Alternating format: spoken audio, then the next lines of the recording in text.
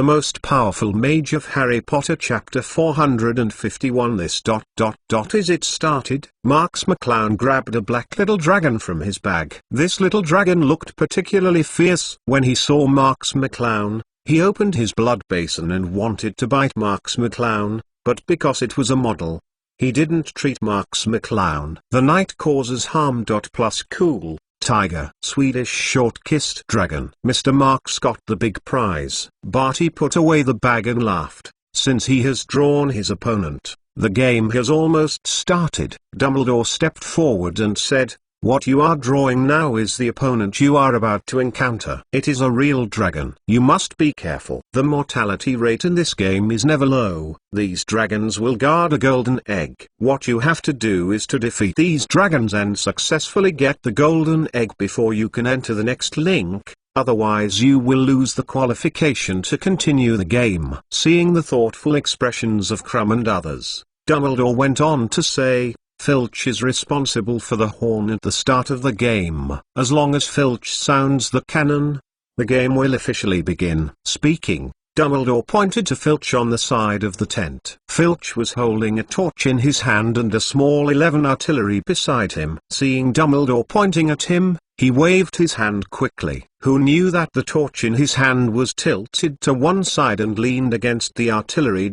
Cool tiger. Boom! The artillery fired a huge fire, and a dazzling flash bomb exploded brilliantly in the air. The audience on the field immediately shouted excitedly. They all thought that the Triwizard Tournament was about to begin. Dumbledore and his party looked at Filch blankly, and Filch was also frightened by his actions, unable to do anything. Harry was even more stunned. He was not mentally prepared at all. "Did the game start like this?" Dumbledore hurriedly said. "Then let's start. Pull the Welsh Green Dragon out. Miss Fleur will play first." Furong did not react, and immediately glanced at Madame Maxim. Madame Maxim helplessly patted Furong on the back and encouraged, "Come on, I believe in your strength." Only then did Furong walked out of the tent with an ugly expression and walked towards the playing field. Dumbledore and his party also walked to the playing field immediately, and they also began to host the Triwizard Tournament. Harry quickly turned around and said, "Mr. Marks, has the game started like this?" Marks McClown nodded with a wry smile, and said, "It should be." At the Triwizard Tournament, there were deafening cheers in the audience, and people kept whistling and shouting. On the playing field, a giant oil green dragon walked out slowly. A giant iron chain was on the dragon's body. If it weren't for this thick chain, it is estimated that the dragon would have spread its wings and flew high. When the students in the audience saw this ferocious dragon, they were shocked and exclaimed. Many people saw the real dragon for the first time in their lives. "Oh my God, have you seen that dragon? So handsome." "What's so handsome?" "It's just a smelly lizard." "Let me tell you, this is the Welsh Green Dragon. The body fluids all over it are highly poisonous." Look, Miss Furong came out, and it was Furong who was actually fighting this dragon. In the area belonging to the auditorium of Booth Barton School of Witchcraft and Wizardry, everyone immediately stood up, yelling Phil's name. Furong took a deep breath,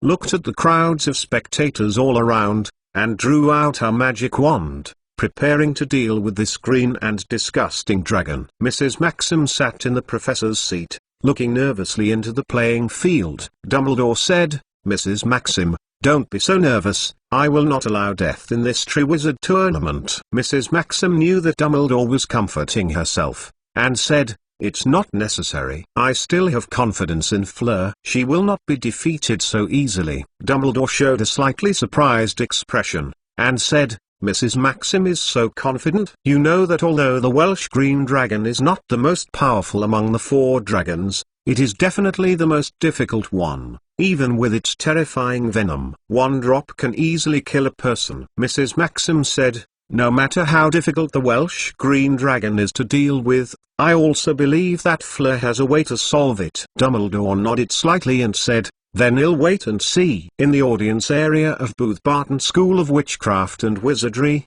everyone's eyes were on Furong. Their hands were praying, and they prayed silently for Furong to complete the task. In the competition arena, Fleur was already sweating on the palm of her wand, holding her wand. Her eyes were staring at the green Welsh green dragon, not staring to relax a little. The sharp-eyed hibiscus has discovered that there is a golden egg shining behind the Welsh green dragon, and this Welsh green dragon is reluctant to leave the golden egg at all, staring at hibiscus closely but motionless. Furong knew that she had to defeat this Welsh green dragon before 650 could successfully obtain the golden egg. But the opponent was a real dragon. Human strength could not resist the dragon head.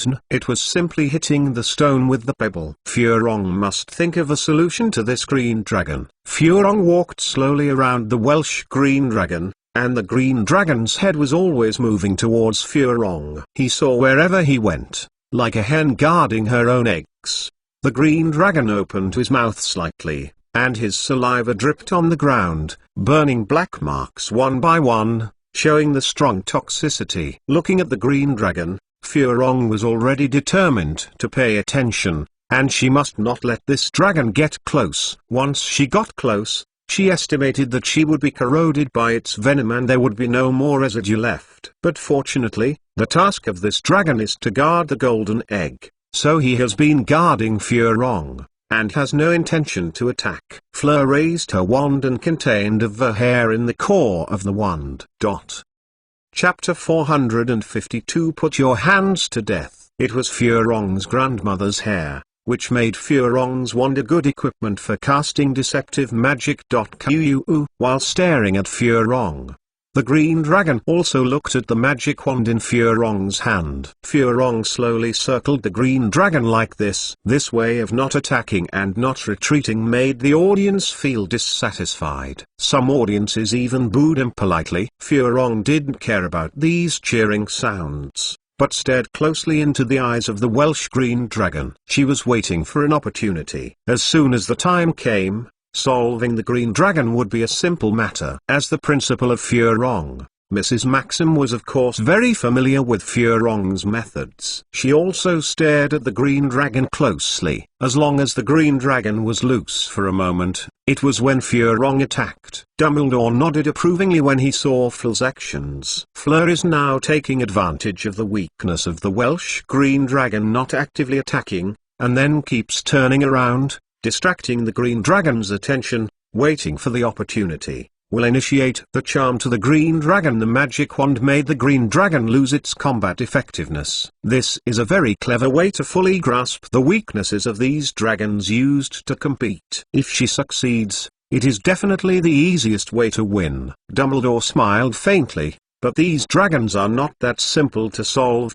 Cool Tiger. Furong stared at the Welsh green dragon. As soon as the green dragon blinked, Furong's lips moved slightly, casting a spell silently, and a white light appeared on the top of the wand. Faint coma spell. Furong immediately used the coma spell, and when the green dragon opened his eyes, the coma spell had hit the green dragon's head heavily. Furong seized the opportunity of the green dragon's slack, and matched her wand to strengthen the charm of the charm, and directly hit the green dragon with a simple little spell. The green dragon was taken aback.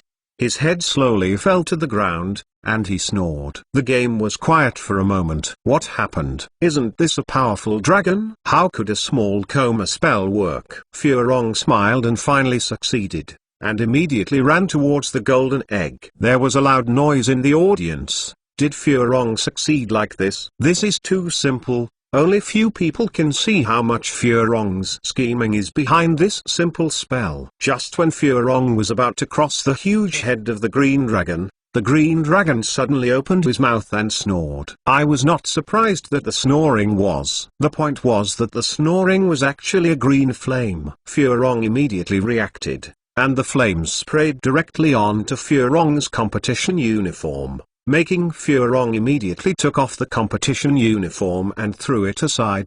Cool Tiger. This brand new light blue competition suit burned directly into a pile of ashes in just 2 or 3 seconds. Furong was so scared that Harong was pale, but fortunately, She reacted in time, otherwise the green fire would most likely burn herself into a pool of black-ray dross. The students who watched the game were also scared to say nothing. This was just a little snore. The power was so terrifying. If it was a real sword and a spear, who could defeat such a terrifying dragon? Furong couldn't take it lightly, and carefully touched the golden egg. Even if the Welsh green dragon fell asleep, any action could make him die instantly. This is no joke. But the green dragon was asleep after all, and Furong was cautious and smoothly touched the golden egg, and the audience immediately heard deafening cheers.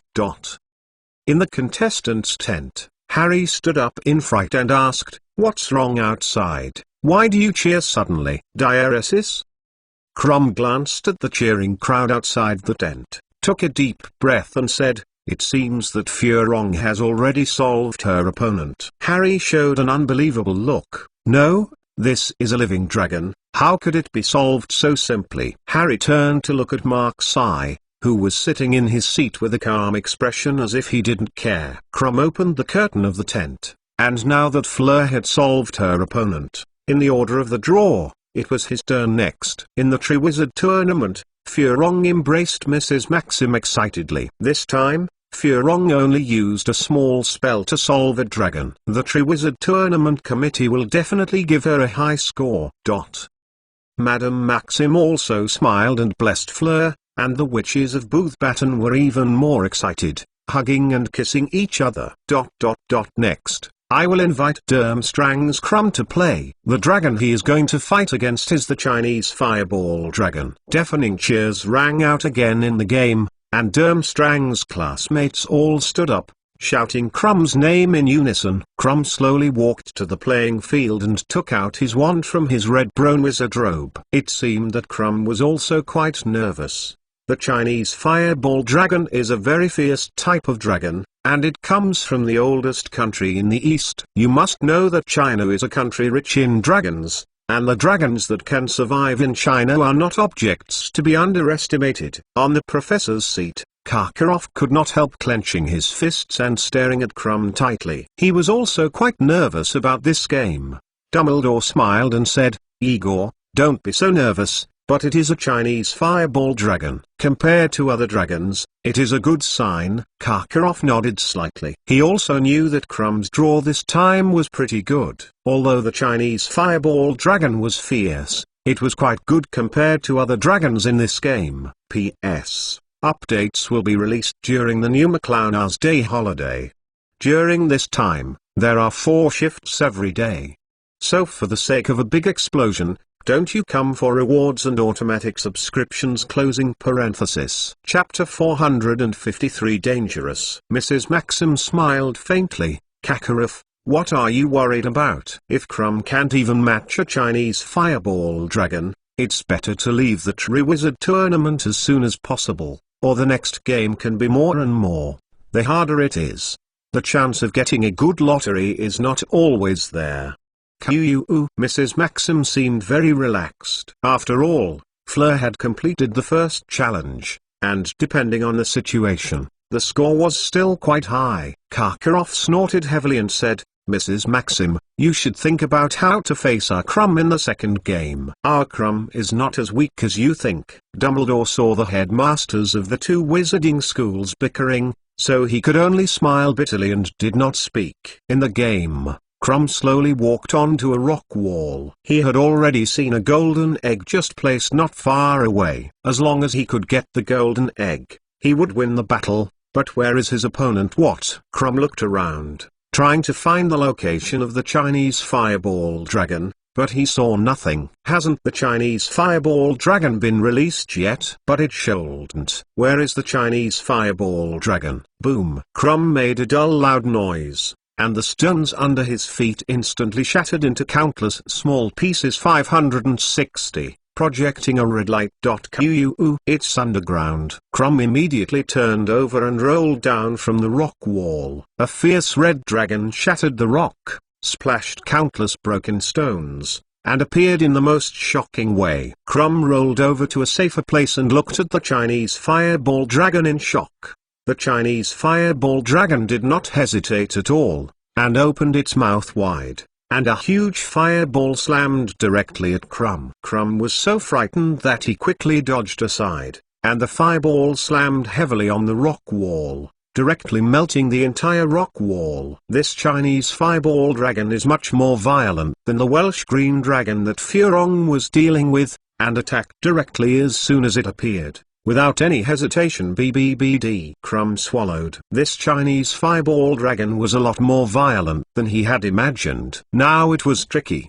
The Chinese fireball dragon saw Crumb evading his own attack, screamed up to the sky, and his thrilling roar made the audience so scared to make a sound. This is the real dragon, and no one dares to offend dragons. Just now, Furong only found the shortcomings of the Welsh green dragon to complete the task so easily. It really made the dragon angry, and no one dared to fight with it. Plus cool tiger. The fierce dragon head of the Chinese fireball dragon was raised high, and its mouth full of sharp teeth opened wide, and countless hot fireballs gushed out from the throat, like an active volcano erupting. Not good. Crumb immediately realized that the Chinese fireball dragon was going to flood the place with fireballs, and wanted to obliterate himself. Of course, Crumb has the strength to protect himself from being hurt, but the golden egg exposed to the outside world will not be so lucky, and it will definitely burn to ashes.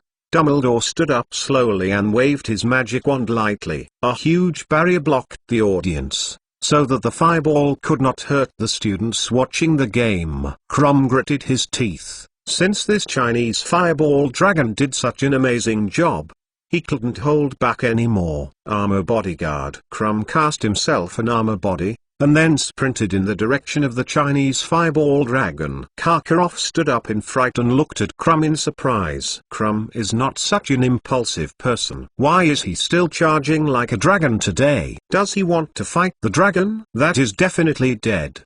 Dumbledore was shocked when he saw Crumb's behavior. He didn't expect Crumb to be so bloody and dared to charge a violent fire dragon.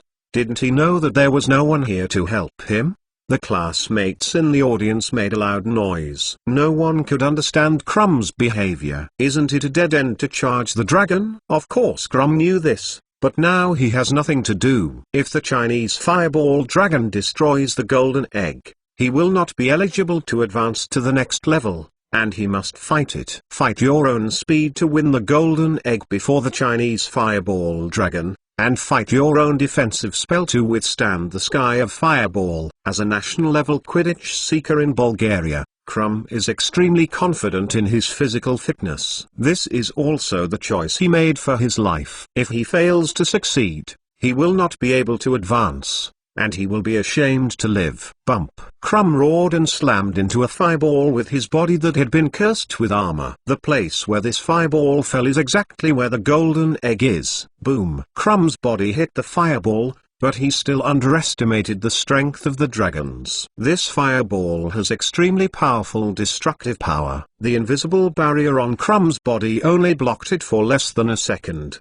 Declared broken. Crumb was already red-eyed at this time, and he didn't care whether his body could hold the fireballs. Searing, and hit the fireball severely. The fireball was finally skewed a little, and shot diagonally into the rock on one side, and the entire rock was instantly fused by the high temperature. Crumb fell heavily to the ground, and the precious golden egg was in front of him. Crumb tried his best to put his hand on the golden egg, and everyone present was silent. Crumb actually jumped over the Chinese fireball dragon and robbed the golden egg directly. The most important thing was that he actually succeeded. It takes so much courage to be able to do this. Seeing the golden egg snatched by Crumb, the Chinese fireball dragon went crazy and wanted to spit out the fireball again, burning this humble human being to ashes. Chapter 454. Teach Harry. At this time, Crumb was hit hard by hitting the fireball of the Chinese fireball dragon. Seeing that the fireball of the furious Chinese fireball dragon was about to directly burn Crumb to ashes, Dumbledore instantly apparated in front of Crumb. Dumbledore waved his magic wand lightly, and the sky full of fireballs suddenly stopped in the air, as if time had stopped. Bone to pieces. Dumbledore lightly pointed, and all the fireballs in the air immediately exploded with brilliant flames. Even the Chinese fireball dragon was stunned on the spot, a little confused. Dumbledore said indifferently, "Since Krum has got the golden egg, this game has already had a result. There is no need to fight again." Krum endured the severe pain from his body and smiled softly. If he was based on his own strength, 10 lives would not be the opponent of this fire dragon. So Krum caught a loophole in the game, and the condition of victory was to get the golden egg, not to defeat the dragon. As long as he can catch the golden egg, the organizers of the game won't let himself get hurt again. Indeed, things are developing as Krum thought. The classmates in the audience cheered. They also understood what Krum meant, so Krum tried desperately to snatch the golden egg, instead of defending himself.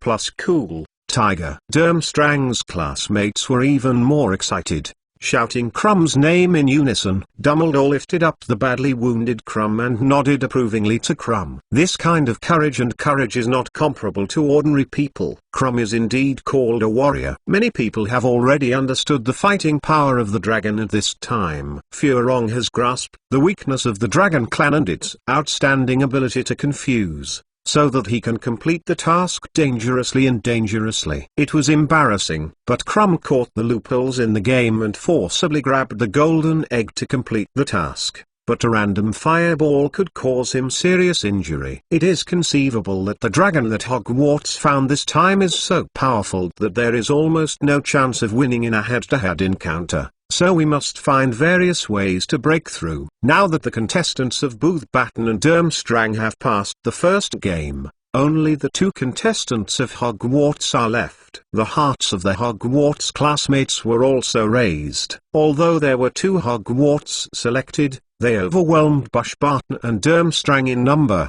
but this did not explain much. After all, the 2 selected Hogwarts have not even arrived at the age of 17. And Harry is a bit weaker. In case both Hogwarts selected failed, then Hogwarts as the host will be really ashamed this time. Big. Cool Tiger. Contestants in the tent. Marks McClown slowly said, listening to the cheers outside, "It seems that Krum has won." Harry gritted his teeth.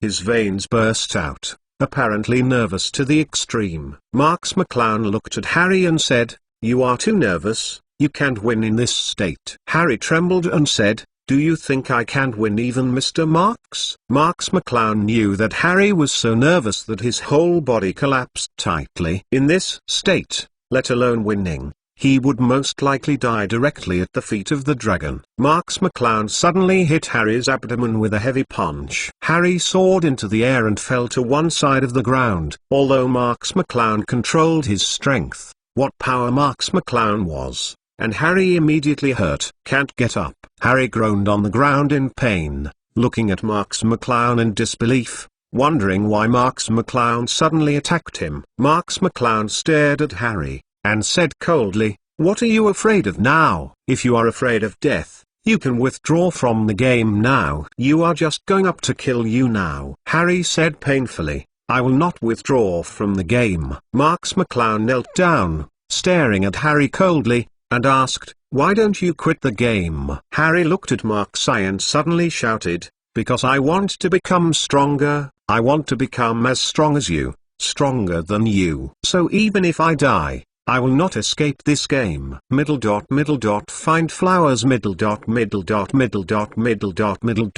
Harry was ridiculed by countless people during this period and looked down upon by countless people because the object of comparison with him was Marksai. Although Harry did not say it, the pain that gathered in his heart became more and more. Finally broke out now. Marks McClown squeezed Harry's chin and said, "Since you want to prove yourself and prove yourself desperately, then what are you afraid of? You are afraid of death." Harry turned his head frantically and said angrily, "I'm not afraid." Marks McClown shook Harry's head fiercely and said loudly, "If you are not afraid, go and fly me that dragon.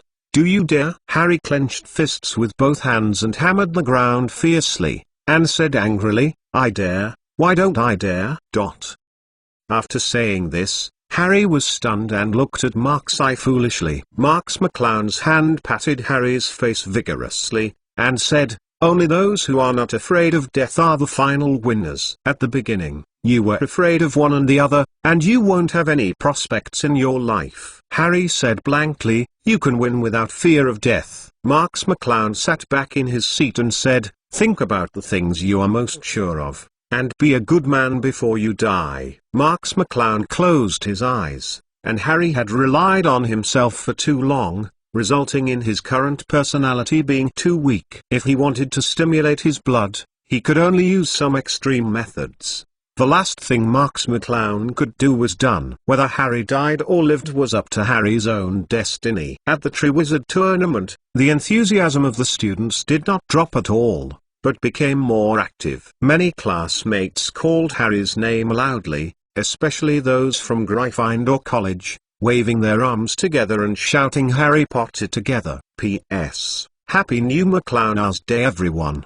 By the way, ask for a wave of new McClown's Day rewards and automatic subscriptions. Chapter 455, The Sublimated Harry. In the school, although many people think that Harry is participating in the Triwizard Tournament to show off, but when the real competition, especially the other two magic schools, have already qualified, there are many people who hope Harry can win. Unanimously shouting Harry, cheering. Harry appeared at the game in a mess. The dirt that was contaminated on the ground by Mark's eye just now was not wiped off by Harry. He appeared like a walking dead at the game, and his mind kept replaying what Mark's eye had just said. If you are afraid of death, you are going to die. Harry's eyes slowly changed. This was a change of temperament from the inside out. What about death? Instead of embarrassing, it is better to fight heroically. Death in battle is also an honor. Professor Dumbledore stood up slowly while watching the 51-0 seat, his eyes fixed on Harry. McGonagall was a little surprised. "Why do I think Harry looks very different from usual today?" Dumbledore nodded slightly, and said, "Harry seems to have sublimated." Snape also squinted his eyes and looked at Harry's determined eyes. Snape wanted to go to Lily again. These eyes were very similar to Lily's, but now they are very similar in temperament. Next, Harry from Hogwarts will play against the Hungarian Horntail. There was a lot of discussion in the audience. The Hungarian Ceratosaurus was a very cruel creature. Even among the dragons, it was also famous. This kind of dragon was notoriously addicted to warfare, and it was not dead. As Harry recognized as the weakest among the four contestants, it is unfortunate enough to encounter this kind of dragon. Harry stepped onto a rock, staring at the golden egg from a distance, and a grey dragon wrapped in black thorns slowly stepped into the playing field, without a glance at Harry. Harry took a deep breath. He was thinking about what Marks McClown had just said to himself, using what he was most sure of. Even if he died, he would die like a man. "Of course, I am most sure of Quidditch, riding a flying broomstick in the air." "Is it to use the flying broomstick against the Ceratosaurus?" Roar. The horn-tailed dragon suddenly let out a roar, and the entire playing field was slightly shaken. With the horn-tailed dragon as the center, a cloud of dust spread to the surroundings. The horror of Longwise here. Many classmates shrank in fear when they saw such a violent dragon. How could Harry be able to beat such an opponent? Harry looked at the Ceratosaurus and shouted, "Your opponent is me." Harry's voice turned the horntail slightly away. After seeing his opponent, the horntail sprayed his nose twice in disdain, expressing his disdain. Harry was even more angry when he saw that the Ceratosaurus was disdainful of him. "Even if others looked down on me, you only saw me and looked down on me in the first place. How can you accept it?" The fire is raging. Harry directly threw an attack spell on the Ceratosaurus face. Harry's current magic power has been improved a lot due to the enhancement of the potion, and directly hitting the horn-tailed dragon's face can still make the horn-tailed dragon feel pain. The horntail was immediately angered and opened its mouth, and the hot flames sprayed directly at Harry's head and face. Harry quickly jumped off the rock and used the rock as a defense. The raging fire was roasting this huge rock, and this rock soon melted. Harry quickly raised his wand and yelled, "Flying broomstick." It is the most commonly used flying curse. A broom appeared far away in the sky, and quickly flew towards Harry. The horn-tailed dragon obviously also noticed the flying broomstick that was approaching fast, and a hot flame sprayed into the air again, trying to burn the flying broomstick. Harry certainly wouldn't let the horntail succeed. With a wave of his wand, the flying broomstick immediately changed direction and flew towards Harry. Harry jumped onto the flying broom, and flew directly into the air.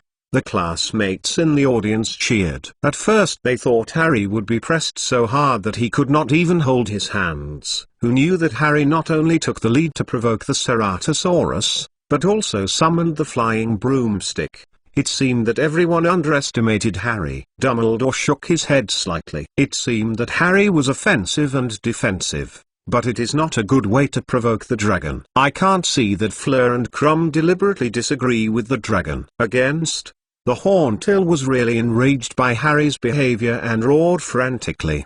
The thick iron chain locked on the horntail's neck made an overwhelming sound, and finally clicked, and the chain broke into two pieces. The horn-tailed dragon broke free of the iron chain. The classmates screamed, and many of them were so frightened that they turned around and fled, and the professors also stood up one after another, preparing to jointly suppress this angry Ceratosaurus. The horn-tailed dragon didn't mean to attack other people at all, and flew directly in Harry's direction. Harry gritted his teeth. It was indeed unexpected that the horntail could break free of the iron chain and fly, but Harry is now fighting the dragon with 100-fold confidence. Since he has broken away from the iron chain, he will come directly. A decisive battle in the air. Harry controlled the Halo 2000 and flew into the air at the fastest speed. The Ceratosaurus was no less inferior, and the membrane wings swung quickly to catch up with Harry. The violent cold wind blew Harry's face, and Harry had urged the Halo 2000 to its extreme speed of 1.5 degrees. The furious Ceratosaurus was spraying hot flames behind, to burn this human who challenged its majesty to death. Can't stop, must not stop. Harry already had a general idea in his mind to defeat the dragon, but this idea was very risky and very dangerous. In front of Harry is the wall of Hogwarts Castle. Hogwarts has been called the safest place in the wizarding world for hundreds of years, not just because it is rich in powerful wizards. Chapter 456 The Final Cloud Knight. The walls here are even more like copper walls and iron walls. Harry slammed straight into the wall of the castle. The horntail did not slow down at all, and chased behind Harry. As soon as Harry stopped, it would be burnt to ashes by the horntail flame.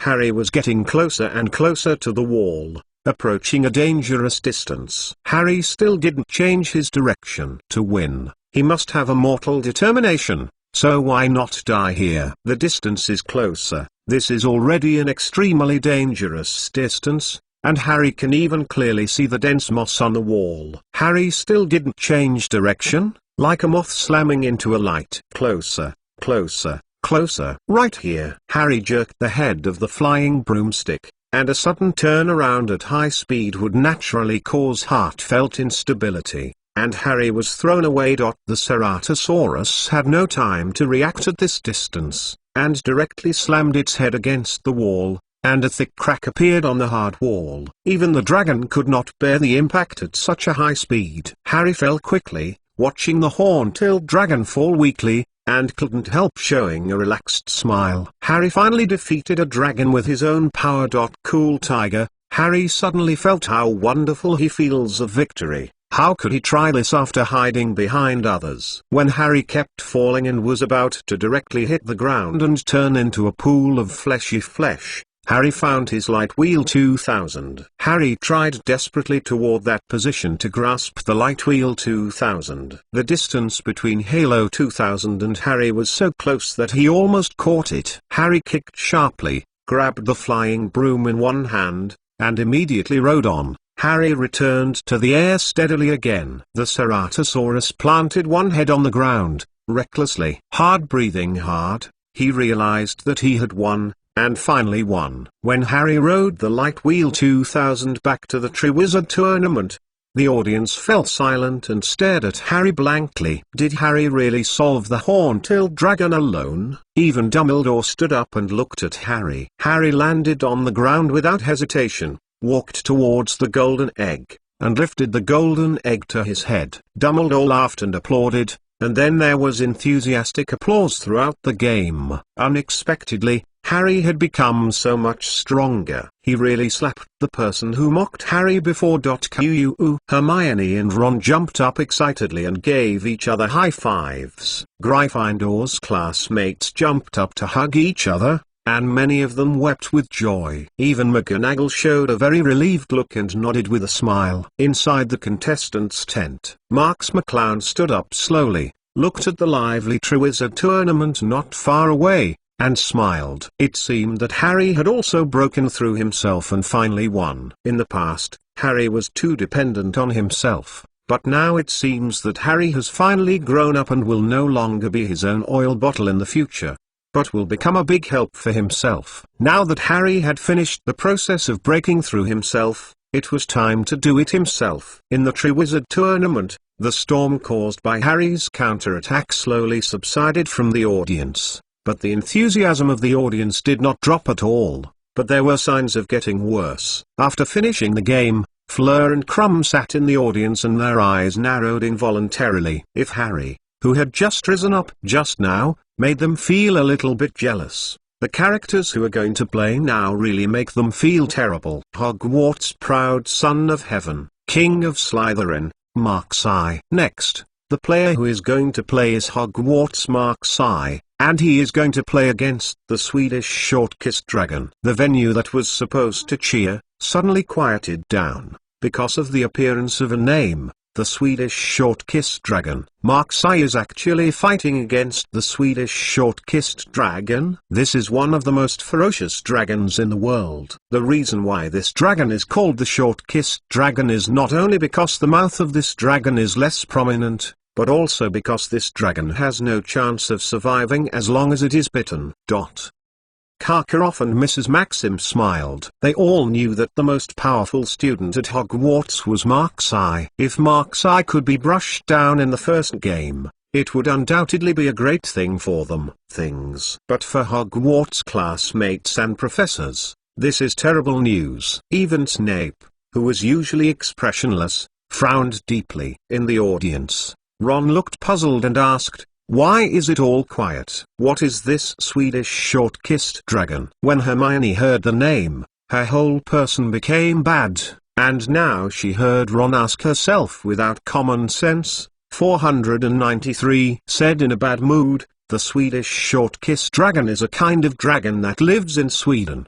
The species of dragon is also very famous among the Dragon Clan, but this name refers to its fierce name." When Ron heard this, his eyes lit up, and he asked quickly, "Why is it so foul? Is it particularly powerful?" Hermione nodded worriedly, and said, "Not only is it particularly powerful, but also particularly cruel. It is said that this kind of dragon will let its offspring kill each other, and the failed offspring will directly become their food." "What?" Ron's expression changed and he exclaimed, "Is it so cruel?" Hermione sighed and said, "McClowns, because this kind of dragon admires power very much. If the offspring does not have enough power to survive, their parents would rather kill it directly." This also led to the survival of the Short-Kissed Dragon. Ferocious and powerful. Ron looked terrified. Such a vicious dragon race was actually placed in the Triwizard Tournament. What is the Ministry of Magic thinking? Who can defeat such a fierce dragon? Chapter 457 start. But thinking of such a brutal dragon, the enemy was actually Marks-Eye. Ron felt a little bit happy. Don't you always look like Marks-Eye? But now you have to see how you fart in front of such a cruel dragon. Hermione folded her hands and prayed, "Merlin is here. Please bless Marks-Eye not to have an accident." On the other side, professors were also talking about the game. Karkaroff sighed, looking sad, but everyone seemed to know that he was acting. "Just listen to Karkaroff's words, Albus. This student of your school is really unlucky this year. He actually ran into the Swedish Short-Kissed Dragon. I think you should persuade that young man to quit, otherwise it is very likely that he will directly losing his life in the Triwizard Tournament, with his talent potential. Isn't this too wasteful? Mrs. Maxim also regretted. McClowns, Albus, you'd better talk to this young man. I heard about this Swedish short-kissed dragon. It caused a serious disturbance in Sweden and it is said to have been destroyed. In one village, the Ministry of Magic had to send more than a dozen Eliteras to subdue it. Before Dumbledore could speak, a long voice came. Since the two school fighters have passed the first level, shouldn't you care about the next event? As for our Cloud Knight, don't worry about it. Karkaroff and Mrs. Maxim looked at the person who heard the sound at the same time. It was Snape, who was usually taciturn. Karkaroff quipped, "This is naturally the Dean of Slytherin, who cares so much about his students." I thought Professor Snape was a cold person. Snape's eyes drooped slightly, as if he hadn't heard Karkaroff's words, and did not answer. Dumbledore said indifferently, "It is meaningless for us to discuss some of these here. Since Mark-Sai has chosen to participate, then we will respect his opinion and we will still follow the rules of the Triwizard Tournament." Neither Karkaroff nor Mrs. Maxim raised any objections to this point. After all, Dumbledore's rescue of Krum was still vivid, and Dumbledore would not break the rules. Karkaroff snorted softly, and his mood became extremely good. Now that Krum has passed the first level, he can see his most feared opponent making a fool of himself. It must be extremely relaxed. On the contrary, Dumbledore frowned deeply. He knew that Marks McClown's strength was very powerful, but if Marks McClown had only his apparent strength, it would be far from enough to deal with this Swedish short-kissed dragon. He could only hope. There are methods that Dumbledore didn't know about in Marks-Eye. Cool Tiger, Snape was also frowning deeply. To be fair, if Marks McClown loses in this game, Snape should be happier. After all, Marks McClown's stinging head could not contradict him less, but Snape still knew it deep inside. I don't want Marks-Eye to fail. In the Triwizard Tournament, some staff have placed the golden egg in the middle of the field, just waiting for the game to start. Woo! A dull low sound slowly sounded from a corner, and a dragon that was larger than the previous dragons slowly walked out. The dragon was covered with black-gray scales and densely covered with barbs. The ferocious dragon claws gently riding on the rock, left a few deep and thick scratches casually. The most eye-catching thing is of course the dragon's mouth. Compared with other dragons, this dragon's mouth is not prominent, but it is obvious that there are blood stains on it, and there are many blackened blood stains. It looks like this one. The killing before the dragon is not small. The students looked at this Swedish short-kissed dragon in horror, with a hint of coolness rising from behind. This dragon felt different from the previous ones. The Welsh green dragon is the most stable dragon family and does not actively attack others. The Chinese fireball dragon is extremely cruel and has a very violent temper. He wants to destroy the entire venue if he makes a difference. The Hungarian Horntail is the most aggressive. Harry's small provocative behavior can make the Horntail angry and even smash the chain to kill Harry. And this Swedish short-kissed dragon is very calm, with murderous aura in it. Even if it is motionless, it makes people stressed. The Swedish short-kissed dragon walked to the middle of the game field and looked around the humans in the audience. His eyes flashed with disdain, as if the human beings were locked up instead of himself. At this time, Marks McClown's figure had already appeared on the other end of the playing field. At this time, Marks McClown was calm and tidying up her gloves, as if she was going to participate in some party instead of fighting this brutal dragon. The moment Marks McClown appeared, all the students of Slytherin College stood up, desperately shouting Marks McClown's name.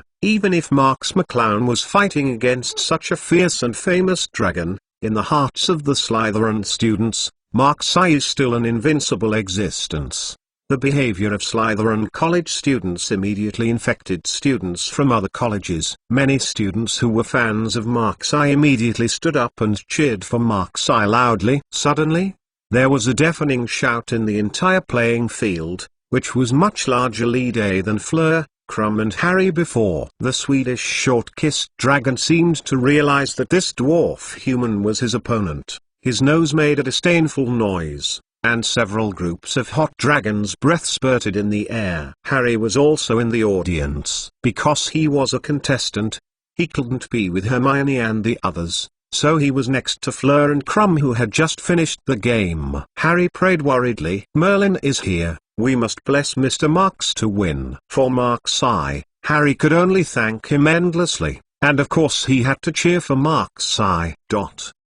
Chapter 458 Press on the ground and rub. Furong smiled lightly. It seems that your school has encountered a big trouble this time. This Swedish short-kissed dragon is not so easy to deal with. Mrs. Maxim said that at that time, the Ministry of Magic sent a dozen elites. Liu Kai solved the dragon. It is said that there were still several sacrifices at that time. Krum also sighed and said, although I really want to compete with Mark's eye in the next game, I didn't expect him to be so lucky. So he drew this dragon directly. Furong shook her head and said, that's no way. Luck is not something you can control. You can only blame it. Blame yourself for misfortune. Krum smiled and said, it seems that in the next game, only you and me are left to fight. But you'd better not take it lightly. I don't want the Triwizard Tournament to be as simple as I will win. Krum has directly ignored Harry. Although Harry's strength has exploded just now,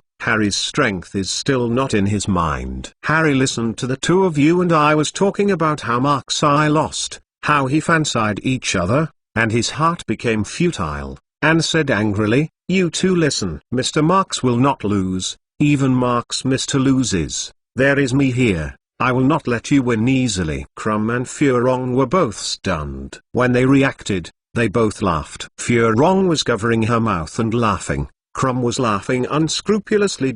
Cool tiger. Krum smiled and said, you kids, do you mean that you are overpowered or that you are very courageous? If you really want to fight with us, I'm afraid you don't know how you died. Furong also smiled and said, little Harry, you'd better take back what you just said, otherwise sister will not be merciful. Harry hummed heavily and stopped arguing with the two. He knew that Marks McClown would slap the two men loudly with strength.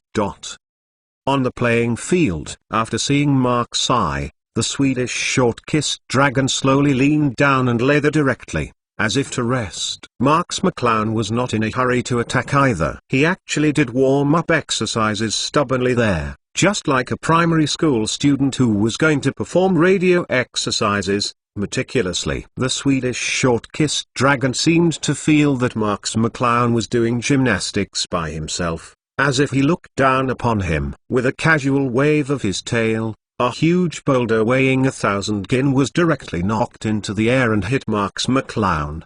The huge boulder made a hissing sound in the air, making it seem magnificent. Marks McClown was just doing a jumping exercise, inadvertently leapt back, and easily jumped out of a distance of nearly 10 meters. The huge boulder hit the facing rocky ground, making a dull loud noise, but it did not cause any harm to Marks McClown. Everyone present was stunned in shock. Marks McClown jumped nearly 10 meters away with a single leap. Is that human being? At this time, Marks McClown had finished warm-up exercises, climbed onto the boulder, glanced at the Swedish short-kissed dragon, took out his wand, and a snow-white wand appeared in Marks McClown's hand. The Swedish short-kissed dragon was not satisfied with his attack just now. Seeing Marks McClown still look down on him, he finally got angry. The Swedish short-snout dragon stood up, its wide wings widened, and its blood basin sprayed huge flames toward the sky. This was a demonstration of the Dragon Clan to frighten the enemy. I have to say that the action of the tall short-kissed dragon seemed very awe-inspiring, and it scared many students back. However, Marks McClown didn't panic, and directly pointed the Swedish short-kissed dragon with his magic wand. Eternal Gunslinger. A curse hit the wing membrane raised high by the Swedish short-kissed dragon with lightning speed,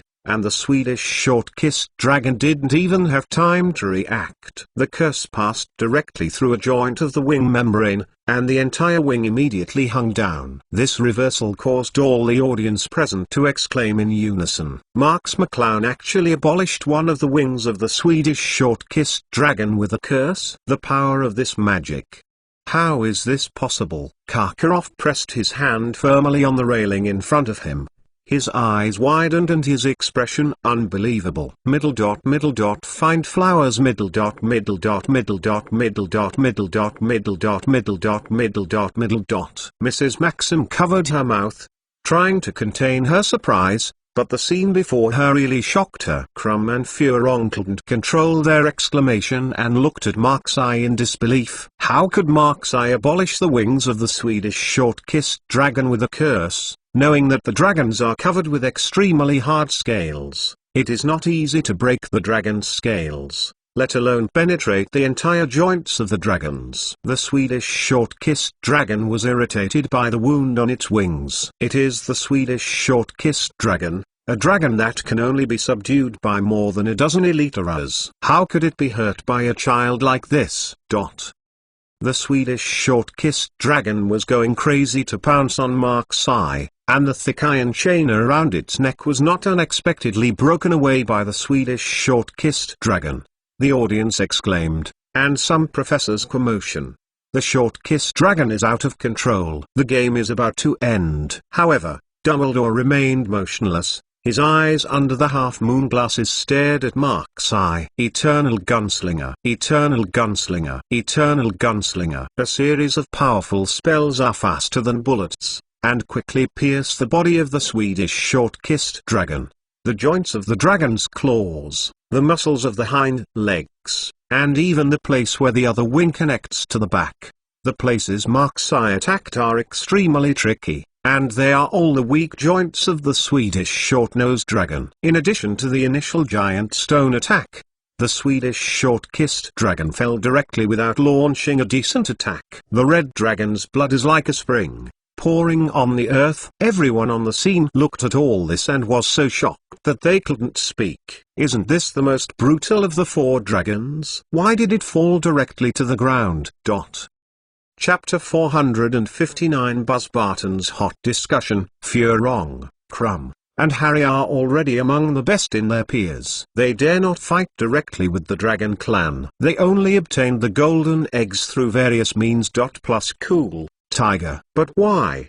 In front of Marx-Eye's magic wand, this dragon family, known as the most powerful of the four dragons, is just like a small animal. It was rubbed and rubbed on the ground by Marx-Eye. Dumbledore felt deeply worried about Marx McClown's strength. Marx McClown has never been in his own expectations. Now Marx McClown's strength is a bit tricky even for Dumbledore. Snape had the same idea. In his and Dumbledore's plan, Marx McClown only had to be his student. Well, but now Marx McClown's performance of May 13th is no longer in her own down. This is very likely to affect their plan. Hermione was shouting and applauding excitedly. She knew that Marx-Eye would definitely be able to defeat the Swedish short-kissed dragon, but she didn't expect this victory to be so simple. Ron's face was darkened on one side, and he didn't know what he was muttering, but it was no longer within Hermione's consideration. Harry was also very excited. As expected, it was Mr. Marx. Before,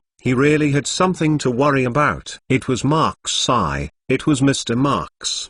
What a giant creature like the Swedish short-kissed dragon. Of course, he was happiest, seeing the shocked expressions of Crumb and Fleur that could no longer be shocked. It was simply delightful. The students in the audience have fallen into a crazy state, desperately shouting Marx-Eye's name, just like fanatical fans cheering for an idol, feeling that their exclamation and cheering can add more strength to Marx-Eye. The Swedish short-kissed dragon tried to resist, but in front of Marx-Eye's powerful and fast eternal gun, there was almost no ability to fight back.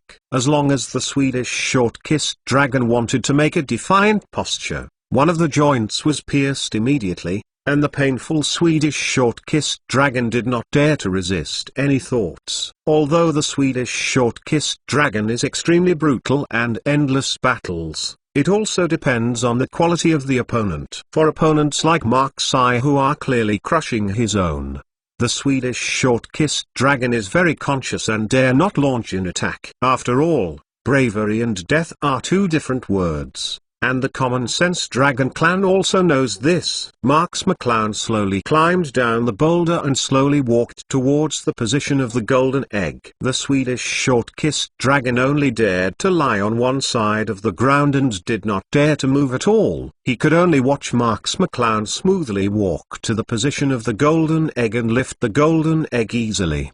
The most deafening cheers sounded in the Triwizard Tournament, shocking everyone in this event. Immediately, officials from the Ministry of Magic excitedly announced, the first round of the Triwizard Tournament ended perfectly, and all 4 fighters passed the first match smoothly. The first round of the Triwizard Tournament finally ended perfectly, and the 4 fighters from the 3 major magic schools all successfully won the game. Among them, Marksai's performance is certainly one of the best. You know, Furong, Crumb, and Harry, although they all succeeded in obtaining the golden egg, they all used different tricks to obtain the golden egg in the face of the Brutal Dragon Clan. Only Marks McClown alone can obtain the golden egg by defeating a ferocious dragon race with his personal strength. In contrast between the two, you can see who is strong and who is weak. The students of Durmstrang and Booth Barton's magic schools also began to pay attention to this young genius of Hogwarts. Inside the lounge of Booth Barton School of Witchcraft and Wizardry, Lotus was sitting on the sofa drinking a glass of red wine, looking at the magazine in her hand casually. Several Bush Barton girls immediately gathered around, smiling and congratulating Fleur on winning the first game. Furong smiled and said, "The first game is nothing. The next game will only be more difficult one after the other." "Even I am not sure." A girl asked, "Senior Sister Furong, that Hogwarts Marksai seems to be particularly powerful. Are you confident in dealing with him?" As soon as this problem came up, all the girls looked at Furong worriedly. Furong smiled bitterly, "I have seen his game too. His level of magic power, spellcasting speed, and proficiency with spells are far beyond my imagination. If it's Uneon in singles, I really am not his opponent." Furong's answer surprised the girls. Furong was the best witch in Booth Barton's School of Witchcraft and Wizardry in these years. She actually heard in her mouth that she was not as good as a boy who was younger than herself. This can make the girls of Booth Barton suddenly flustered. Another girl was frustrated and asked, "Then are we going to lose to Hogwarts?" Furong patted the girl's head lightly and smiled. "I am not as good as Marksai in heads-up, but the Triwizard Tournament is not just a single heads-up to solve the problem, but also consider many comprehensive factors. In these respects, I am not necessarily better than Marksai." The girl immediately rejoiced and said, "Really? That means Senior Sister Furong still has a chance to win." The other girls booed up and said, "What does it mean to have a chance to win? Sister Furong will definitely be able to win." Seeing the students who were in a 1.9 group, Furong frowned slowly. The students and Mrs. Maxim have high expectations of her, and she should use all her strengths to win the Triwizard Championship for Booth Barton. But Furong knows her own strength. Crumb is already a very powerful opponent, and it is already very difficult to fight Crumb. But now there is not only a rising power of Harry, but also the mysterious and unpredictable Marksai. Chapter 460 Don't Fight Him Hedn. Furong suddenly felt that his chances of winning had dropped a lot, and it could even be said that he had no confidence in winning the championship. Cool Tiger, but seeing the excitement of the classmates now, I can only say something to comfort them. No matter how hard I can in the game, I can't really beat my opponent. After all, the opponent this time was too powerful. It was a foul at all. In the lounge of Durmstrang School of Witchcraft and Wizardry, the topic that caused heated discussion was still Marksai. Karkaroff sat in the middle with a gloomy expression, and the other Durmstrang students sat on the side silently, not daring to breathe. Crumb was even sitting next to Karkaroff. He knew that although he passed the test in the first Triwizard Tournament, he was the worst performer among the 4. Furong completed the task with an 11 sleeping curse. Harry fought bravely against the horn-tailed dragon, who would not dare to die. Marks McClown was completely suppressed by strength and directly defeated the most powerful Swedish short-kissed dragon. Krum was the only one who risked serious injury and needed Dumbledore to rescue him at last. This kind of victory can be said to be courageous and strategic in the past. But in the present, it is the most stupid way. After a while, Karkaroff slowly said, "Krum, you are not Marks' opponent." Krum was stunned and lowered his head in shame. He also had to admit this. After all, Marks McClown's act of directly defeating a giant dragon with a curse could never be done by Krum. Karkaroff said, "But you don't need to be afraid of him. The Triwizard Tournament will not allow the two of you to compete against each other. Your strength is not as good as him. The Triwizard Tournament will also assess other comprehensive qualities. You don't need to be so discouraged." Krum immediately said solemnly, "I will definitely work hard." The students also looked at Karkaroff, hoping that Karkaroff could give Krum's advice on Zaan Marks. But Karkaroff fell into silence and said nothing. The entire lounge of Durmstrang School of Witchcraft and Wizardry seemed to freeze, and the atmosphere was very heavy. Krum couldn't help but asked, "Principal Karkaroff, what should I do with Marks?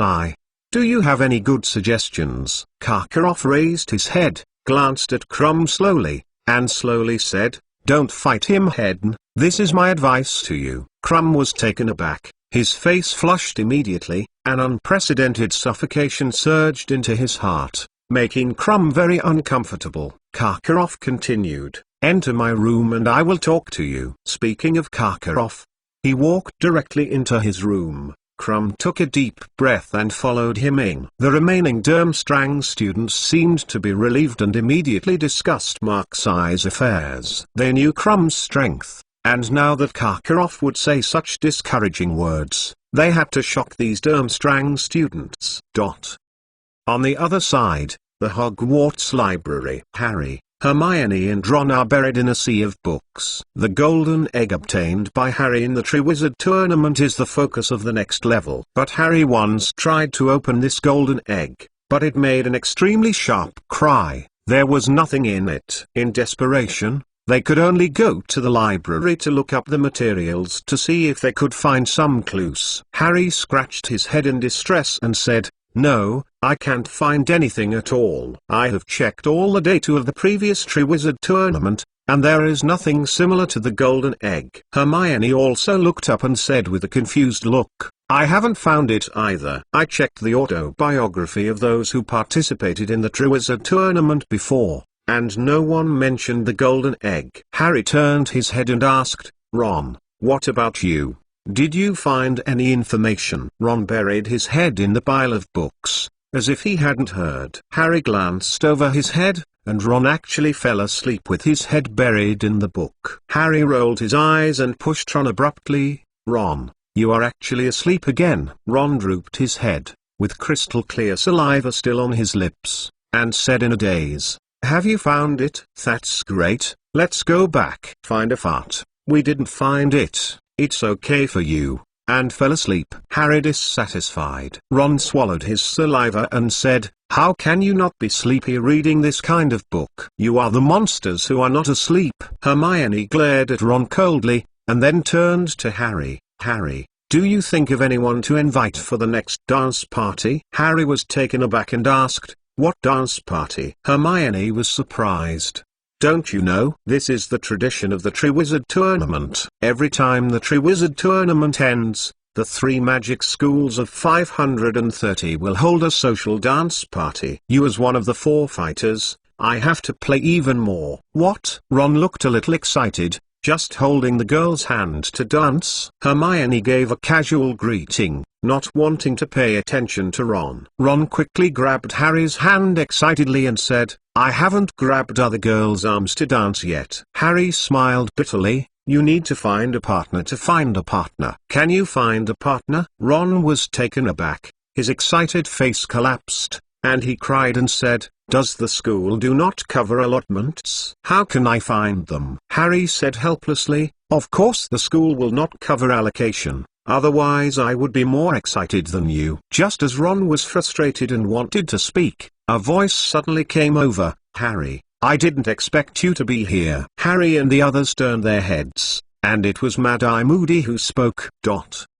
Chapter 461 Furong is coming. Harry quickly stood up and said, Professor Moody, I didn't expect to meet you here. Last time Moody helped Harry teach Draco, Harry was very moved, so Harry had a very good impression of Moody. Moody shook his head and said, I'm here to deliver a message. Harry asked puzzledly, what information? Moody pointed to Ron and Hermione and said, Professor McGonagall is looking for you two for something, so please come and see what's going on. Ron and Hermione looked suspicious. How could McGonagall suddenly find something to them? So he had to respond and walked to Professor McGonagall's office in confusion. There are only two people left here, Harry and Moody. Moody sat down quietly and said, Are you still looking for information about the golden egg of the Triwizard Tournament? Harry smiled bitterly. McClowns, this golden egg will make a sharp cry as soon as it is opened, but in fact there is nothing, so now I'm also very troubled. Harry had a good impression of Moody, and he didn't mind sharing this question with Moody. Moody smiled and flipped through the book Ron had just read, and said casually, Maybe you can try putting the golden egg in the boiling water! What? Harry looked at Moody in shock. If Moody glanced at Harry deeply, he said, If you have any questions, you can ask Neville. Harry was stunned. How could Moody suddenly say these things to himself? Moody did not explain why, and stood up and left the library. Harry stared at Moody's sleeving figure blankly. Although he didn't know if what Moody said was true or false, he didn't have a clue at all now, and it seemed that there was no problem trying the method Moody said. Harry immediately put the book back in its place and ran back to the bedroom immediately. He wanted to try what Moody said.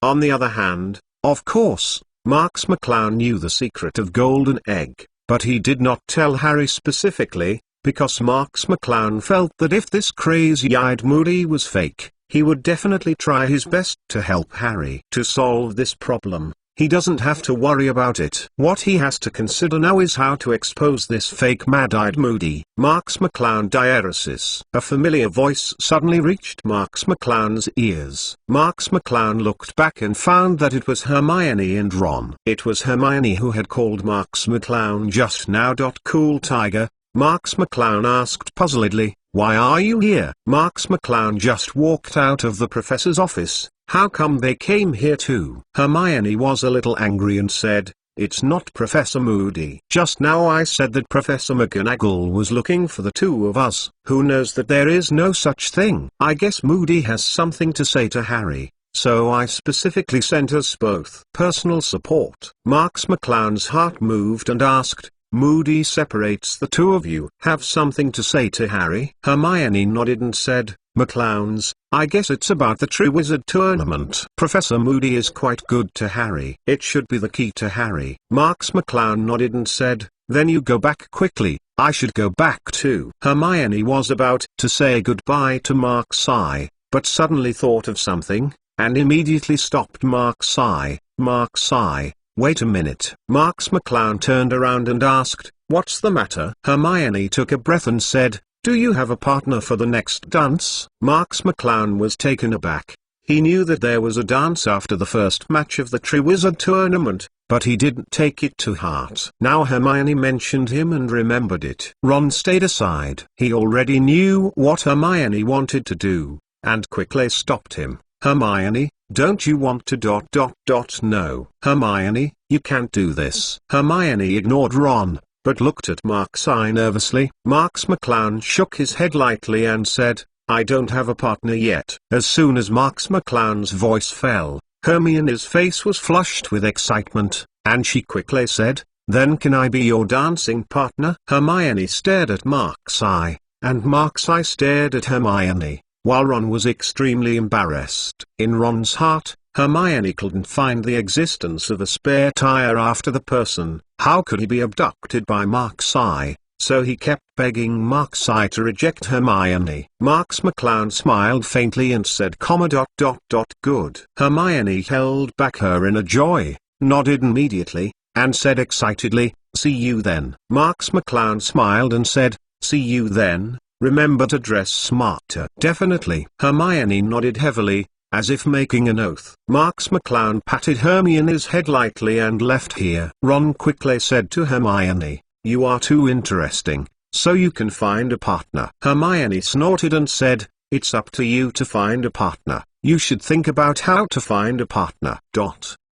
Marks McClown walked back to her bedroom, and when she passed Hogwarts corridor, the oncoming girls kept pointing to Marks McClown, not knowing what she was muttering. Marks McClown didn't care too much. He had to go back to his bedroom to plan his own affairs. The fake Mad-Eye Moody's Lee Neos had bothered him for a long time. He had to act. This man's the face must be dismantled. Suddenly a person stood in front of Mark's eye, who wore a blue female wizard robe. It was Lotus from Booth Barton School of Witchcraft and Wizardry. Marks McClown looked a little surprised, looked at Furong, and asked, "Miss Furong, what's wrong with you?" Behind Furong stood a few girls from Booth Barton, covering her mouth behind Furong and chuckling. Even Furong seemed a little shy, but she still stood bravely in front of Mark's eye, in front of so many people passing by Hogwarts, said loudly, "Marks McClown, I have something to tell you." The most powerful mage of Harry Potter Chapter 462. The popular Cloud Knight. Marks McClown was surprised by Furong's voice. She just talked. Why is it so loud? Is it scary? The crowd onlookers also became lively, pointing to this side and whispering. Plus cool, Tiger. Marks McClown said helplessly, "Miss Furong, what's the matter?" Furong held up a proud chest, as if to make herself more confident, and said, "I want to be your dancing partner." Without hesitation or shyness, Furong went straight to her goal. The onlookers clamored and looked at Mark's eye enviously. Furong is not only the school flower of Booth Barton School of Witchcraft and Wizardry, but also a first-class beauty at Hogwarts. Mark's eye has such a beautiful invitation. It is a great blessing. Marks McClown smiled bitterly. "I'm sorry, I have already agreed to someone else's invitation, so I'm very sorry." Furong frowned. She was held as a treasure from childhood to most. Even if she entered Booth Barton, a magic school comparable to Hogwarts, it was a highly anticipated existence. Until Furong met Marks McClown, this mysterious boy had to lower her proud head. Now that such an excellent self invited him, he actually refused. And still in front of so many people, directly rejected. 483. Yourself. The Bush Barton girls behind Furong were also stunned. They didn't expect their famous Furong senior sister to be so hot and enthusiastic to be a boy's dance partner. This boy would refuse so simply. When the surrounding students saw that Furong was rejected, they made a loud noise. Of course, they didn't think Marks McClown was too arrogant, but envied Marks McClown even more. Plus cool, Tiger. Only people like Marks McClown could refuse the invitation of such a hot beauty without hesitation. If they were to be replaced by them, they would have long been stuck on her face. Furong's face immediately sank, and she said coldly, "May I know who it is?" Marks McClown smiled faintly and said, "No comment." He didn't want Fleur to trouble Hermione. Of course he wouldn't tell her. Furong took a deep breath and said, "I hope you won't regret your choice." Marks McClown said lightly, "I will never regret my choice." Marks McClown refused Furong's invitation, and uploaded BBC the entire Hogwarts. This incident was a big blow to Booth Barton School of Witchcraft and Wizardry. After all, it is embarrassing to say that the arrogant girl in my school was rejected by boys in other schools. However, this incident also caused many girls to reverie, thinking that Marks McClown was not looking down on such a hot beauty as Furong. The reason why Marks McClown would refuse was because Marks McClown had already had a person in his heart. And that person is most likely a certain girl from Hogwarts. This incident made the entire Hogwarts girls go crazy. During the next period of time, Marks McClown was really going crazy. No matter what occasion and at any point in time, it is very likely that a girl would jump out and be shy. Ask Marks Eye if he can be Marks Eye's dancing partner. In the face of Hogwarts' crazy girl wave, Marks McClown was helpless. After all, he couldn't shut himself in the dormitory. He still had to go to the class and the library. In the library, Marks McClown was surreptitiously looking for a corner, and wanted to read books quietly by herself. Marks McClown was also helpless lately, and she had to surreptitiously do everything. Big Brother Marks McClown. A delicate voice suddenly rang from behind Marks McClown. Marks McClown was so scared that he immediately turned around, and he was relieved to see that it was Astoria and Pansy. Without saying anything, Astoria threw herself into Mark's arms and refused to come down. Marks McClown is holding the book in one hand and Astoria in the other. It doesn't take much effort at all. It looks a bit like a shelf for hanging children. Pansy hurriedly helped Mark's to hold the book and looked at Astoria, who hung on Mark's and refused to get down. He smiled and said, "Your little sister is thinking about seeing you every day. It's good for you. Shenlong. See the beginning but not the end." Marks McClown scratched her head awkwardly and said, "Aren't I busy with something?" Astoria hurriedly pursed her lips and said, "If Sister Pansy hadn't been with me every day, I would have been suffocated because you didn't play with me." Marks McClown did not have any resistance to the little lolitu of Astoria, so she had to laugh with her and said, "Well, when I have time, I will take you out to play. Okay?" Astoria dissatisfied. "This should be right, don't say it like I force you." Marks McClown pulled Astoria down and said, "Astoria, what can you do with me? I have to check some information." Astoria flushed immediately and gave Pansy a beak. Pansy encouraged Astoria to make a cheering gesture, as if they had some secrets from Mark's eye. Marks McClown smiled and said, "What's wrong? My Astoria is so shy. Do you want something?" "What do you want Brother Marks to buy for you?" Astoria pulled her delicate wizard robe with her hands, bowed her head and blushed, but said nothing, as if she was struggling with something. Marks McClown looked at Pansy suspiciously, and asked, "What's wrong?" Pansy chuckled and said, "I'm afraid she still has something to tell you." "You'd better ask her." Marks McClown looked at Astoria, and Astoria pulled her wizard's robe more vigorously. Marks McClown could see that Astoria's wizard robe was about to be torn apart. Marks McClown smiled and patted Astoria's head, and asked, "Come on, let's not say that Brother Marks will be angry." "Don't be angry." Astoria waved her hands immediately, her face panicked. Marks McClown stared at Astoria closely, smiling and not talking. Harry Potter, The Most Powerful Mage, Chapter 463, What a Stupid Girl. Astoria seemed to have plucked up a lot of courage, then looked up at Mark's and said, "Brother Marks, I want to be your dancing partner, can I?" Marks McClown was taken aback for a moment, and his mind immediately became a mess.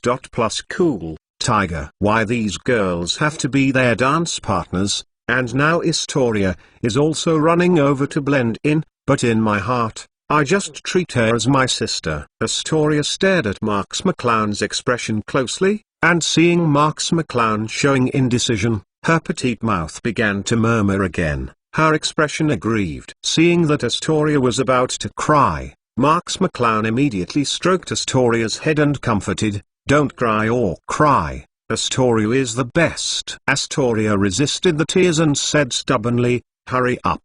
Do you want someone to be your dancing partner? If you agree, you can agree, and if you don't, it's _ Marks McClown smiled bitterly and said, "But Brother Marks has already promised to be someone else's dancing partner, so I can't promise Astoria this time." Astoria's small mouth was wrinkled into a ball, with a very aggrieved look, and he said cruelly, "Brother Marks is the worst." Having said that, Astoria ran directly outside the library, heartbroken. Marks McClown looked at Pansy helplessly and said, "Pansy, please help me persuade Astoria. She is very easy to think about her age."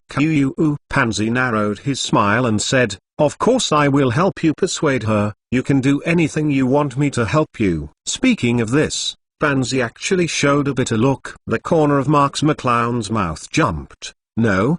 He seemed to realize something was wrong. Pansy said indifferently, "Even though I know you must reject me, I, like Astoria, knowing what the result will be, I can't help but want to hear you say it myself. Marks McClown's heart chuckles. What's wrong with this world? He didn't provoke anyone. Why do I feel that I have become a sinner through the ages? Pansy took a step forward, staring straight into Marks McClown's eyes and said, I want to be your dancing partner. Okay. It can be seen that Pansy was still very nervous when she said this, although she knew that it was unlikely. What if Marks I agreed? But Marks McClown gently shook his head and said, I'm sorry, I already have a partner. There is no way. Marks McClown has already chosen Hermione as her dance partner. When faced with other invitations, he must refuse without hesitation. Even if he refuses now, he seems to be betraying others.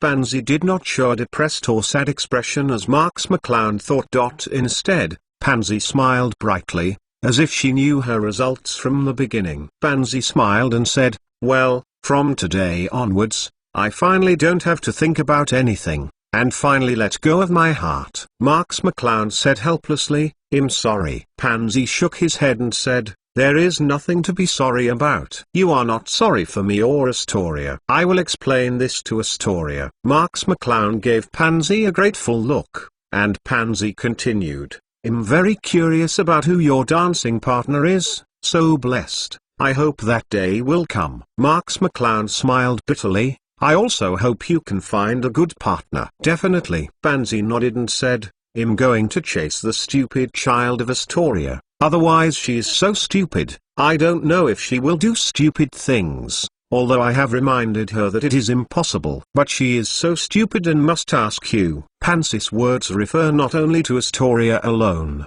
but also to her, but Marks McClown didn't break it, and said politely, then I beg you. Pansy didn't reply, and ran towards the exit of the library. She was really worried that Astoria would do something stupid. Marks McClown was sweating profusely and sat in the position. If he were to face this situation again, he would rather go to single out 10 Swedish short-kissed dragons. But thinking that Pansy is also well-educated after all, it is estimated that he will enlighten Astoria well. Find flowers. Compared with Mark's eyes sought-after situation, Ron's situation can only be described as bleak. Ron has tried to invite many girls in the past few days, but without exception, no girl has accepted Ron's invitation. On the one hand, Ron is too ignorant and always wants to create a feeling that others are not willing to invite him. This makes the girls very disgusted by Ron. On the other hand, Ron's eyesight was too high, he was ugly and he was unwilling to make do, and he was beautiful and ignored him. That's why he came to this embarrassing situation. Ron lay down on the desk listlessly, looking worse than death. Hermione seemed to listen to Snape's lecture very seriously, but Hermione had already flown to the horizon in her heart. She is still immersed in the joy of Mark's Eye agreeing to be her dancing partner, and she also reveals happiness from time to time. Smile. Ron glanced at Hermione from time to time. Seeing Hermione showing a happy nympho, he felt extremely uncomfortable. Seeing the prom approaching day by day, even Hermione found a partner, but his partner did not have any eyebrows. How could Ron not be in a hurry? Thinking of not finding a partner, Ron suddenly looked at Harry. He didn't find a partner. What about Harry? Harry sat upright, as if listening carefully to Snape's lecture, but as the person who knew Harry best, Ron certainly knew that Harry didn't attend the lecture, but was sitting there thinking wildly. Ron's arm gave Harry a light, and Harry trembled slightly, as if he was frightened. When he saw Ron calling himself, he said in a puzzled way, "What's wrong?" "I'm thinking about something," Ron asked in a low voice. "Have you found your partner?" Chapter 464 Heart as a Choice. Harry was taken aback, shook his head and said, "I have forgotten about it. Did you find it?" When Ron heard that Harry hadn't found a partner, the big rock in his heart finally came down. In any case, he still had a company to accompany him. Plus cool, tiger. Ron sighed. "I found a fart." Now girls don't know what's wrong with their eyes. They like to choose those strange boys. Harry was reminded by Ron, and got up in a hurry. He asked quickly, "What should I do?" I don't have a candidate yet. Ron dissatisfied. Why don't you take this matter to heart? Are you not afraid of making a fool of yourself at the prom? Harry said embarrassedly, I was studying the secret of the golden egg before, and I forgot about it. 500. Hermione also heard about the golden egg and quietly moved her head over and asked, have you figured out the secret of the golden egg? Harry scratched his head and said, probably figured it out. Ron and Hermione hurriedly looked at Harry, and Hermione asked, how did you figure it out? We didn't help. Harry embarrassed, it's Professor Moody. He told me that the golden egg needs to be placed in hot water to know the secret! ! Hermione suddenly realized, I knew it. No wonder he was going to pull me and Ron away from the library that day. I knew he had something to say to you. But it was also because of this that Hermione was able to meet Mark-Sai and became the first girl to invite Mark-Sai. Her face turned red when she thought of this. Harry continued, put the golden egg in the hot water, and you can hear the golden egg making a sound, which means that the second game is held in Black Lake.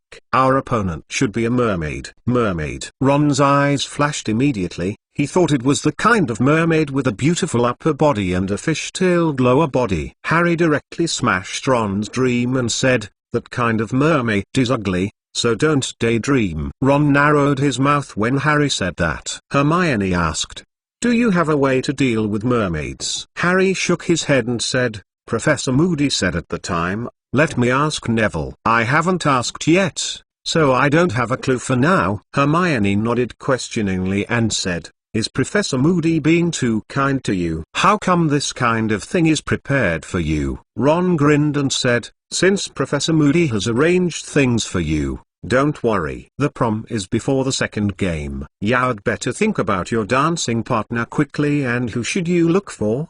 Cool Tiger, makes sense. Harry frowned. If he really wanted to find a partner, he did have a choice in his heart, and that was Janku from Ravenclaw College. Ron asked, does anyone have a choice in your heart? Harry hesitated and said, there is one, but I don't know if she will agree to my invitation. Ron asked immediately, who? Hermione also looked at Harry with curiosity. They never knew that Harry had a good girl in his heart. Harry was silent for a moment and said, Janku, Janku of Ravenclaw. Ron said with a look of shock, my dear, your eyes are quite high. Janku is a gardener at Ravenclaw College, the goddess in many people's hearts. You actually have ideas about Janku. Harry smiled awkwardly as he was about to talk. A heavy book hit Harry's head hard. Ron had no time to react, and the book hit Ron's head hard. They didn't even need to look. They knew it was Snape who noticed the two of them whispering. Hermione had already straightened her back, as if she had been listening to the class seriously, and she was surprised when they saw the two of them being beaten. The two immediately turned their eyes back to the book in front of them, not daring to go on a small run. But Snape's potions class soon ended. When Snape announced the end of the get out of class, the three talented people breathed a sigh of relief. Ron immediately blamed Hermione. How can you do this? Snape won't remind us when he comes. Hermione said with a look of innocence, I thought you knew. I can't help it. Harry quickly dissuaded the two people for fear that they would quarrel again. The three of them packed their books and were about to leave the classroom. A tall and beautiful girl walked into the classroom slowly. Harry's pupils dilated suddenly and stared at the girl, who was the Janku he wanted to invite. Ron also noticed Janku's sudden arrival in this classroom, and desperately winked at Harry, so that Harry could not miss the opportunity. Hermione covered her mouth and chuckled, looking at Harry with a dull look. Ron slammed Harry dissatisfiedly and said, come on, what's the surprise? Harry took a sip of water, settled, and mustered the courage to walk towards Janku holding the book. Janku Dong looked around, as if looking for something. Hello, Miss Jang. Harry spoke suddenly, as if he was bold. His voice was extremely loud, and Janku was startled, and the students around him looked at Harry like idiots. Janku smiled and clutched his chest and said, you are good too, Harry. Janku's impression of Harry is quite good. After all, As a Hogwarts player who participated in the Triwizard Tournament, Harry defeated a giant dragon. For Girls 2.4, he was really impressed. Harry stuttered a little and said, "I'll stop you ... actually ... I think ... we can." He kept fiddling with his hands, trying to clarify what he meant, but Harry's expression was really anxious. Janku saw Harry stuttering and smiled. "What do you want to say?" As soon as Harry gritted his teeth, the dragon was defeated by himself, so he couldn't say anything about an invitation.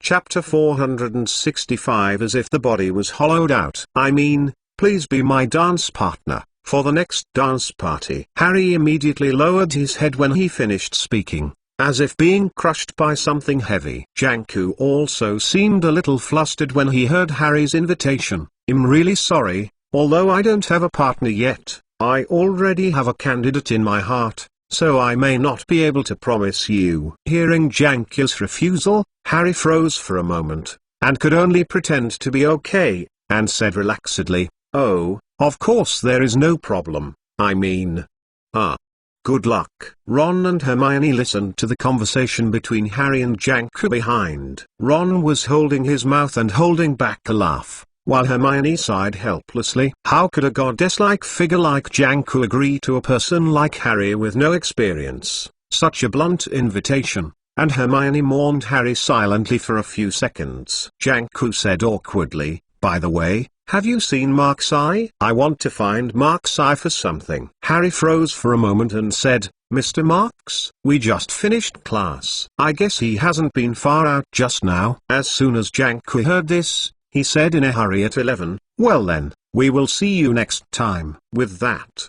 Janku rushed out. When Harry saw Janku leaving, he collapsed, as depressed as a dog thrown into the water, and picked up again. Ron patted Harry on the shoulder and said, "It's okay. It's impossible to invite girls not to be rejected. If your invitation is unsuccessful, I am not successful. We can still be company." Hermione looked at Janku, who was going away, suspiciously, and asked puzzledly, "What's wrong with her looking for Mark's eye in such a hurry?" Ron grinned and said, "Who knows? Maybe it is looking for Mark's eye to become Mark's eye's dance partner. Maybe." This was Ron's casual words, but it immediately grabbed Hermione's heart. McClowns, just now Janku said that he did not have a dance partner, but he refused Harry because he had a candidate in his heart, and now he is anxious to find Mark's eye. Is it true that he wants Mark's eye to be her dance partner? Hermione's heart immediately became tense. Janku is a beautiful girl with a slender waist and long legs. What if she does not accept her invitation? What if Mark's eye can't resist the temptation to agree to her? Although Hermione trusts Mark's eye's character, Hermione ran straight away, catching up to see what was going on. Sure enough, a lot of people were watching the excitement not far in front of the classroom, and the center of the crowd happened to be Mark's eye and Janku. Hermione was so nervous, she hurriedly moved forward, wanting to see how things were going. Plus cool, Tiger. Standing in front of Marks McClown, Janku said with a shy expression, "Marks McClown, I want to talk to you about something." Marks McClown scratched his head helplessly. From Janku's expression and the gossip on the faces of the onlookers, he could see that this was again to invite himself as a dance partner. Marks McClown had a slight headache and said, "What's the matter?" Janku plucked up the courage and said, "Can I invite you to be my dancing partner?" As soon as Janku's invitation was uttered, the surrounding students roared, and even whistled, as if watching the excitement is not too big. Hermione was on the periphery of the crowd, her heart broken tightly, her ears erected, for fear of missing any words. Harry and Ron also ran over, and Harry also heard Janku's words, and instantly the whole figure seemed to be drained. Unexpectedly the goddess in his heart would invite Mark's eye to dance together. "Who knows that?" Marks McClown said without saying a word. "I'm really sorry, I already have a partner, so I can't be your partner anymore." Marks McClown's refusal is so simple and neat, without any muddy ingredients. The students onlookers sighed. Originally, Marks McClown was full of heroic spirit, and Jankus' beautiful woman was a beautiful couple. Who knew that Marks McClown rejected Janku? Many people embraced Janku. Sympathy. Janku was also stunned on the spot. Although she knew that her chances were not great, as a Ravenclaw garden flower, she thought about how Marks McClown should also consider it, and she could even directly make Marks McClown change her mind. Choose to dance with yourself. But who would have thought that Marks McClown would refuse so simply? Janku also froze in place, a little at a loss. Marks McClown said awkwardly, "I'm really embarrassed." Then Marks McClown turned to the surrounding students and said loudly, "I already have a partner, so it is impossible for me to be someone else's partner anymore. So I am really sorry to everyone." Marks McClown turned around and left the scene directly. Recently, he was also annoyed by the constant invitations. He didn't want to go on endlessly. He could only choose to use this method, which should reduce the number of people who invited him. Standing in the crowd, Hermione looked at Mark's eyes departed back. The smile on the corner of her mouth could no longer stop. This kind of taste was really beautiful. 483.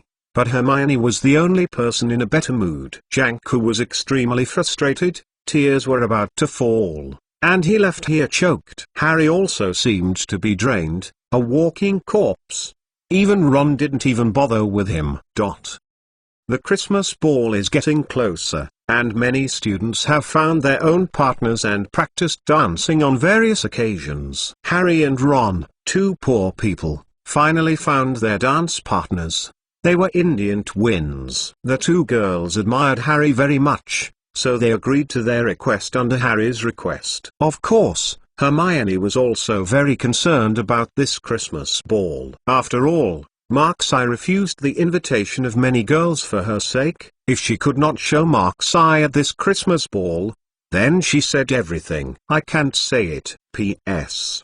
There will be 2 more chapters in the future. Chapter 466 All the Attention, Rewards and More. On the contrary, Marks McClown didn't pay much attention to this Christmas ball. He had an extremely important thing to do at this ball. Cool Tiger, that's Mad-Eye Moody's business, it must be resolved. For Moody, Mark's Eye has been observing for a long time. At first, Mark's Eye doubted whether he would have a butterfly effect when he came to this world, which caused Moody to not be replaced by others. However, from the beginning of the Goblet of Fire voting to the opening of the Triwizard Tournament to the present, more and more signs have proved that this crazy-eyed Moody is a fake. It was Voldemort's loyal servant who pretended to be Moody, and Marks McClown would naturally not let this situation continue. He must set out to solve this problem. And this Christmas ball is the best time. The Christmas ball finally began under the eyes of the public. Before the evening,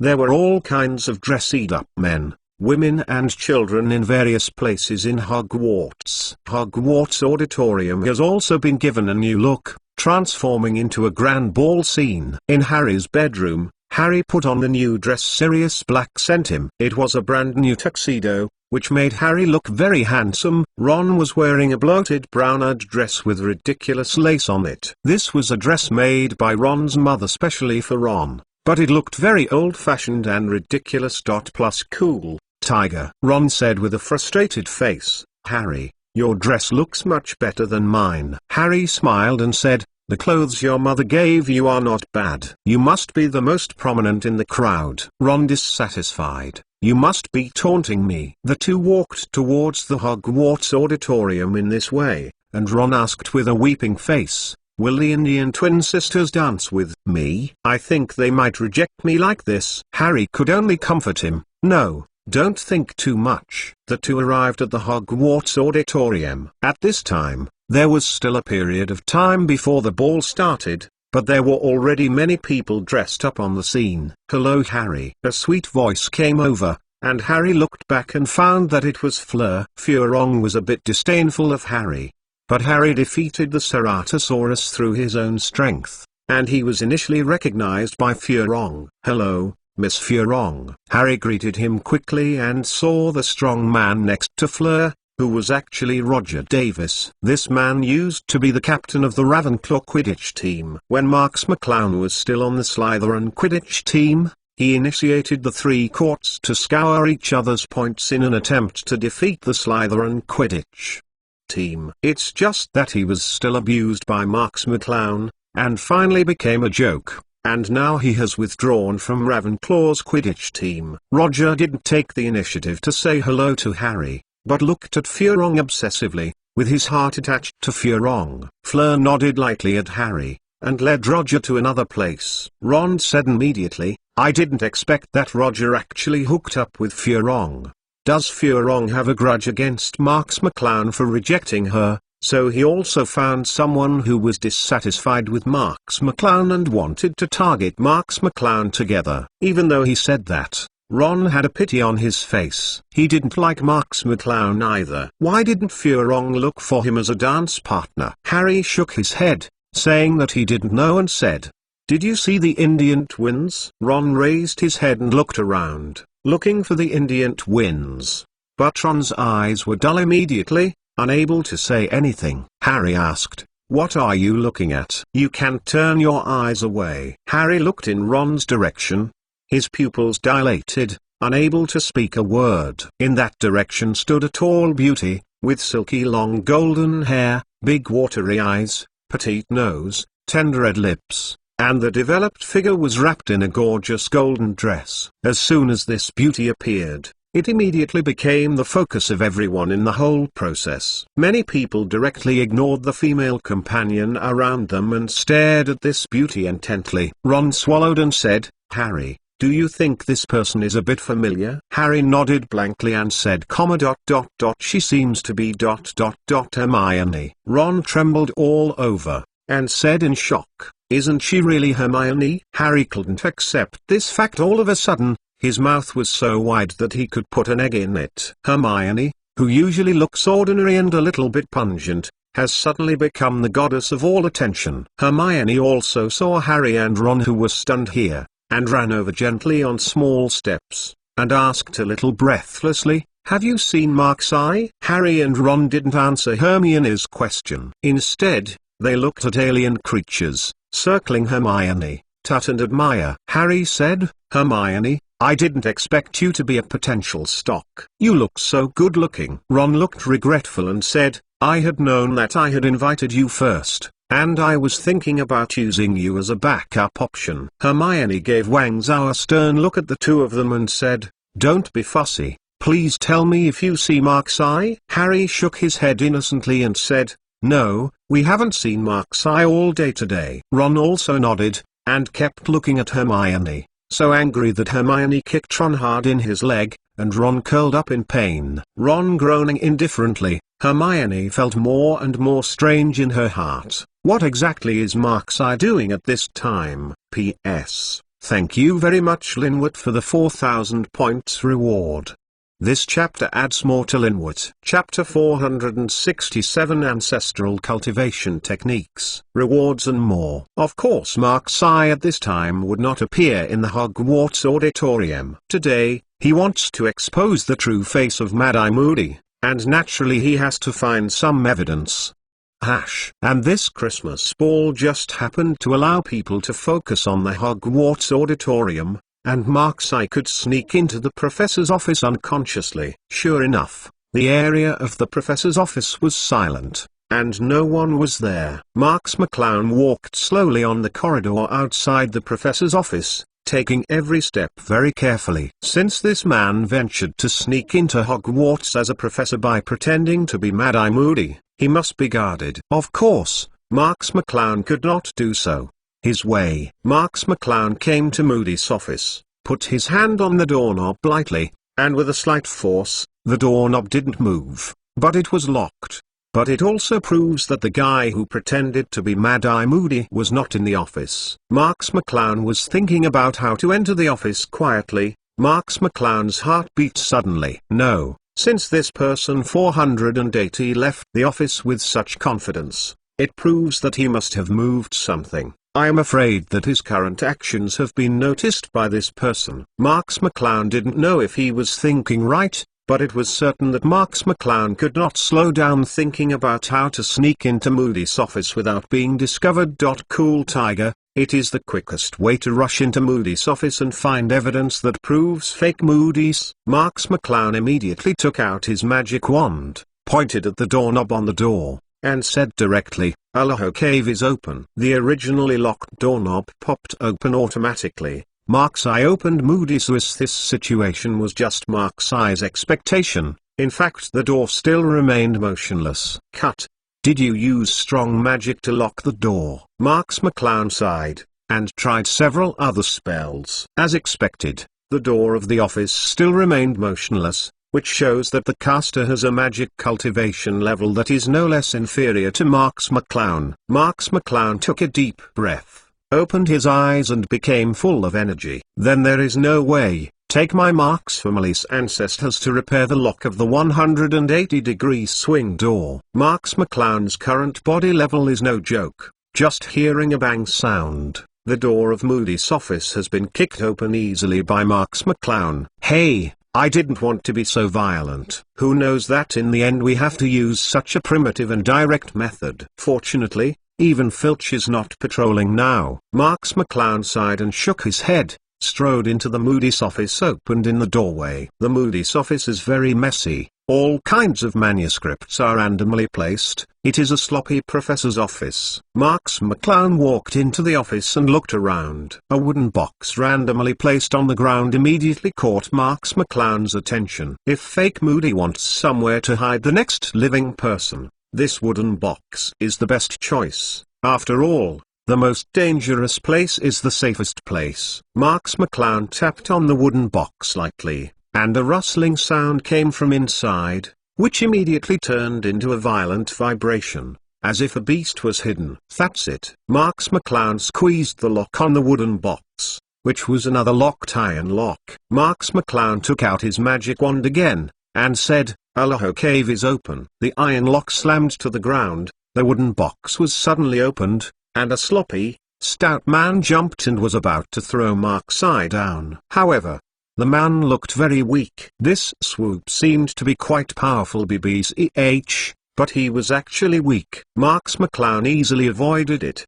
The man fell directly to the ground, gritted his teeth and raised his head, as if he was preparing for a mortal blow. But the moment the man saw Marks McClown, he was immediately stunned. He had never seen Marks McClown before. Marks McClown saw the hole in the man's face where the fake eyes were originally placed, and said with a smile, "Hello, Professor Moody. Now I really know you." Now Moody's is not like it was discovered in the original history. He has been locked up for a whole school year and dying, so he has extra energy to climb up to such a deep box that has been cast without a trace. Moody sat weakly on the ground, watching Mark's eye vigilantly, and said coldly, "Who are you?" Marks McClown put away the magic wand and spread out his hand. "I am your student, and I am here to save you. If we don't leave now, the counterfeit may be coming back soon." Although Moody's body is very weak, he still maintained a very high vigilance and said, "How can I trust you?" Marks McClown smiled and said,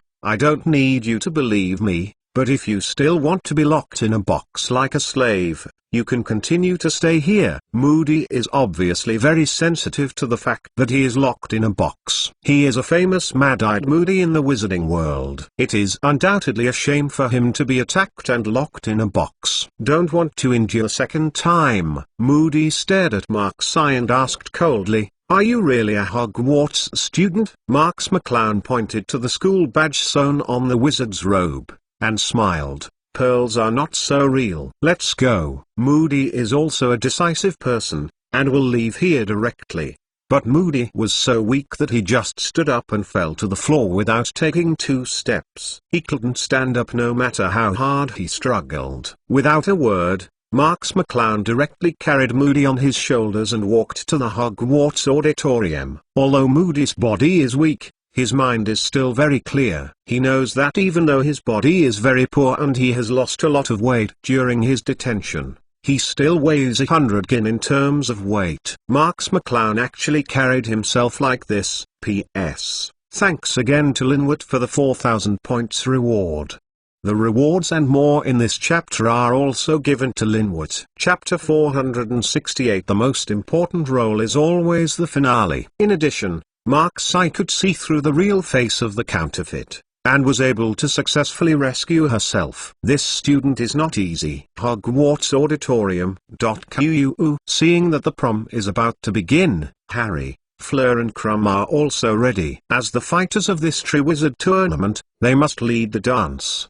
But Mark Sai hasn't arrived at the prom until now. Not only is Hermione stomping her feet anxiously, but even professors like Dumbledore are talking about it. Some people even say that they don't need to wait for Mark Sai, who is not punctual. Guys, just start the dance. The party is just fine. The students were also talking about it. Marks McClown is always on time, so why is he so confused today? Hermione was even more anxious. Marks McClown didn't announce that she was his dancing partner, so now Hermione was dressed in full costume, but she was alone, too embarrassed. The elegant music began to sound slowly, but the students seemed a little restless. At this time the dance party should have started, but they discovered that Mark Sai, who should lead the dance, did not arrive. Even the prefects of Slytherin were talking worriedly underneath. The boss is a very punctual person. How could he be late on this occasion without knowing the severity? The professors were all whispering in their seats, and they didn't know what Marks McClown was doing.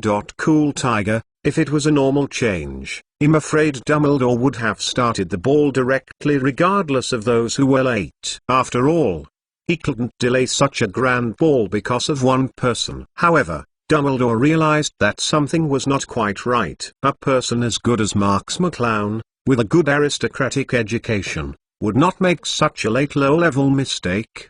The only possibility is that something has delayed Marks McClown. What could make Mark Sai put down such a grand dance party and choose to do it rather than be late? Thinking back to the troll incident and the secret room incident that Mark Sai resolved, Dumbledore felt uneasy again. Mark Sai is one of the most uncertain factors in Dumbledore's game of chess. This kind of uncertainty is the reason why Dumbledore hasn't started the ball for a long time. Snape, who seemed silent on weekdays, also seemed a little restless at this time. He was familiar with Marks McClown, and in the days when he gave Marks McClown a small stove, Marks McClown was never late. Even if Mark Sai is busy with important things, she will tell herself in advance that everything will be arranged in an orderly manner. This dance party was so grand, why Mark Sai was late? Just because of this, Snape felt very uneasy inside.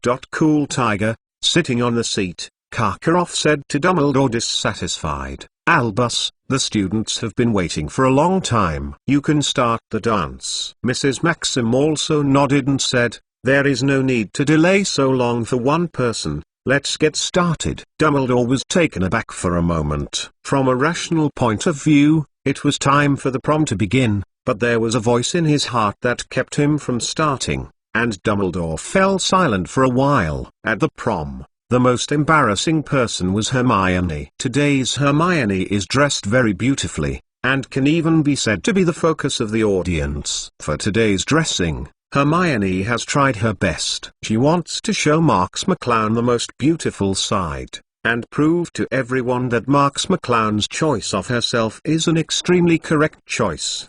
But Hermione, who was dressed up, was not alone. Many people thought that Hermione did not have a partner, and that she was dressed so beautifully just to find a partner at the party temporarily. So many people walked up to invite Hermione, but Hermione politely declined. Some girls who are jealous of Hermione's beautiful dress even gossiping on the side, saying that Hermione is a vixen. No one wants to come to the prom to hook up other boys. Shameless things. The girls who chewed their tongues didn't control their own volume at all. On the contrary, for fear that others would not hear it, the voice was terribly loud, and Hermione could only resist the impulse when she heard such words. When the other boys heard these girls insult Hermione so, they also showed a daze, pointing at Hermione from a distance.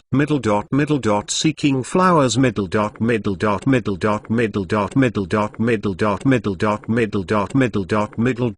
All Hermione can do is sit there quietly, waiting for Mark Sai. She firmly believes that Mark Sai will definitely come. It hasn't arrived yet, but something has been delayed. Marks McClown promised her, Marks McClown will definitely come. Boom. At this time there was a loud noise outside the door. The door of Hogwarts Auditorium was heavily opened, and a familiar figure appeared outside the door. Everyone looked in the direction of the door, and Hermione was no exception. In contrast, Hermione's eyes were more enthusiastic and excited, and she had longed for Marks's appearance for too long. The professors on the professor's seat also stood up one after another. Even Dumbledore and Snape were no exception. The familiar figure outside the door is Marks. Marks McClown wore a Hogwarts school uniform that was too normal to be normal, and even had a little wrinkle on it, which looked a bit old. Hermione's eager eyes locked on Marks McClown's figure. She didn't care what Marks McClown was wearing now and why she was late. For her, Marks McClown's arrival was the greatest comfort to her. Suddenly, a line of tears appeared on Hermione's cheeks. Unlike Hermione, who only noticed Marks McClown, more people noticed that Marks McClown was carrying a dirty person on his shoulder. Dumbledore narrowed his eyes and stared at the man on Marks's shoulder. What was it that made Marks McClown not wear a formal dress and came late to the party? Could it be because of the person on his shoulder? The audience was quiet. Looking at Marks' they all knew that the reason for the delay of the dance was to wait for Marks' and they needed Marks' to give a reason for being late. Marks McClown smiled lightly and said, "Sorry, I'm late." Chapter 469. Fortunately there is a cloud knight. With that, Marks McClown gently put the person on his shoulders on the ground. Everyone's eyes immediately focused on this person, and the air seemed to freeze for a moment. Crazy-Eye Moody. The Moody they saw looked very weak, as if they were subjected to some harsh punishment. Could it be that Marks' shot Moody? Many people looked at Marks' with outrage. Even if Marks' is Hogwarts' favorite, he can't justify the professor's action. No. Wait, wasn't Mad-Eye Moody already in the auditorium early? Everyone turned their eyes to the professor's chair at the same time, which belonged to Mad-Eye Moody's. There is also a Moody standing there. Fortix Van Dumbledore stared at Moody on the professor's chair, and then stared back at Moody next to Marks' How could there be two Moody's in this world? And one of them must be fake. The students were also in an uproar. How could there be two Moody's? What happened? Which Moody's is real and which Moody's is fake? Dumbledore's face sank, and he said coldly, "Quiet. The whole place is quiet." The students shut up immediately. The current situation is a bit serious. There are two Moody's, no matter which one is fake. The whole Hogwarts will be involved. Dumbledore's eyes turned from Moody on the professor's chair to Moody next to Marks' again. His eyes were full of majesty and said, "Marks' first tell me what the hell is going on." Marks McClown faintly looked at Moody's on the professor's chair and said, "I found a suspicious box in Professor Moody's office, so I became curious and secretly opened the box." Professor Moody. There was an uproar among the students again. Many students have entered Moody's office. Many people have noticed the box that keeps making strange noises. There is also a crazy-eyed Moody inside. Marks McClown continued, "Professor Moody, who has taught us for a while, is not the real Professor Moody." As soon as he said this, everyone's eyes were cast on Moody's on the professor's seat. At this time, Moody's face was calm and silent, as if he had heard nothing. Harry was even more surprised. How could it be fake that Moody, the crazy-eyed man who taught him, cared him so much? Hermione was also shocked by the reversal of the scene. Looking at Moody on the professor's seat in disbelief, Hogwarts actually had a professor being impersonated. This is one of the biggest scandals in Hogwarts history. McGonagall said angrily, "Dare you?" Dumbledore heard something extraordinary from Barty Jr., and said coldly, "Your master made you come to Hogwarts." P.S. There is a chapter for rewards and more in the evening. Chapter 470. You should try it. Rewards and more. Little Batty sneered and said, "Albus, you old bastard. You won't be jumping for long, and my master will soon be on the ground. By then, the entire wizarding world will belong to my master, and the adult who dare not pronounce the name will return soon." As soon as Batty's words came out, Everyone present was stunned. If there were some people who didn't know Batty before, they didn't know who the owner of Batty was. Caillou now directly said that his master is an adult who can't say his name, and everyone understood instantly. Voldemort. Voldemort is coming back. The students present seemed panicked. They grew up listening to the story of this demon. I am afraid how much this demon is. Most of them have heard of it from their parents. Such a terrifying person is actually going to return to the wizarding world? Harry seemed to be petrified. He always thought that Moody was a good man who really helped him. Such a good man was actually the one sent by Voldemort to Hogwarts. This reversal made Harry Eleven's whole person bad instantly. Ron was so frightened that his legs fell to the ground. What a shocking thing that the big demon who can't even name it is going to return to the wizarding world. Hermione had already ran to Marks McClown's side at this time. She was so frightened when she heard the shocking news, but she still grabbed Marks McClown's clothes tightly and stood firmly on the spot. Even the professors on the Hogwarts chair showed various expressions, some feared, some angry, except that Snape's expression was a bit meaningful. The others were almost the same. Mrs. Maxim, the headmaster of Booth Barton, showed a shocked expression, and she was a little afraid in her heart. But Karkaroff, the principal of Durmstrang, was cold, not knowing what he was thinking, but there were signs of twitching and trembling in the corners of his mouth. McGonagall said coldly, "No matter what, you don't want to run away today." Saying that, Professor McGonagall took out his magic wand. He was about to act on Barty. Little Batty did not show weakness, and took out his wand. But the place where his wand pointed was not McGonagall, but the place where there were many students on the other side. Little Batty laughed sickly. "Of course it is impossible for me to compete with so many elite professors at Hogwarts, but you can try to do it to me and see how many students I can replace." As soon as Barty's voice fell, the Hogwarts students suddenly became confused. Cool Tiger, the position chosen by Batty is very correct. He is now in the position between the students and the professors. It seems that he has already paid attention to it and jumped to this position at the beginning. As long as the professors of Hogwarts attack him, he will attack the students of Hogwarts without hesitation. Little Batty is a person who can subdue Mad-Eye Moody. Although it may be possible to subdue it through some means, Little Batty's strength can be imagined. If Barty Jr. really started on the Hogwarts students, then even if Dumbledore and others subdued Barty Jr., it would definitely be a disaster. At that time, the Hogwarts students would inevitably be killed and injured. This result was not what Dumbledore wanted. Dumbledore also looked a little panicked at this time. He stared at Little Batty firmly. His hand was already on McGonagall's hand, and McGonagall was not allowed to take action. Now the appearance of a fake professor at Hogwarts is already a huge scandal. If a large number of Hogwarts students are killed or injured, it is estimated that Hogwarts will not be able to continue the operation. Of course Dumbledore would not try such a dangerous thing. Many students heard that Barty was about to attack them, and they fell to the ground in fright, for fear that it was themselves who would suffer. Ron had already fainted, lying on the ground unconscious. Since returning from the Holy Land test, his nerves have been tortured and weakened a lot. Little Barty laughed arrogantly. "Come on, you come to subdue me. How come you are like fools? You still want to resist my master's rule just like you." "It's a joke." Dumbledore's hand was placed on McGonagall's wand,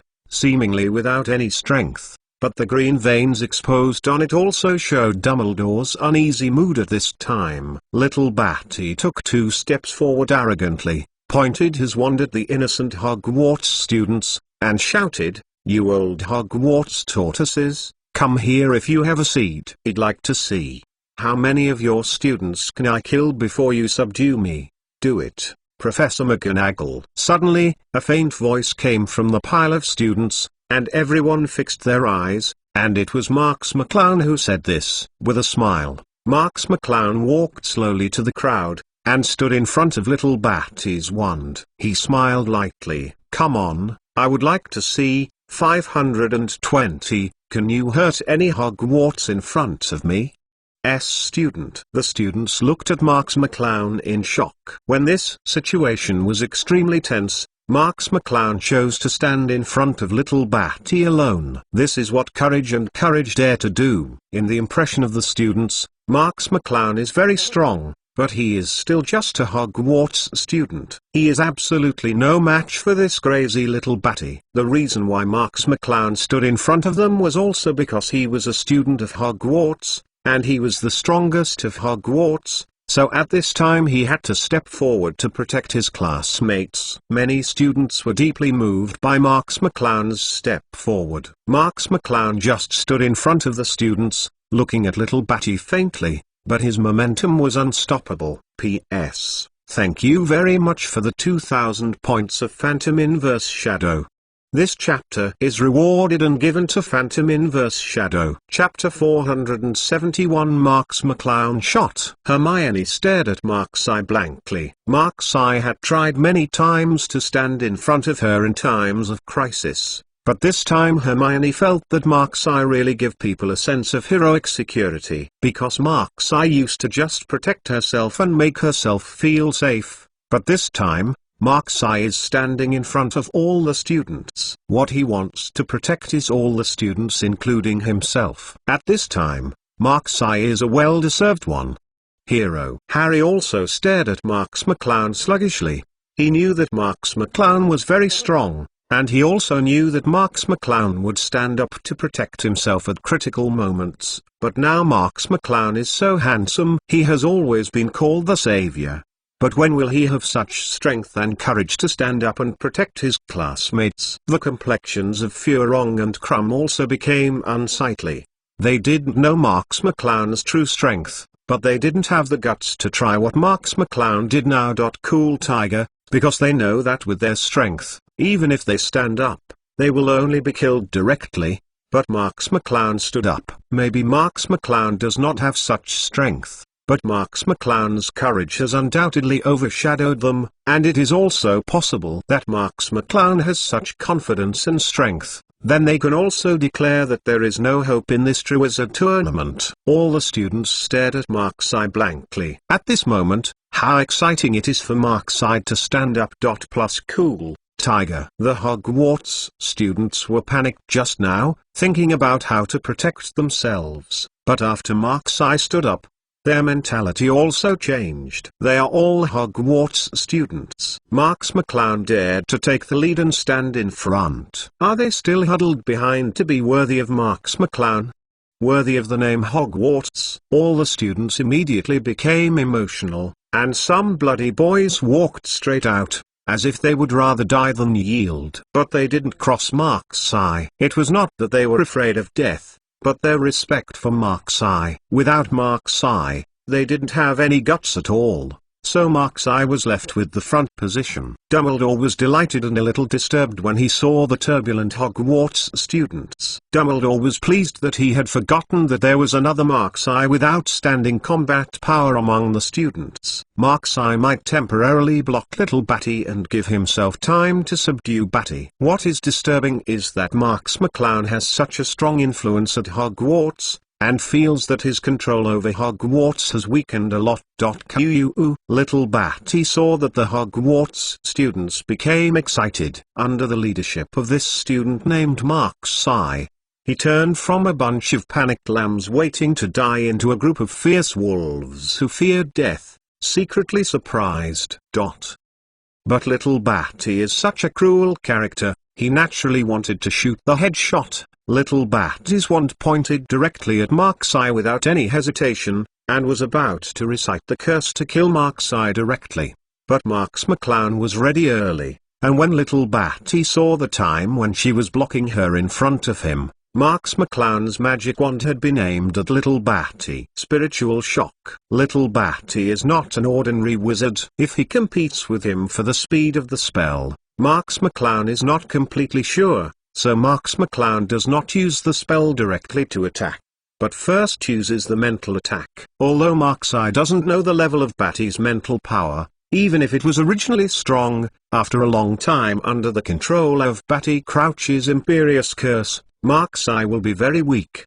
Clearly, there was a sudden pain in little Batty's mind, which made Batty lose the best time to chant the spell. And this time was too much for Marks McClown. Holy Sword revealed. Marks McClown directly used his strongest spell attack. The consumption of this spell is so strong that it will even directly drain Marks McClown's magic power.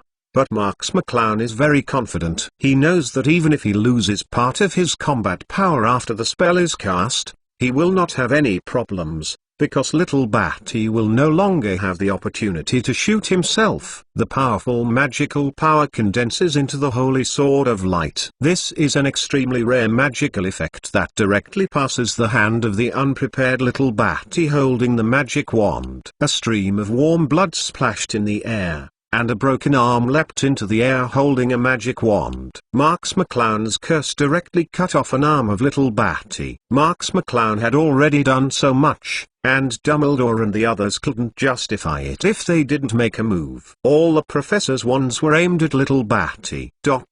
Except your weapons. Fuchsia. All petrochemicals. More than a dozen spells were hit directly on little Batty. Obviously, none of these spells were fatal. But with so many controlling spells hit on him, little Batty would not feel better. Little Batty fell to the ground feebly, and severe pain came from various parts of his body. Even the control of the spell would bring harm to the human body, not to mention so many exquisite magic. Little Batty could only stare at Mark's eye with his eyes filled with resentment. He was originally a person who was not afraid of death, and he would not fear death at all. But now that he can't do anything, Qian Zhao succeeded and he was directly subdued. This is the most unacceptable thing for Batty. Of course Batty was so angry. Although the process of subduing Batty is very short, the professors are all in a cold sweat. They don't want to see Batty die with the students. But fortunately, Hogwarts had a cloud night, and Barty Jr.'s desperate plan could not be realized. Otherwise, if a student really died as a result, Hogwarts would definitely be greatly affected. The professors all breathed a sigh of relief, and there was a hint of gratitude in their eyes looking at Marks McClown. The Most Powerful Mage of Harry Potter Chapter 472 The Most Precious Treasure. Even Dumbledore was very grateful to Marks' eye at this time. As the principal of Hogwarts, he has attracted a lot of people's prying eyes. If there is still a problem at this juncture, I am afraid that Dumbledore will not be able to deal with it. This time it is really thanks to Marks' eye. The students are even more grateful to Marks' eye. If it weren't for Marks' eye, they wouldn't know how many of them would be attacked by Batty. It can be said that Marks' eye saved all the students' lives. Furong and Crumb's eyes became even more weird. They and Marks McClown were competitors in the first place, but now they have seen Marks McClown's super strength, and they are saved by Marks McClown. Their mood is naturally very tangled. Dumbledore breathed a sigh of relief when he saw Barty Jr. finally fall to the ground. What happened at this prom was too sudden. If Dumbledore's methods were used, Barty could of course be defeated directly, but Barty could also hurt many Hogwarts students. This is not Dumbledore want to see. Now the entire wizarding world is in a state of surging undercurrents, and the occurrence of such a thing at Hogwarts, I am afraid Dumbledore will also cause a lot of trouble. Dumbledore gave Filch a wink, and Filch immediately understood Dumbledore's meaning, and hurriedly stepped forward, carrying the body of little Barty on his shoulders with a weak mad-eyed Moody. Drove the students impatiently and walked towards the gate. Cool Tiger. Dumbledore took a deep look at Marks' eye and said loudly, "Well, gentlemen and ladies, today's affairs are over for the time being." The students looked at Dumbledore with lingering fears, and their fear of Barty Little had not yet subsided. Dumbledore continued, "As for Marks' eye, I have protected so many classmates, and then I will reward them in accordance with school rules." Hearing Marks McClown's name, Hogwarts students turned their eyes to Marks McClown. Marks McClown had calmly found a chair and sat down, as if what had just happened had nothing to do with him. Furong and Krum looked at each other in unison, and a strong jealousy could be seen in each other's eyes. Dumbledore showed a BBDC smile and said, "Although something very unpleasant has happened, this does not affect our interest tonight. Come on, gentlemen and ladies, let us continue our dance." The students underneath cheered. They had been looking forward to the dance for a long time. At first, they were a bit impatient because Mark's eye was late and hadn't started. Now there are troubles like Barty's disturbance. Many people I thought this dance party would be cancelled. Now that Dumbledore announced that it had not been cancelled, the students immediately forgot about the troublesome Batty, and fell into a frenetic atmosphere. Everyone immediately became restless and wanted to get rid of the emotions that were scared by Batty. Vented out. McGonagall looked at the students below with a smile. For her, it was a blessing that the students were not harmed. McGonagall smiled and said, "Now there are 4 fighters who invite the Triwizard Tournament to take the lead with their dancing partners and lead the dance." The students immediately give up the empty space in the middle of the auditorium, looking expectantly at the 4 fighters who were about to appear. Krum was the first to appear on the stage. He wore a tight brown uniform and looked very tall and handsome with his burly body. Krum's dance partner is a small and exquisite girl who is also a student of Hogwarts, but Marks McClown I haven't seen it. The second one is Furong. She is wearing a light blue swan dance dress, like a blue swan about to dance. She is holding Roger of Ravenclaw, but Roger looks at Furong's eyes can only be described as dull, like a person who has been hooked. The third one was naturally Harry. He led the Indian girl Parvati Patil. The little girl looked very flattered, like a timid little white rabbit. Harry also looked very unnatural and walked very hard. Stiff. When Harry walked to the center of the auditorium, everyone looked at Harry's back, where Marks McClown should be standing. Marks McClown stood alone with no dancing partner beside him, and because Marks McClown wanted to expose Barty's conspiracy, she had not had time to put on a dress, but was wearing the most common school uniform, which looked a little plain. However, no one casts any bad eyes on Marks McClown because they all know that Marks McClown is the absolute protagonist tonight. After all, there is no Marks McClown who just didn't know how many people were going to die here. Marks McClown stood on the spot, his eyes cast aside. There was a girl who was dressed very beautifully, and she was only one person. Just now, someone ridiculed her for being so beautiful but without a partner. Hermione Granger. Marks McClown's eyes gradually softened, as if looking at her most cherished thing. Hermione, who was on the side, was so excited that she trembled slightly, mixed with excitement, happiness and love. The students present followed Mark's eyes and saw the excited Hermione. They probably knew what was going on. Furong was in the middle of the auditorium, not paying attention to Roger beside him, but staring at Marks McClown and Hermione with an angry expression. As Buzz Barton's best witch, how could he be compared to such an ordinary girl? Furong's heart was full of jealousy and anger. She was jealous that Hermione could be seen by Marks McClown, but she could only be rejected mercilessly. She was also angry that Marks McClown had no vision, and she was angry that Marks McClown was merciless. In the crowd, Janko looked at Hermione blankly. She knew that the dressed Hermione was no worse than her own, but it didn't mean she couldn't compare to Hermione. Why Marks I still chose Hermione, not choose yourself. P.S. Ask for rewards and automatic subscription. Chapter 473 Princess and Prince. Jankia's heart was very painful. She secretly clenched her fists. Could it be because Hermione and Marks I had a better relationship, so she got the moon first when she was near the water? Janka looked at Marks McClown and bit her lip fiercely. Even if that was the case, she would still not let it go easily. On the other side, among the students of Slytherin College, there were people constantly booing, which seemed very lively. In one corner, the two girls looked at Marks I silently, without showing any joy. Astoria stared at Hermione blankly. Is this Brother Marks's favorite girl? Did Brother Marks reject him just for this girl? What is this girl better than herself? It is worth Brother Marks to do this. Astoria's eye sockets were red, and a liquid called bitterness filled her eye sockets, which might flow down at any time. Pansy looked at Astoria with such an expression beside him, and sighed softly. She can understand Astoria's current mood. To be honest, her mood is exactly the same as Astoria's, but her controllability is better and she doesn't show the expression of crying. Pansy looked at Hermione, who was too happy in the distance, and sighed again. How much she hopes that the person standing there is herself. But that is impossible. Marks McClown has already made her own choice. What she can do, just bless him well.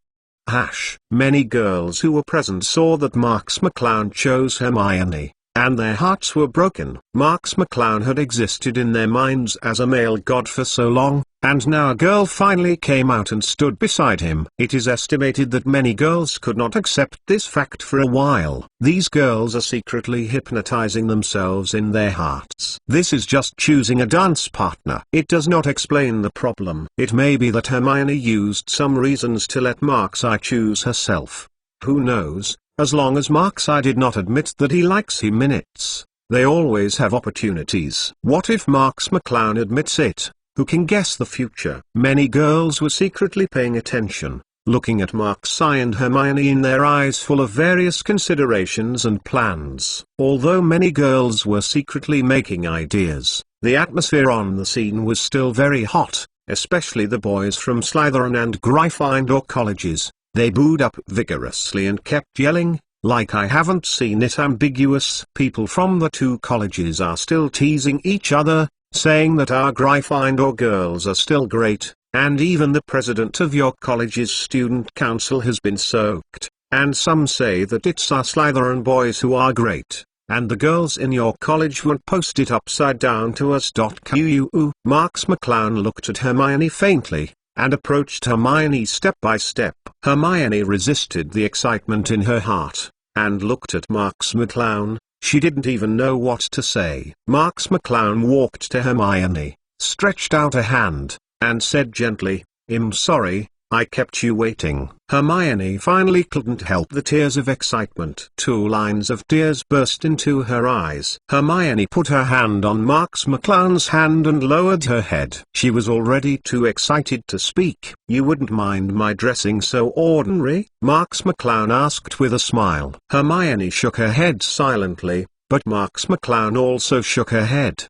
The meaning of the two shaking their heads was completely different. But I don't think it works, and if you don't mind, I don't think it works. How can ordinary school uniforms be worthy of the princess dress? Hermione was taken aback for a moment. Marks McClown's other hand had already waved her magic wand, and the school uniform on his body was changed to a luxurious dress in an instant. Really superb transfiguration. As a professor of transfiguration, McGonagall was full of gratification in his eyes, and the other professors were also amazed. Many of them wanted to do this with some difficulty. Unexpectedly, at Marks McClown's young age, his proficiency in transformation art would be so high. There was a sensation in the audience again, and almost applauded again. Hermione also covered her small mouth with a surprised hand. Marks McClown took Hermione's hand and walked toward the center of the auditorium with her head up,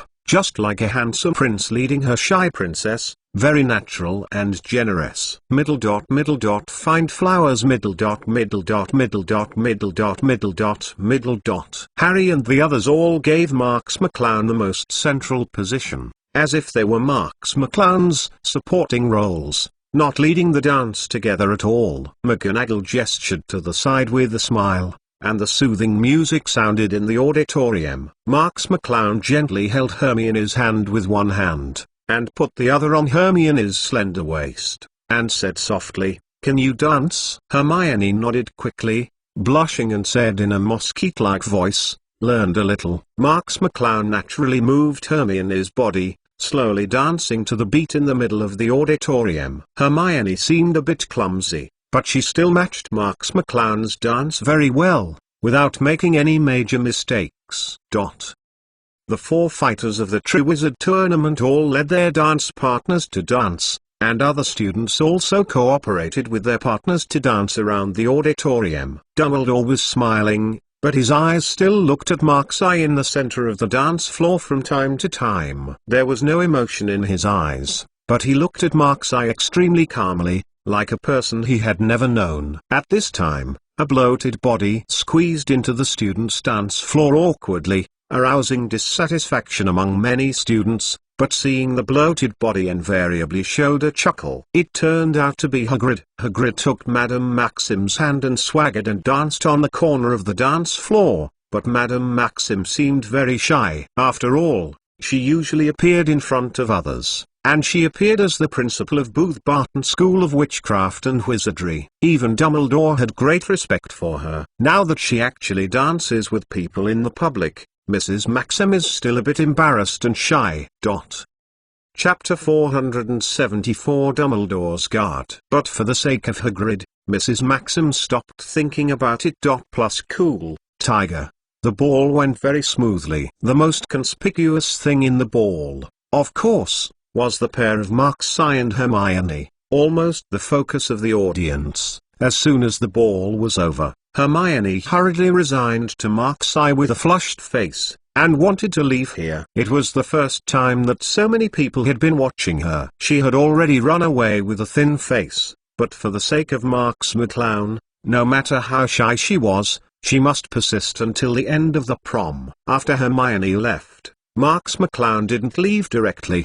He still had something to discuss with Dumbledore. Dumbledore chatted with other professors very happily in the professor's seat. Karkaroff also drank slightly, teasing Hagrid and Mrs. Maxim. Marks McClown walked up to Dumbledore, leaned close to Dumbledore's ear, and whispered, "Professor, I want to find you for something."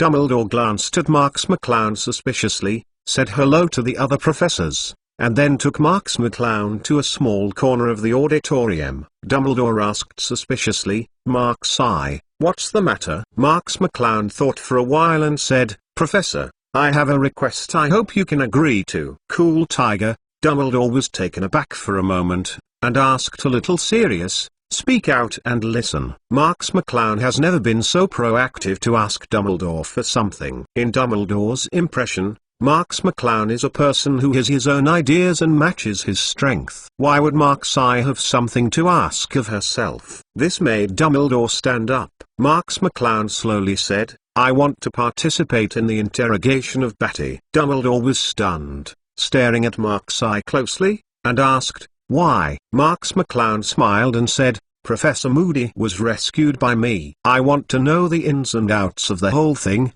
Can't it?" Dumbledore looked at Marks-I and realized that Marks-I was not joking, and said directly, "No." The smile on Marks McClown's face stagnated, and asked, "Why?" Dumbledore turned around and turned his back to Marks McClown and said, "Mr. Marks, I know you are very powerful, much stronger than any ordinary student, but this world is not as simple as you think." Marks McClown frowned slightly. He already knew what Dumbledore meant, and Dumbledore was warning himself not to intervene in so many things. Dumbledore continued, "Since you are a student, you can do your duty as a student. You don't have to worry about other things, such as the interrogation of Barty Little. As for your reward, I will announce it later." After speaking, Dumbledore walked directly to the professor's chair, without giving Marks McClown any chance to refute. Marks McClown smiled bitterly and shook his head. He knew that Dumbledore was more and more guarded against him, but also, as one of the unstable factors he couldn't control, he naturally wouldn't be too indulgent with himself. A few days after the prom, Hogwarts returned to his original life again, and the affairs of Barty Jr. did not have any effect on Hogwarts. Marks McClown doesn't know how little Barty will be sent off by Dumbledore and the others. Since little Barty has the courage to sneak into Hogwarts, he is probably ready when he is discovered now. Dumbledore is not a believer in men and women, naturally, will let little Barty jump down again. At this moment, Harry took the initiative to find the door. Marks McClown looked at the book in her hand and asked boredly, "Harry, why are you looking for me?" Harry had a look of excitement. He leaned to Marks-I's ears mysteriously and whispered, "Mr. Marks, I know what the second match of the Triwizard Tournament is about." Marks McClown was taken aback, smiled dryly and patted his head. He almost forgot that he was still participating in the Triwizard Tournament. He didn't care at all about the golden egg obtained in the first competition, so he just threw it in a corner of the dormitory. Harry saw Marks McClown's wry smile, thinking that Marks McClown still didn't know the secret of the golden egg, and said with joy, "Mr. Marks, you still don't know what the secret of the golden egg is." Marks McClown didn't speak. As a person who came through, he knew much more than Harry, but seeing Harry's excited look now, Marks McClown didn't want to disturb his interest. Harry continued, "The golden egg had to be placed in the water to discover its secret. I tried it, and it said that the second competition will be held in the Black Lake." Marks McClown pretended to be magical and said, "Really? I don't even know about this. How did you find it?" Harry showed embarrassment and said embarrassed, "I didn't find this by myself. It was Professor Moody's." "No, it was the little Barty who told me." Marks McClown said in his heart that he told you this was just for you to win and realize his conspiracy. Harry continued, "He also said that if there is anything you can't do, he should ask Neville." "I'll ask." "Neville has been studying magical aquatic plants recently, so he told me to breathe in the water." Sakaram speaking, Harry pulled out a mess of black grass sack from his sleeve and stuffed it into Marks' hand. Harry said seriously, "Mr. Marks, come on, you will be able to pass the Triwizard Tournament." After speaking, Harry showed a smile to Marks McClown, and then left with joy. 3.4 Marks McClown looked at the black grass sack in his hand. It was indeed a gold grass. The second game was to rescue the hostages from the Murlocs in the Black Lake. Marks I knew about this a long time ago. This is why Marks I did not explore the secrets of the golden egg. But now Harry reminded Marks I, it's about to take heart. Before the start of the second game, the Murlocs of the Black Lake will capture the most important people in the hearts of the fighters participating in the Triwizard Tournament. Chapter 475 Sneak into the back of the mermaid. Then the mermaids used their exclusive methods to lock the hostages on the bottom of the sea, and what the fighters had to do was rescue the most important person in their hearts. Marks McClown secretly paid attention. If the most important person in her heart was arrested, who would be arrested? Marks McClown is probably Hermione or those girls who have something to do with him. After all, these mermaids cannot go to Marks McClown's house and catch Marks McClown's parents. Mermaids are not stupid creatures, so they will naturally choose the nearest one people catch. With that said, Hermione would be very dangerous. Marks I didn't want Hermione to be caught by these ugly merfolk for no reason. He had to do something to stop this from happening. Marks McClown returned to his dormitory, and the Sakaram that Harry gave him was directly thrown away by him. It was not that Marks I wanted to live up to Harry's good intentions, but that the Sakula that Harry gave him was too bad. It's fresh, and even after being put in Harry's pocket for so long, the medicine's properties have been reduced a lot. If by any chance these 11 questions arise during the crisis, wouldn't it be a disaster? Marks I, as the most legendary discriminator in Rolling Alley, still has some storage, and there are still things like Sakaram. Marks McClown took out a big black bottle with a large group of black gill Sakaram floating in it. This is also a kind of precious magic material. The preservation also requires special liquid medicine. I don't know how to preserve it like Harry's. What a waste. Cool Tiger. Marks McClown took out a small cluster of gills and put it in a small box and put it away with him. Tonight, Marks McClown plans to go to the Black Lake. After all, the mermaids may start with Hermione or Janku. He is best get some preparations first. Marks McClown also found a mask very carefully. After that, he will participate in the second round of the Triwizard Tournament. Naturally, his actions now cannot let the fish discover their identity. At night, Marks I slipped out of Hogwarts Castle quietly and walked out towards the Black Lake not far away.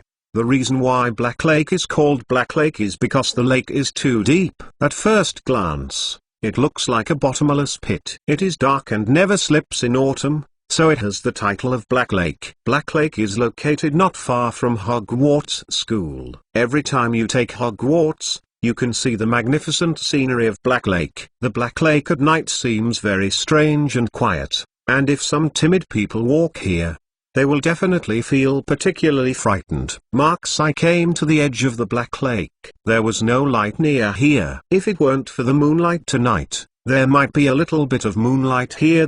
Cool tiger. Marks McClown removed her wizard robe. Inside it was a thin tights, and replaced it with someone else. In such a bleak night wind, she would definitely be too cold, but Marks McClown's physical fitness far exceeds that of ordinary people. Of course cold is nothing. Marks McClown put on a mask. This mask is a ridiculous image of a clown, or Marks McClown found it in her bedroom. I don't know who bought it to play with it, but he forgot to take it back. Now it happens to be used by Marks McClown. Marks McClown picked up a black sackgrass, stuffed it into her mouth, and slowly chewed it. This sackgrass is very unpalatable, and there is also an unpleasant smell, which makes people sick. But Marks McClown still bite the bullet and finished it. Marks I didn't rush to jump directly into the water after eating Saccharomyces chinensis. It will take a while for Saccharomyces chinensis to function. It turns out that Harry in history jumped directly into the Black Lake after he finished eating, which led to the beginning very embarrassed. A strange feeling suddenly came from both sides of Marks McClown's neck, as if a hole had been broken, allowing more air to flow into her body. Marks McClown stretched out his hand and felt that fish-like gills grew on both sides of his neck, and they kept closing and absorbing air, and the gills was already working. Marks McClown didn't hesitate, and walked directly to the depths of the Black Lake. There was a time limit for the effect of Saccharomyces chinensis. If Marks McClown didn't have time to complete his plan, there might be problems.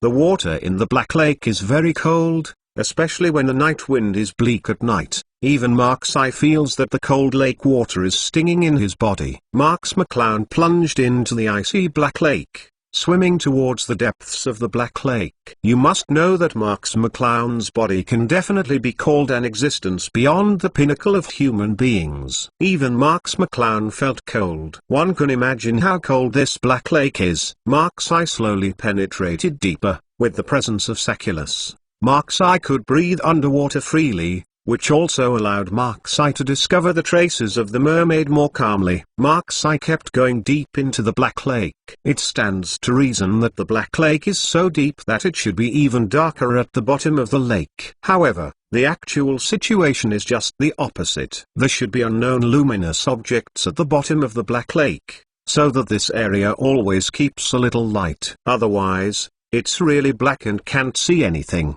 I'm afraid Marks McClown will be helpless. Countless fishes swam by Marks I for 540, looking at this unusual creature, but Marks I did not arouse the vigilance of the fishes. After all, Marks I now breathes with gills, which is no different from fish. Marks McClown stared at the bottom closely. He has been sinking for a long time. It stands to reason that no matter how deep the Black Lake is, there must be a limit. It is estimated that the depth is almost the same, and the mermaid gathering place is almost here. Soon Marks McClown frowned, and a vague figure passed from a distance, just as the faint light shone on its iconic figure. Mermaid. Marks McClown immediately swam into the dark. He hadn't found the gathering place of mermaids yet, and he couldn't get rid of the snakes so quickly. The man was holding a ferocious fork in his hand, like a scout guarding a mermaid gathering place, watching the surroundings vigilantly, but it did not find Marks I hiding in the dark. P.S. Please ask for a wave of flowers, comments, tips and automatic subscriptions. The most powerful mage of Harry Potter Chapter 476 The Evil Taste of Marks I. Marks McClown appeared silently behind the mermaid, tapping his magic wand lightly. Faint. The fish fainted without noticing it, and fell to the bottom of the lake. Since the mermaid scouts would appear in such a place, the mermaid gathering place was not far away, and Marks I looked into the distance, and indeed there was a big light. Marks I walked forward against the bottom of the lake, like a loach, sneaking towards the light. Sure enough, in the light, you can see a large number of merfolk sliding, each with a hideous face, looking very disgusting, and holding various weapons in his hands, but there are still many harpoons. This is it. Marks McClown stayed not far away, carefully observing these mermaids. These mermaids were playing with 4 iron chains. as if trying to lock someone. Of course Marks McClown knew that they wanted to use these chains to lock the most important people in the hearts of the 4 fighters in the Triwizard Tournament at the bottom of the lake and let the 4 fighters come to rescue. Now that the chains have been fixed, they are probably going to the surface to arrest people. Fortunately, Harry reminded Marks McClown, otherwise Marks McClown will miss tonight, and it is estimated that Hermione or Janku and others will be arrested tomorrow. Gone. Marks McClown thought in her heart, it is actually very simple to confuse the mermaids. A mermaid is a creature with well-developed limbs, and its IQ is not high. Marks McClown can directly try a powerful confusion spell on them, making them mistakenly believe that the most important person in Marks McClown's heart is not Hermione, and then everything is resolved. But who should replace Hermione? The first thing Marks McClown thought of was Ron. Ron was always displeased with himself. It should be a good idea for people to catch him and torture him. Thinking of Ron being caught in a dazed state by the mermaids and locked at the bottom of the lake, Marks McClown felt a nasty joy in his heart. Just when Marks McClown decided to replace Hermione with Ron and was about to take action, Marks McClown suddenly thought of a more disgusting result.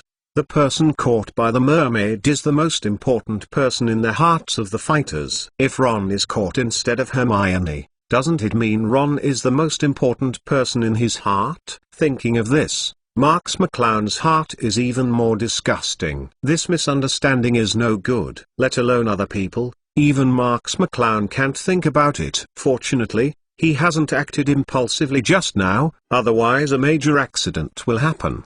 But if you don't need Ron, who should you use instead? A person who wants to do things all by himself, but also keeps others from thinking about things. What about Snape? As soon as Snape's name came to Marks McClown's heart, Marks McClown couldn't help but want to laugh. Maybe it is a good choice for people to catch Snape. Marks McClown secretly praised. Snape was such a good target. Marks McClown couldn't say he hated Snape. And he couldn't say he liked it. After all, Snape had stopped him because of safety issues before he planned to go to the Holy Land for a trial. I could hardly hate Snape, but if he could tease Snape once, wouldn't it be a pleasant thing? Even if it was revealed that the most important person in Marks McClown's heart was Snape, it didn't matter. Snape was Marks McClown's professor and Slytherin's dean. Isn't it a good thing for students to love the professor? So decide. Marks McClown swam out from the shadows and took out his wand to aim at the mermaid gathering place in the distance, where there were countless mermaid wandering. They had not found Marks McClown's figure. Powerful confusion curse! Mark's Eye's magic power is poured on the magic wand, and with Mark's Eye's strong spiritual power and magic power, the enhanced version of the magic spell envelopes the entire mermaid gathering place. This powerful confusion curse still consumes a bit of magic and spiritual power, but it is not a problem for Marks McClown. And what Marks McClown wants to change is only the most important person in the heart of Marks McClown in the mermaid's heart, and the consumption is much smaller. The terrifying confusion curse enveloped the entire mermaid gathering place. All the mermaid felt confused in their heads, their eyes were staring, and they were in a state of spinning. Marks McClown concentrates on manipulating her powerful confusion curse. This is a curse with a very delicate operation. Marks McClown cannot make any mistakes, otherwise the mermaid will be embarrassed by catching the wrong person. Soon, Marks McClown's powerful confusion curse had revised the impression of herself in everyone's minds once. He made the fish feel that their most admired goal was Snape,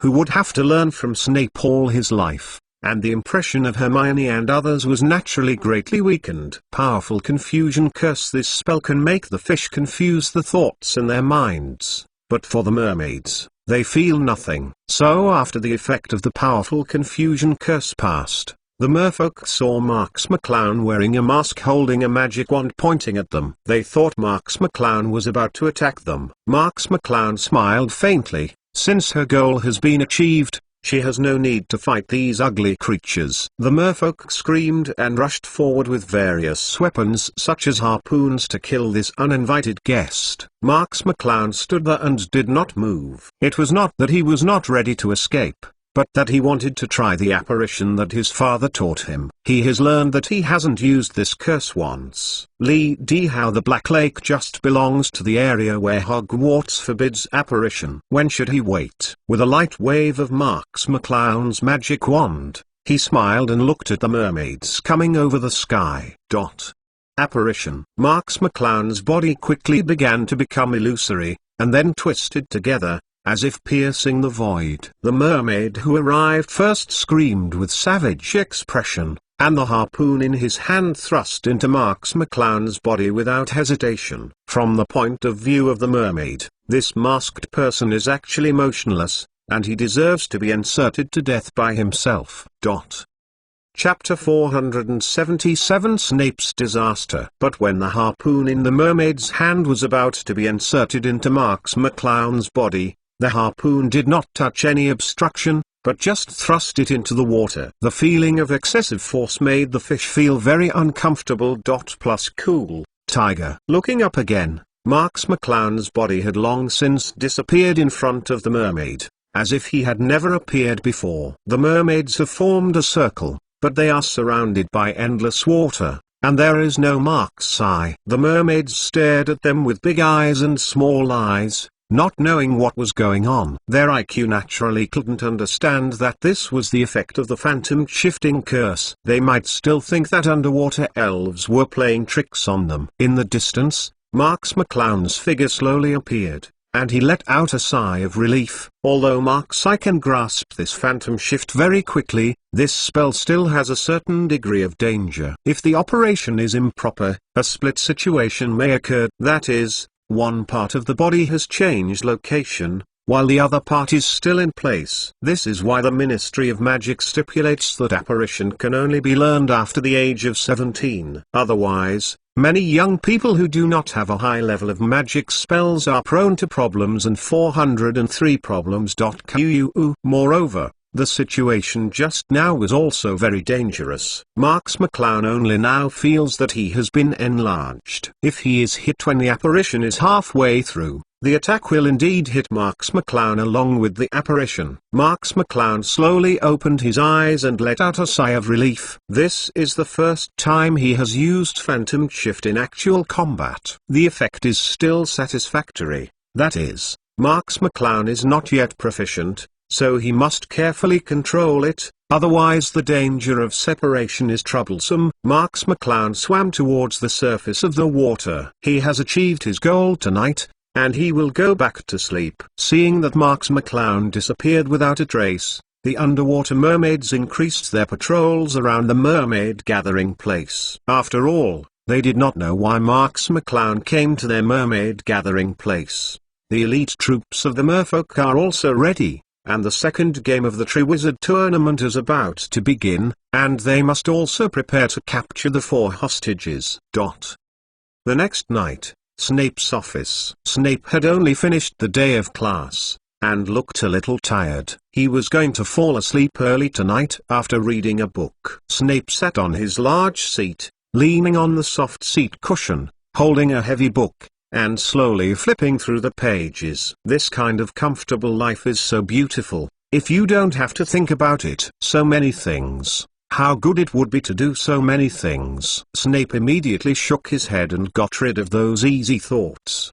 He and Dumbledore's plan was only half implemented. How could he be influenced by these easy thoughts? He still had a lot of things to think about. Snape got rid of those horrible thoughts of ease and put down the books in his hand. He found that he had no intention of reading. He was thinking about his plan with Dumbledore. So far, the plan has been proceeding smoothly, and there have been no major mistakes. However, Dumbledore had also discussed with himself that the biggest variable in this plan was Mark's eye. Whether this student with strength against the sky would destroy their plan, they still had no way of knowing. Is this person Marks McClown an enemy or a friend? Why did he have such a powerful strength? Where did his strength come from? Everything about Marks McClown was a doubt that Snape couldn't solve. Snape stood up and looked at the dark night view outside the window. If there were no accidents in this Triwizard Tournament, Marks McClown won the championship without any problems. Snape was very affirmed of Bddy. After all,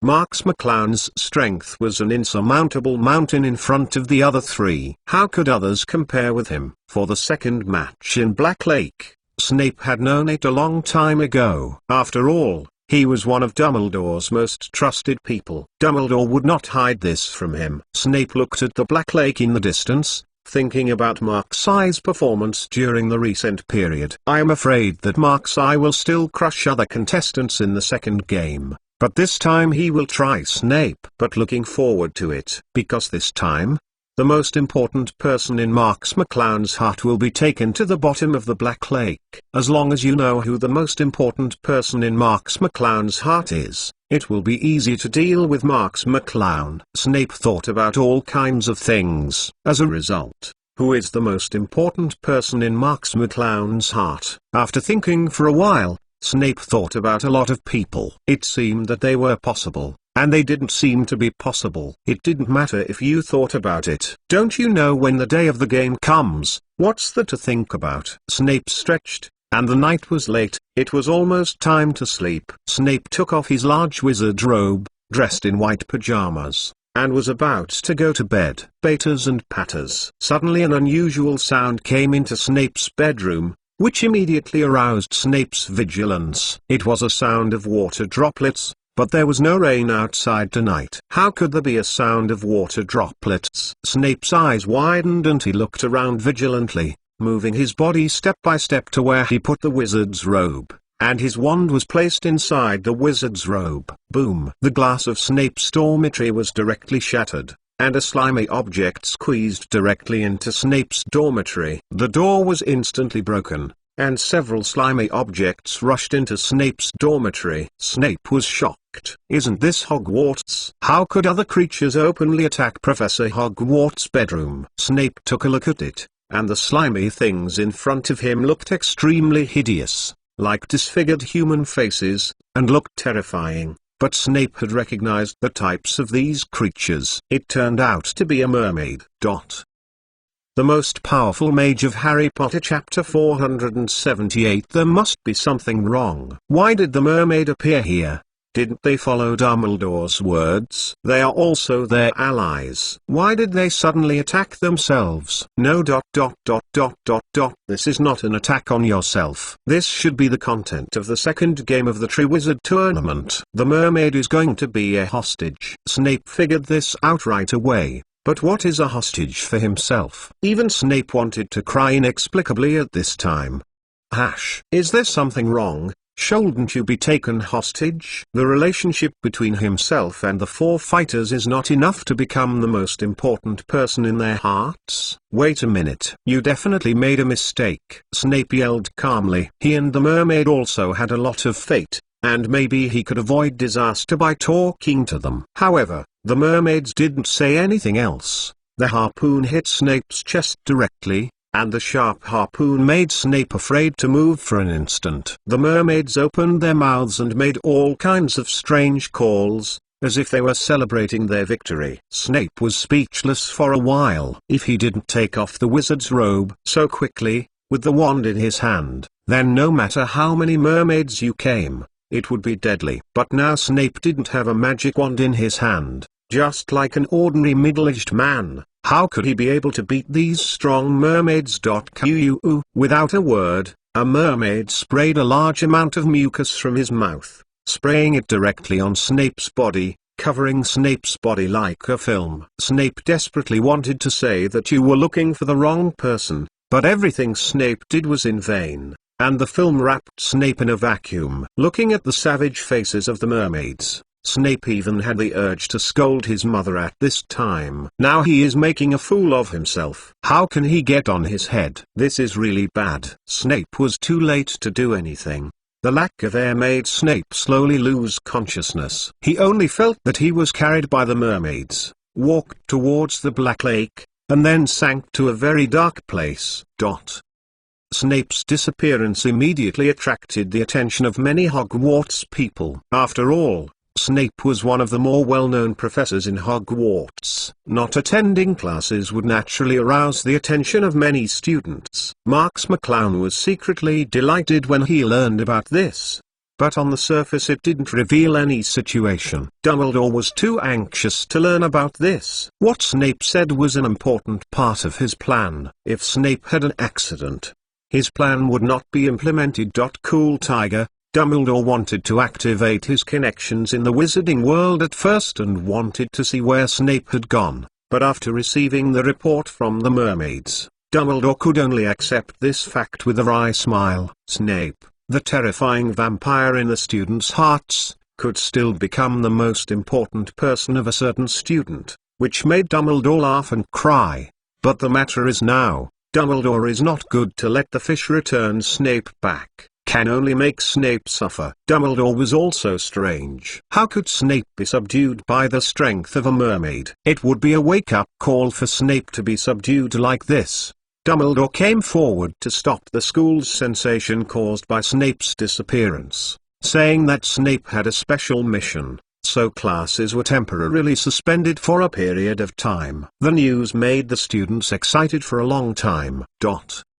The second game of the Triwizard Tournament is about to take place. 2 floating platforms have been built on the Black Lake. The volume of the floating platforms is quite large and can accommodate hundreds of people. Dumbledore brought Hogwarts professors to the floating platform, and many good students also squeezed into the floating platform. More students can only watch the game on the shore of Black Lake. Marks McClown came to the Black Lake early and saw the crowds on the shore. She couldn't help but sigh that the popularity of the Triwizard Tournament was really high. Previously, Writer's interview was published in the Daily Prophet, which immediately triggered a heated discussion among the wizarding circles about the Hogwarts Triwizard Tournament. So many people came to watch the second game. Find flowers. The floating platform is full of Hogwarts students. They squeezed onto the floating platform a lot ahead of time. They occupied such a good position. Of course, they were very happy and extremely excited on the floating platform. Harry arrived at the Black Lake early and has already boarded the Black Lake, but Harry is not in good shape now. Although he exploded his potential in the first game and defeated the Hungarian Horntail Dragon, giving Harry a lot of confidence. But now that he was about to face the second challenge, Harry felt imaginary again. Even though all the preparations that should have been made in the early stage were made, Harry still instinctively felt that he could not complete it. Krum was doing warm-up exercises on the side, although Marks McClown gave him a lot of pressure, but for Krum, pressure can only be motivated, and he will naturally not easily give in to Marks McClown. On the other side, Furong seemed to be a little restless. She can be described as a love-hate relationship with Marks McClown. On the one hand, she finds Marks McClown's masculine charm very attractive. On the other hand, she feels that Marks McClown is too ruthless. As for the Triwizard Tournament that she should pay attention to, she didn't pay much attention to it. Most of her attention was on Marks McClown. Marks McClown was slowly approaching the floating platform in a small boat, and the students on the floating platform immediately yelled with excitement when they saw Marks McClown's figure. Marks McClown, Marks McClown, Marks McClown. Since the incident with Barty Jr., Marks McClown's popularity can be said to have taken a higher level. I am afraid that even professors like Snape and McGonagall cannot catch up with Marks McClown, and even have a tendency to surpass Dumbledore.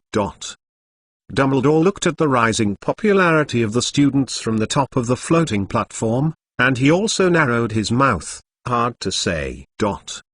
Chapter 479. The second game begins. Karkaroff next to him said lightly, "Albus, this student of Hogwarts, your popularity and prestige are not inferior to you. Plus cool, Tiger." Dumbledore snorted softly and did not answer. Karkaroff knew that Dumbledore had a strong control, and he couldn't provoke a thorn in this snack anymore, and smiled slightly. McGonagall leaned forward and asked, "Professor Dumbledore, Mark's eye has arrived. Let's start the game too?" Dumbledore nodded and asked, "Mr. Crouch, the players are all here." Batty nodded tiredly and said, "Get them ready and the game can begin." It can be seen that Barty's incident made him seem to be 10 years old all of a sudden, and as soon as the incident was exposed, the Triwizard Tournament would be the last he took over in this position.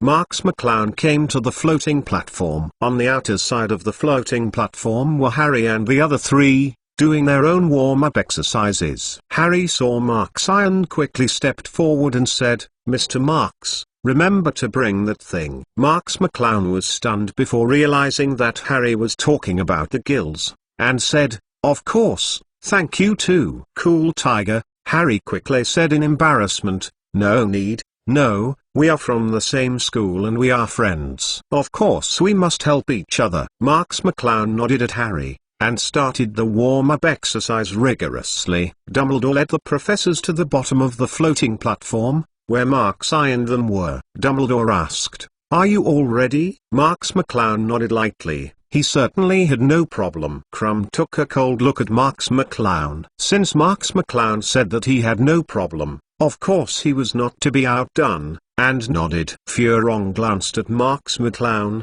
lowered her head not knowing what she was thinking. Harry was a bit at a loss. He was still a little flustered. Seeing that Marks and Crumb were so calm, he died when he was cruel. Isn't it just a test? He wants to have the first time. He is not afraid of death. Gleef. Harry nodded heavily, indicating that he could do it. Seeing that 3 of the 4 fighters had indicated that he was ready, Batty said, "In this case, let's prepare for the second game." Batty walked to the edge of the floating platform and pointed to the bottom of the bottomless lake and said, "The mermaids have locked your beloved people at the bottom of the lake. All you have to do is go to the bottom of the lake to rescue them. You only have 1 hour. Understand?" Marks and the others have learned about the rules of the game from various channels, and of course they have no objection to this. Barty looked at his watch and said, "I will give you 2 minutes to prepare." After 2 minutes, the game will officially begin. The preparation, Barty said, is to let the players take off the wizard robes, and prepare to enter the bottomless black lake in various ways. Marks McClown took off the wizard's robe and revealed a perfect figure, which immediately attracted many students' screams. The muscles of Marks McClown belong to a very fit physique, which is neither exaggerated, but also exerts the greatest strength to a limited extent. Harry took off the wizard's robe tremblingly and wore only a pair of swimming trunks. Harry's body looked a little thin and shivered in the cold wind. However, after the first competition, no one dared to underestimate Harry's physique. After all, Harry could defeat the hero who had been a dragon. After Crumb took off the wizard robe, his strong muscles were the most conspicuous. Crumb clearly had deliberately exercised his physique, so the muscles looked very strong, and he could join the bodybuilder. Crumb is also accustomed to the cold life in the north, and in this environment does not appear to be particularly afraid of the cold. Finally, Furong, with an indifferent expression on his face, was wearing a light blue swimsuit. The figure of the bloody devil was unobstructed. The towering chest and slender waist made the students amazed. Furong looked at Marks McClown proudly, as if she wanted to see Marks McClown's regretful face, but Marks McClown didn't notice this at all, still doing her own warm-up exercise, which made Furong even more unhappy. Mrs. Maxim behind Dumbledore also saw that Fleur seemed to be absent, and she was a little worried about the result of the competition. She wanted to go up and remind Fleur, but the game was about to start, and she couldn't say anything. "Time is up," Batty said suddenly. "The game is ready to start. All the players are ready." Marks McClown lifted his spirits, walked to the edge of the floating platform, took out the grass, stuffed it directly into his mouth, and chewed hard. Harry didn't dare to waste time and immediately took out his crumpled cheeks and stuffed it into his mouth. Fleur and Crumb took out their wands, ready to go. Seeing that the players are all ready, Batty shouted, "Ready." "The time starts." Harry, Crumb and Fleur all jumped into the water at the same time to gain time for the game. Marks McClown touched her neck and stood still, as if she hadn't reacted. Why doesn't Mr. Marks set off? I see, Mr. Marks must let them set off first, and finally surpass them with absolute speed. I also feel that way. The students on the floating platform talked a lot, and discussed the reasons why Mark's eye didn't leave. 4.1 The professors also looked at Mark's eye with puzzled faces. Everyone else set off. Why did Mark's eye not set off yet? He was not afraid of wasting time. However, the professors did not come forward to remind Marks McClown. After all, the game has already started, and no off-court factor can affect the players. Of course, Marks McClown didn't want other people to set off first and finally win victory to prove how powerful he is. This idea is too boring. Mark's eye didn't set off just because the Sakura Flam hadn't worked, otherwise it would suffer a big loss if it rushed into the water rashly. Chapter 480 Underwater Chaos. Underwater. Plus Cool Tiger. Harry was suffering because of this problem. The quality of his cheek sack was not very good. In addition, Harry jumped into the cold water without waiting for the cheek sack to work. The cold and suffocation made Harry uncomfortable. No way. It was the first time for Harry to eat Saccharomyces chinensis, and he had no experience at all. When the Saccharum crustaceans changed in his body, Harry could only struggle underwater in pain, and Crumb and Fleur certainly wouldn't be kind enough to check what was wrong with Harry at this time. They just swam desperately to the bottom of the lake. Furong cast a bubble head curse on herself, forming a big bubble wrapped around her head, allowing herself to breathe freely underwater. But Crumb turned into a shark and ran across the lake. Animagus, who wanted to come to Crumb, was a shark, but his animagus was not complete. He could only turn his upper body into a shark head. The lower body is still the human body. Marks McClown touched her neck on the bank. After her gills grew out, Marks McClown plunged into the Black Lake without hesitation, swimming like a real fish underwater, swimming flexibly to the bottom. One of the biggest advantages of using Saccharomyces chinensis is that the swimming speed will be particularly amazing, no different from a fish. This is also the reason why Harry was able to reach the bottom of the lake before everyone in history.quu. Marks McClown's speed was very fast, and soon Marks McClown passed Harry's position. Harry was still struggling at a position a little underwater, and his gills grew out, but he did this action underwater. So the body has not yet adapted to the process of breathing with fish gills, and is easily surpassed by Mark's eye. In front, Furong and Crumb were desperately diving down.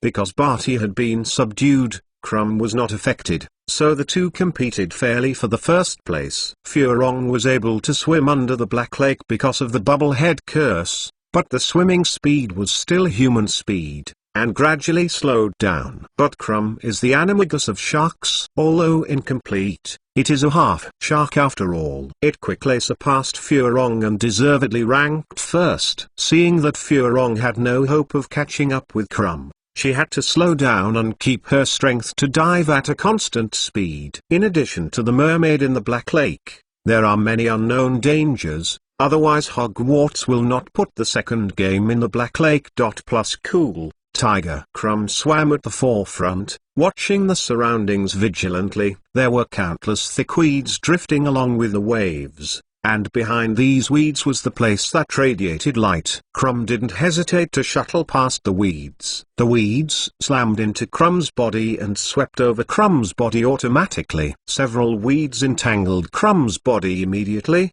and Crumb was so scared that Crumb immediately drew out his wand and waved hard. Several weeds broke apart, and Crumb quickly left the area to avoid being entangled again. The hibiscus behind did not hurriedly followed. The distance between her and Crumb was a bit far away, and she couldn't see what happened to Crumb, so she could only follow closely behind. There was no first relationship. As long as you can pass the level, you can rank in front of Mark's eye. When he thinks of Marks McClown, Furong feels angry, but it's okay. Now Marks McClown is the last in line. It's not bad to eliminate him. When Furong was distracted, several weeds entangled Furong's body. Suddenly, and Furong reacted in a timely manner, reacting as soon as the weeds entangled. However, the weed seemed to be spiritual, and directly entangled Furong's hands, and Furong had no chance to get her magic wand. The weed directly pulled Furong down,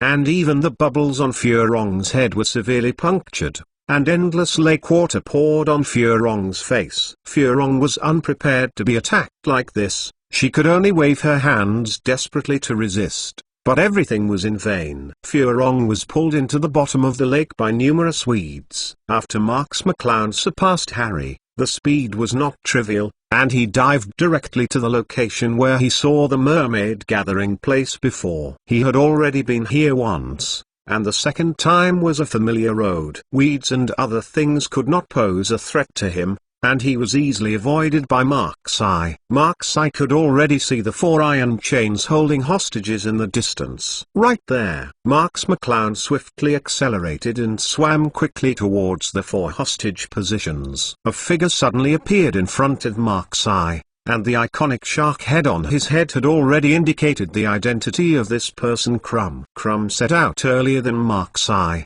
and Animagus was a half shark, moving very fast in the water, and Mark's Eye was able to catch up with Crumb very fast. Crumb clearly noticed the Cloud Knight behind him. Crumb did not slow down, but rushed towards the 4 hostages with a faster speed. Unwilling to show weakness. 540. Marks McClown followed closely behind Crumb. You know, Crumb, as a half shark, is already quite astonishing in the water speed of Animagus. Mark's Eye can still catch up with Crumb even after entering the water behind Crumb, which can be seen in the gills. Under the action, the speed of Mark's Eye in the water far exceeds that of Crumb. Marks McClown slowly tied Crumb, and even tended to overtake. Crumb was anxious at the moment, desperately trying to accelerate his speed, but his Animagus was only half a shark, and his advantage in the water was not that big. He could only watch Mark's Eye surpass his body, bit but powerless. At this moment, a sharp harpoon quickly slashed towards Marks McClown's position. This harpoon pierced Marks McClown's throat as if it had not received the resistance of water. Marks McClown suddenly turned over and avoided this deadly harpoon. P.S. Ask for rewards and automatic subscription. Chapter 481 The Fisherman's Prophet. After such a meal, Marks McClown was immediately overtaken by Crumb. Crumb was overjoyed. But before he had time to think about the origin of this harpoon, several harpoons flew towards Crumb quickly. Plus cool, Tiger. What happened? Fortunately, Crumb was also well trained, and instinctively avoided these harpoons, and the group of harpoons swept past Crumb's side dangerously. Marks McClown narrowed his eyes and the harpoon would appear. Naturally the mermaids guarded him. Crumb was not advancing rashly either, and when he looked at it,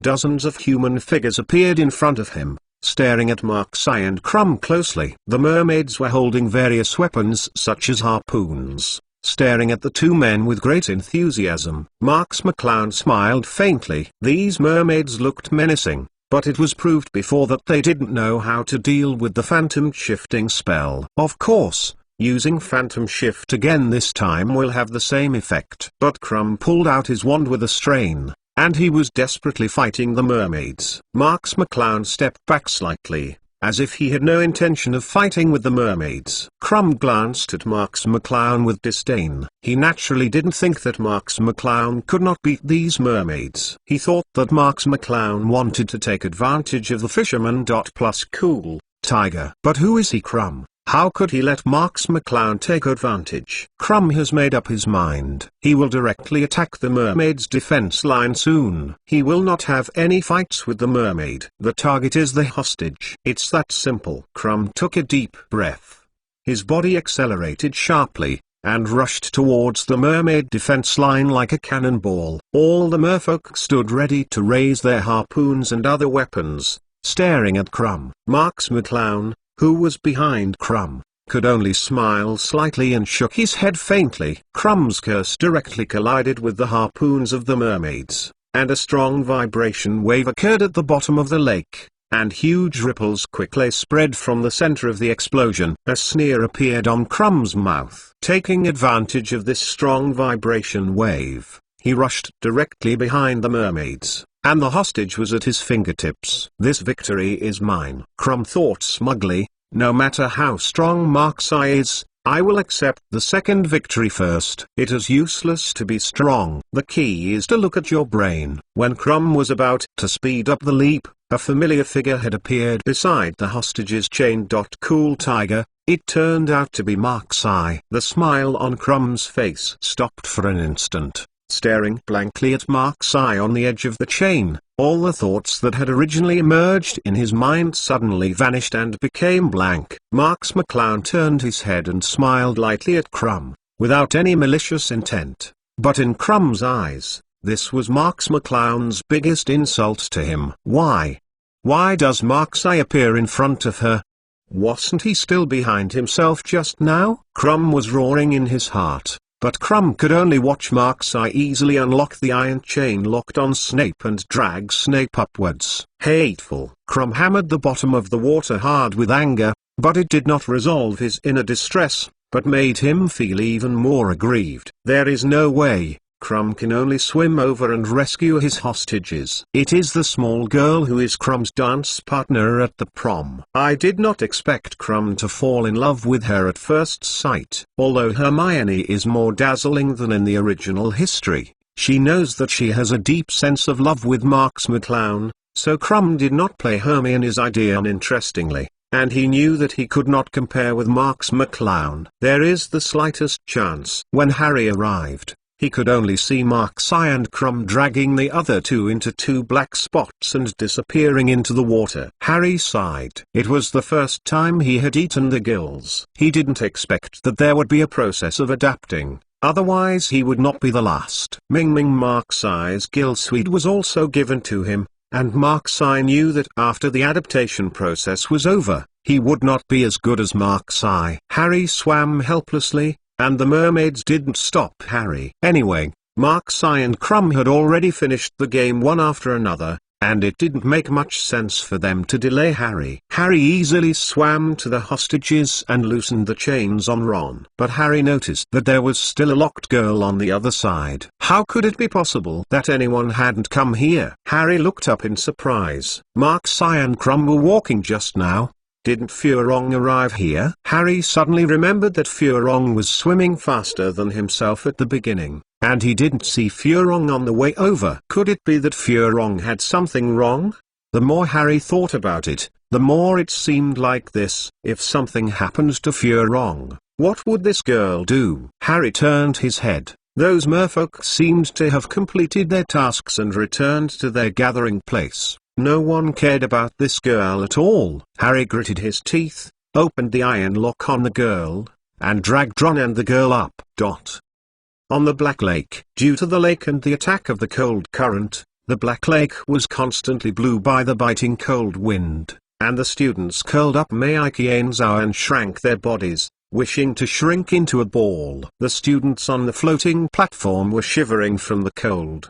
They regretted coming to the floating platform at this time. If they could hide behind the trees on the shore, they would be frozen into popsicles on the floating platform. The most important thing is that the four fighters competed under the water, and Hayu is notoriously invisible to the bottom of the lake, so they can only withstand the baptism of the cold wind on the floating platform, but they can't see the fighting of the fighters. The professors were all shrunk into a ball. And even Dumbledore shuddered a little. P.S. Ask for automatic subscription and rewards. The most powerful mage of Harry Potter Chapter 482. Snape's worst moment. Even if he is a powerful wizard to the apex, he is still an old man in essence, naturally not blowing by the wind. There was a sudden agitation among the students, and many people yelled at the water on one side. Look, there seems to be movement there. Someone is coming out. Look there. Look. I see it. It's a man. Many students shifted their gazes one after another and cast their gazes in that direction. Small ripples appeared on the water surface, and something was vaguely moving under the water. Dumbledore and other professors also turned their heads and looked at the water. At this time, almost someone came out, just to see which fighter was lucky to win. A sexy head drilled out of the water, breathing in fresh air. "It is Mark-sai." There were deafening shouts on the floating platform. Many Slytherin students called out Marks McClown's name in unison, and many students from other Hogwarts colleges shouted. Marks McClown was the representative of Hogwarts. "He winning is the glory of the whole school." Dumbledore saw that Marks-sai was the first to get out of the water, and he sighed lightly. He still had 503 confidence in Marks-sai's victory. Why would he not make Hogwarts face when Marks-sai won? But don't be afraid of 10,000. Just in case, if Marks-sai is so powerful, he is not the first to get out of the water, it would still be a bit bad for Hogwarts' reputation. So Dumbledore was holding it a bit in his heart, but now seeing Marks-sai winning, he finally put down a stone. Karkaroff and Madame Maxim could not help sighing when they saw that they weren't the fighters of their academy. Karkaroff tapped the railing lightly, feeling extremely uncomfortable. Marks McClown stayed in the cold water for such a long time, still feeling a little tired, and dragged Snape's body up the floating platform. The Hogwarts students also saw Snape's appearance, and the roaring did not stop. And there was an answer to the question why Snape was missing. It turned out that Snape was the most important person in Marks McClown's heart, so he was arrested and taken to the bottom of the Black Lake. At this time, Snape was fattened by the bee of the cold lake water, and his seaweed-like hair was dangled indiscriminately. The white pajamas he was wearing appeared to be very exposed in the lake water. This is the first time that students have seen Snape look so embarrassed, and many more fun-loving students immediately took out their cameras and took pictures of Snape's appearance, which is the same as Phantom Transformation, a technology product in the Black Lake area. The same will not be affected by Hogwarts ban. Snape, who was rescued to the surface, also woke up leisurely. When he woke up, he saw countless pairs of eyes staring at him. The key point was that he was still soaking in the cold lake water, and his pajamas seemed to cover his body. It was so embarrassed that he could no longer be embarrassed. Marks McClown dragged Snape and climbed up the floating platform with the assistance of everyone. The students immediately took thick leather jackets and put them on the two of them, and the hot tea made them warm their hands in their hands. Marks McClown smiled and accepted the students' kindness, and sat cross-legged to one side. Snape's face was blue, not knowing whether he was frozen or angry, and his whole body exuded a strange breath, so that the students did not dare to get too close to Snape. "I'm sorry, Professor Snape, I made you tired." Marks McClown looked very serious and said. Snape gave Marks-sai a fierce look, but didn't say much. Dumbledore gave Snape a pitiful look, and shook his head slightly. Marks McClown didn't have time to say more to Snape, because he was already surrounded by a crowd, such as Hermione, Joseph, Pansy and others. Hermione wiped the cold lake water on Marks-sai's hair with a handkerchief with a nervous face, and asked cautiously, "Marks-sai, are you okay?" Joseph said carelessly, "How could something be wrong with the boss? He took the first place." Pansy glared at Joseph coldly and said, "Stop talking nonsense, and help Mr. Marks to iron a cup of tea." Snape looked at Marks McClown surrounded by everyone, but he was very entangled. He was the most important person in Marks McClown's heart. This made Snape feel unbelievable, but he was secretly moved a little bit uncontrollably. But Snape didn't have time to think about it, and there was another restless voice, but this time it was from the students of Durmstrang School of Witchcraft and Wizardry. Looking at the lake, Krum dragged a small girl onto the floating platform with a look of bad luck. The small girl also woke up, tears in fright. Krum glared at Marks McClown fiercely. He finally wanted to understand. Marks McClown didn't want to collect the fisherman's profit just now, but just hid behind and used phantom displacement to move to the hostage's position. Phantom shift Krum is also learning,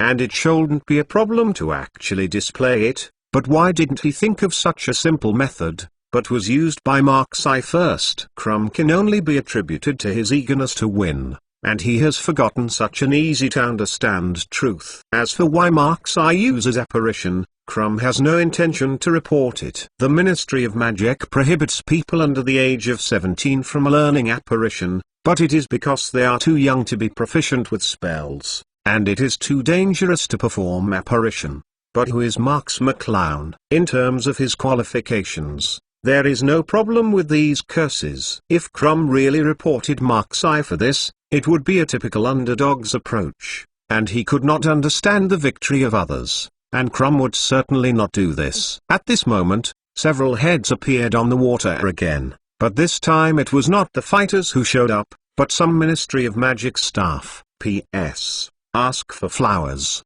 rewards and automatic subscriptions. wow_:3_ The most powerful mage of Harry Potter Chapter 483. The results are out. They are working together to lift a beautiful body onto the floating platform. Cool Tiger, everyone saw it was Fleur from Boothbat's School of Witchcraft and Wizardry. Madame Maxim screamed and rushed directly out of the crowd, shouting, "My Fleur, what's going on?" The staff of the Ministry of Magic placed Furong on the deck of the floating platform, and someone immediately put a leather jacket on Furong to prevent Furong from catching the cold. Seeing this situation, many people have realized that Furong has already lost in the second game, otherwise Furong will not be rescued by the staff of the Ministry of Magic. Mrs. Maxim hugged Furong in distress and choked up, "Furong, you silly child, I have a hunch that you will have an accident." A staff member of the Ministry of Magic said,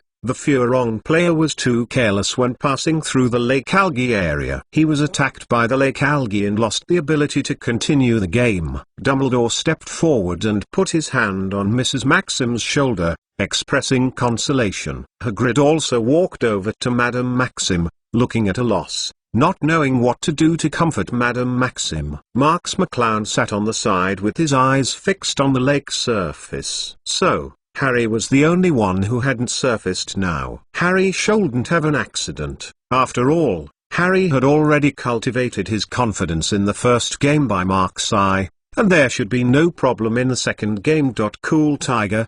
But Marks McClown might also. After all, when he came to this time and space, he had changed a lot of things invisibly, and what happened next could not be completely set in the original historical template. "Look! Someone showed up there." A sharp voice sounded from the crowd, and everyone looked in that direction at the same time, and as expected, another horny head came out of the water. "It's Ron." Mark's eye couldn't help smiling when he saw Ron popping out of the water, and Harry finished the game with his own strength. Ron was struggling desperately in the water. In the icy water, even anyone who could swim would be frozen, let alone Ron. A head came out immediately beside Ron. But it was not Harry, but a strange girl who was also struggling in the water. The students immediately picked up the long bamboo poles on the floating platform and wanted to bring them back. On one side, Furong woke up, but she didn't think about her victory or defeat for the first time, but shouted in panic, "Sister, my sister." When Furong failed in the match, she naturally failed to save her sister, so she was so panicked. Cool Tiger. But when Furong saw Ron and the strange girl who had been salvaged, her panic expression eased. She hugged the strange girl, who was the closest sister of Furong. Marks McClown nodded lightly, and Harry surely rescued Furong's sister. "What about Harry? Help me, help me." A weak cry came from the other side, and Harry actually appeared on the other side of the floating platform. It turned out that Harry saved two people and was immediately attacked by the mermaids. After all, the rule of the game is that everyone can only save the most important person in his heart, and is not allowed to save others. So much of Harry's nostalgia was naturally attacked by the muscular merfolk, and the effects of the herbs that Harry had eaten on the cheek pouches had been lost a lot, and they disappeared underwater. Harry had to suffocate his breath and push Ron and Sister Fleur out of the water, and fled in another direction by himself. Fortunately, Harry finally surfaced when he couldn't hold his breath. Harry was quickly salvaged and lay on the deck breathing fresh air. Dumbledore, Barty and the other professors didn't know what they were discussing at the top of the floating platform, and the students ignored their discussions, celebrating the three fighters who passed the test. Mark's eye is the protagonist. Most of the people surrounded Mark's eye, shouting Mark Sai's name in unison, as if they were surrounding a world champion. Harry could only stand aside with a look of embarrassment. With Mark Sai's popularity, at least not so ugly. The Durmstrang School of Witchcraft and Wizardry was also happy to celebrate Krumm's second victory, but Krumm sat aside with a gloomy expression, not knowing what he was thinking. Find flowers. Middle dot.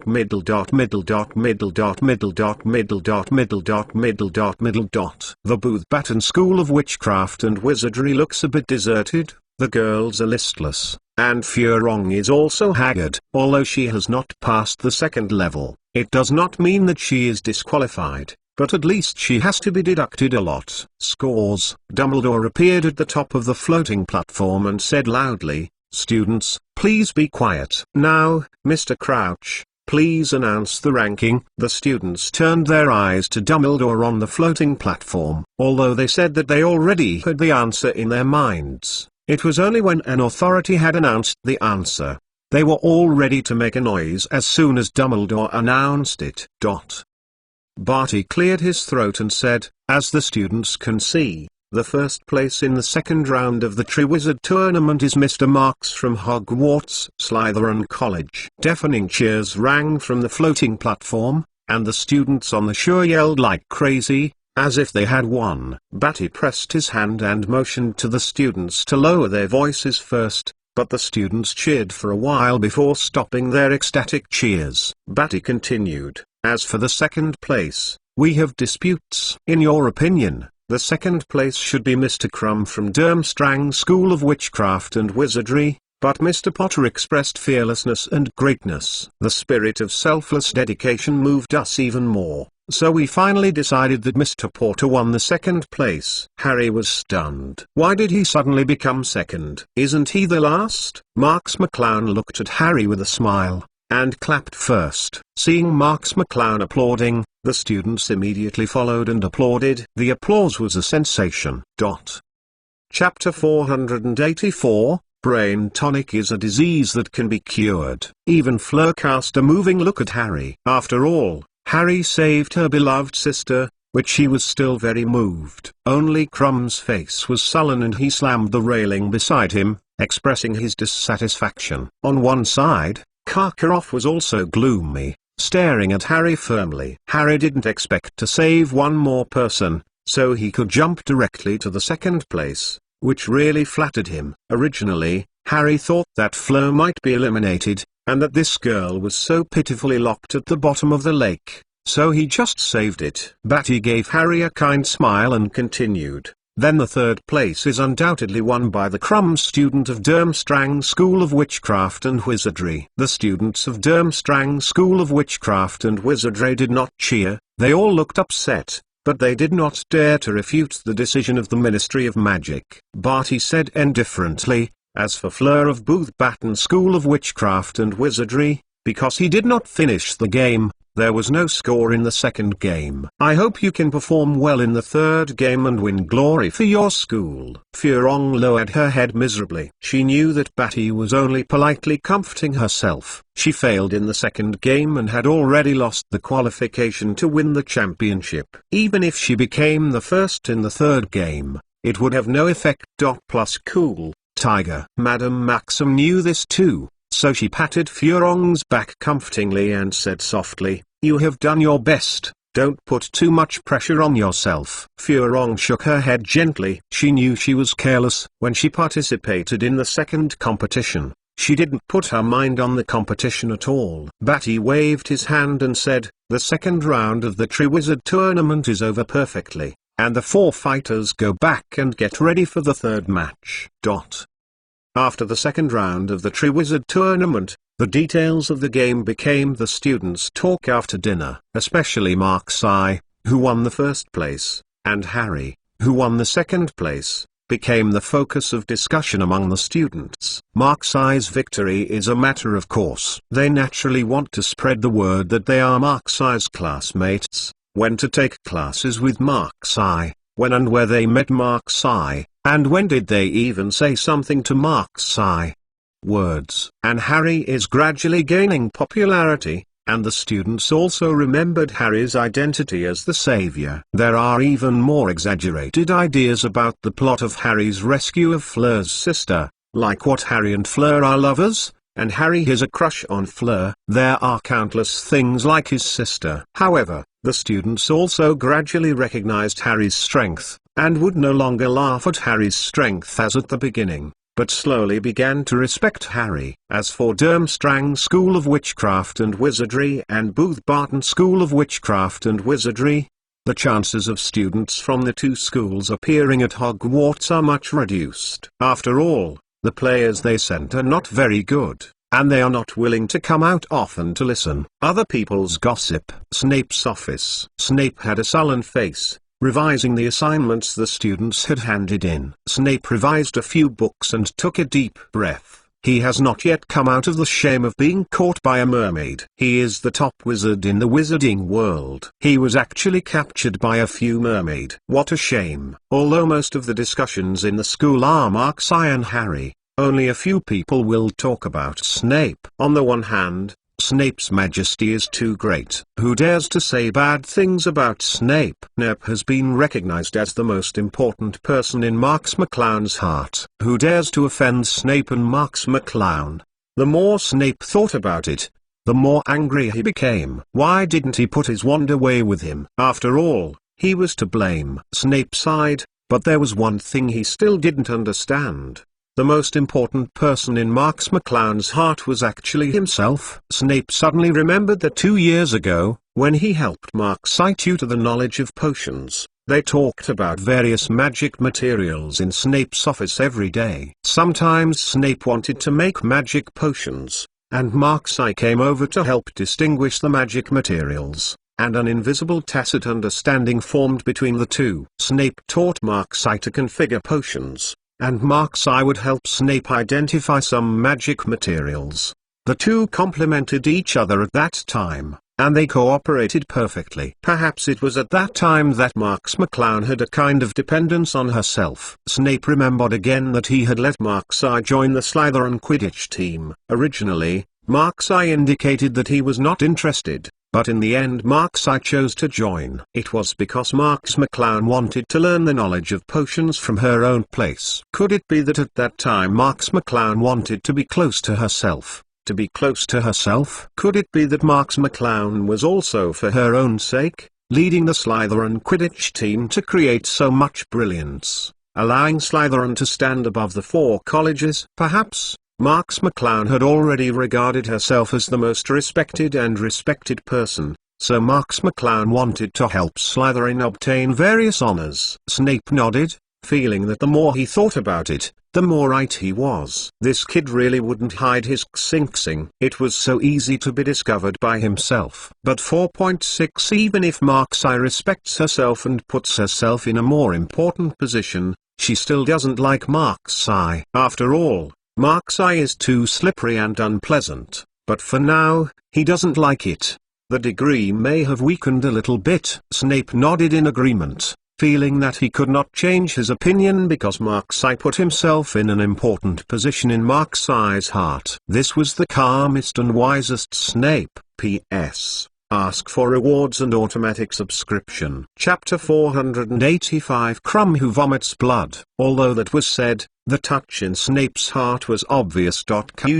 After all, this was in the world, except for Dumbledore who knew Snape. No one really treated Snape as a friend. The wizards who opposed Voldemort felt that they had been a Death Eater before and couldn't believe it. The wizards who supported Voldemort felt that they were a betrayer of Voldemort, and they were equally unbelievable. With such a dual identity, Snape had been living a very hard life, and the distress in his heart could not be heard. The only Dumbledore who trusted him still had to carry out his plan. Snape had been holding back the pain in his heart, hiding his suffering in his heart. However, now there is a person who actually puts himself in the most important position in his heart. This is a rare thing for Snape, who has lacked care since he was a child. Thinking of this, Snape suddenly found that his eye sockets seemed to feel moist. Snape hadn't tried this feeling in 11 years, and how amazing Snape felt at this moment. Snape recalled that last year,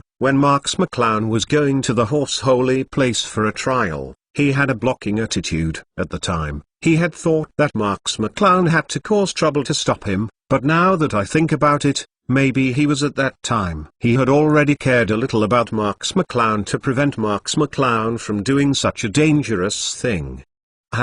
Snape sighed slightly. Emotions are really a very dangerous thing. He is a double agent and cannot show his emotions, otherwise it would be a fatal weakness for Snape. Snape could only selectively ignore Marks' respect for him and deal with all this calmly.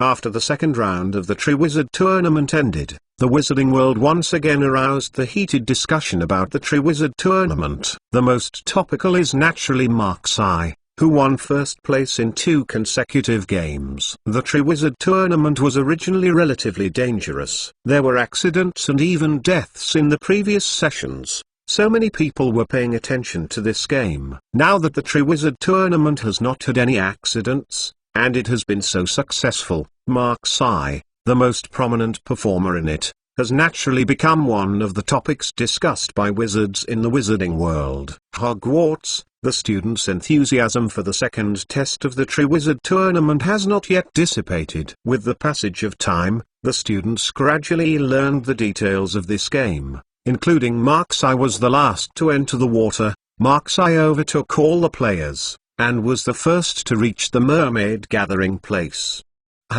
This is the most widely spread among the students. Some people say that Marks actually hides one of the most powerful animagus, a huge whale, so he finally got into the water but became the first. Some people think that Marks is actually a prince in the water, who is naturally able to control the flow of water. Otherwise he would not be so easy to attack other opponents in the water. The episode of Marks and Krum fighting the mermaid was also widely spread. It was originally Krum fighting the mermaid, and Marks used Phantom Shift to reach the mermaid gathering place first. But in the mouth of other students, it became Marks who fought hundreds of merfolk alone, killing more than 50, and even the entire bottom of the Black Lake was dyed red. As for Krum, he could only pass by hiding behind. This script has almost become a recognized script by everyone. It is said that Krum almost vomited blood when he heard this script. But I can't blame Krum. After all, I was suppressed by Marks' IQ at that time. It's irritating to lose an important game,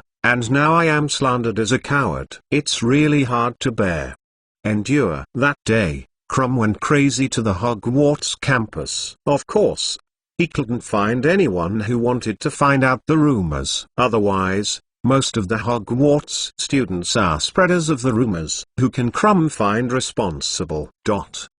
This time Krum's disturbance made Karkaroff very unhappy, and he felt that Krum was ashamed of Durmstrang School of Witchcraft and Wizardry again, and Krum was directly closed for confinement, and Krum was not allowed to leave the lounge! As for the Fleur of Booth Barton School of Witchcraft and Wizardry, since he lost the second game because of carelessness, he rarely appeared on the Hogwarts campus, hiding in the room every day to practice the spell. Furong knew that even if he won the last game, it would be difficult to win the Triwizard Tournament due to his disgraceful results in the second game. But Furong felt that he had already shamed the school in the second game and couldn't do anything in the last game. I lost so badly again. Fleur also ran to find Harry specially, thanking Harry for saving his sister at that time. Harry was very indifferent. This was just a matter of ease. This incident changed Phil's view of Harry a lot. At first, Fleur was still very disdainful of Harry. He thought that Harry was selected by the Goblet of Fire only because of chaos, and he would definitely be eliminated by the top 500 competition soon. There is no need to pay attention to this useless person, who knew that Harry not only successfully passed the first and second levels, but also had better results than himself. The key was to save his sister, which had to make Fleur have a good impression of Harry. And Harry, after the end of the second game, the scar on his forehead has been tingling, as if there is always a bad premonition to alert Harry. Harry also specifically talked to Dumbledore because of this problem, but Dumbledore explained that it may be that the previous incident of Barty Jr. caused Harry's memories of Voldemort, because Barty Jr. is one of Voldemort's loyal followers. The scar will keep hurting. Harry could only use this reason to comfort himself. As for Marks McClown, at this time, he was thinking about whether to withdraw from the Triwizard Tournament. P.S. Traffic jams, missed flights, changed tickets, pitted. It's been too miserable recently, please comfort. Chapter 486. Do everything. In the eyes of many people, it is a very simple and easy thing for Mark's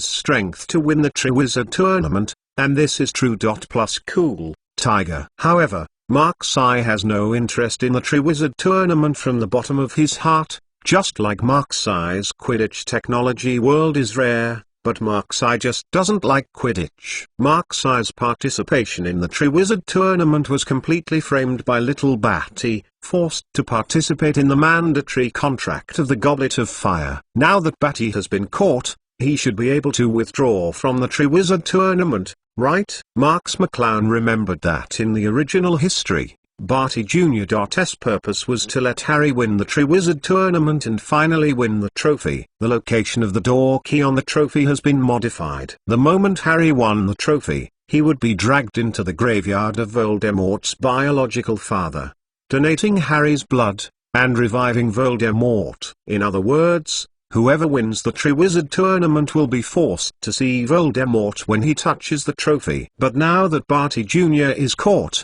Harry's chances of winning are much less, and the success rate of Voldemort's plan implementation has also dropped a lot. Does Voldemort still have to play in the trophy like this? In case Voldemort had already moved his hands and feet in the trophy and quit by himself, wouldn't he let Harry out? You know, it's not like the original history that there is a dead ghost to kill Harry.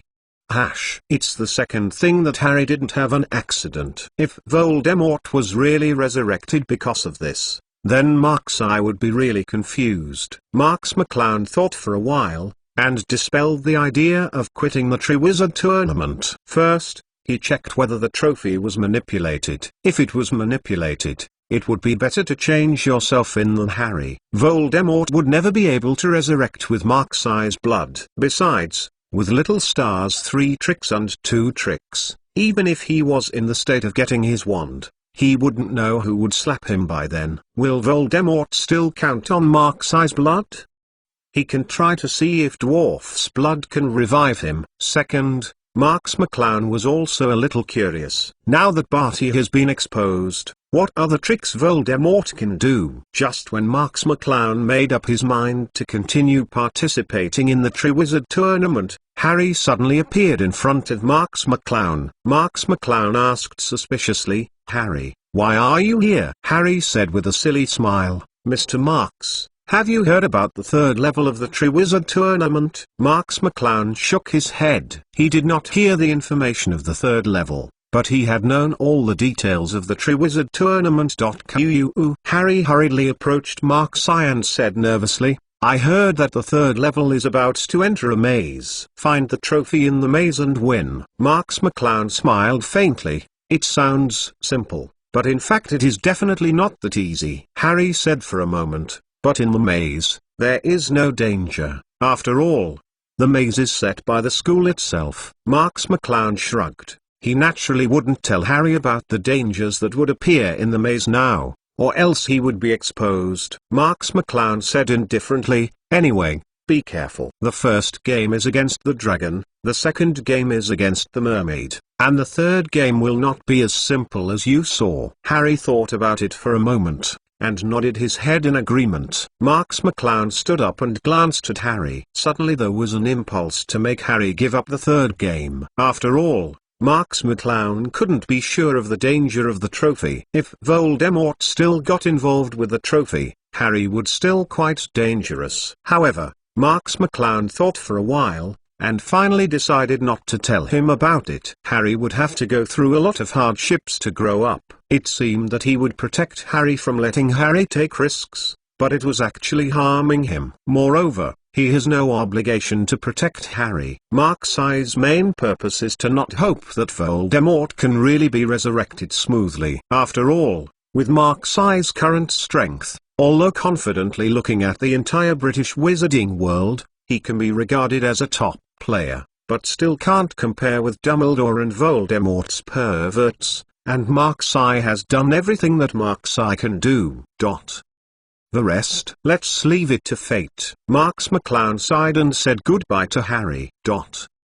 The Triwizard Tournament has attracted more and more attention in the wizarding world. Many wizards have made a special trip to temporarily settle outside the Hogwarts school, just to not miss the final match of the Triwizard Tournament. The students were also enthusiastic about the last game. Some students made a badge specifically for Mark's Eye to cheer for. This kind of badge will automatically yell when they see someone, Mark's Eye. Come on. This kind of badge quickly swept the entire Hogwarts campus, and students can see such badges on their chests everywhere. And Harry is now very popular at Hogwarts. Gryffindor students also volunteered to become Harry's backup team. From time to time, they pulled out banner speakers to cheer Harry and let Harry continue to be Hogwarts and Gryffindor. Come on. Harry has had a good time during this period, and his treatment now is very different from the treatment he had in the top 3 at the beginning,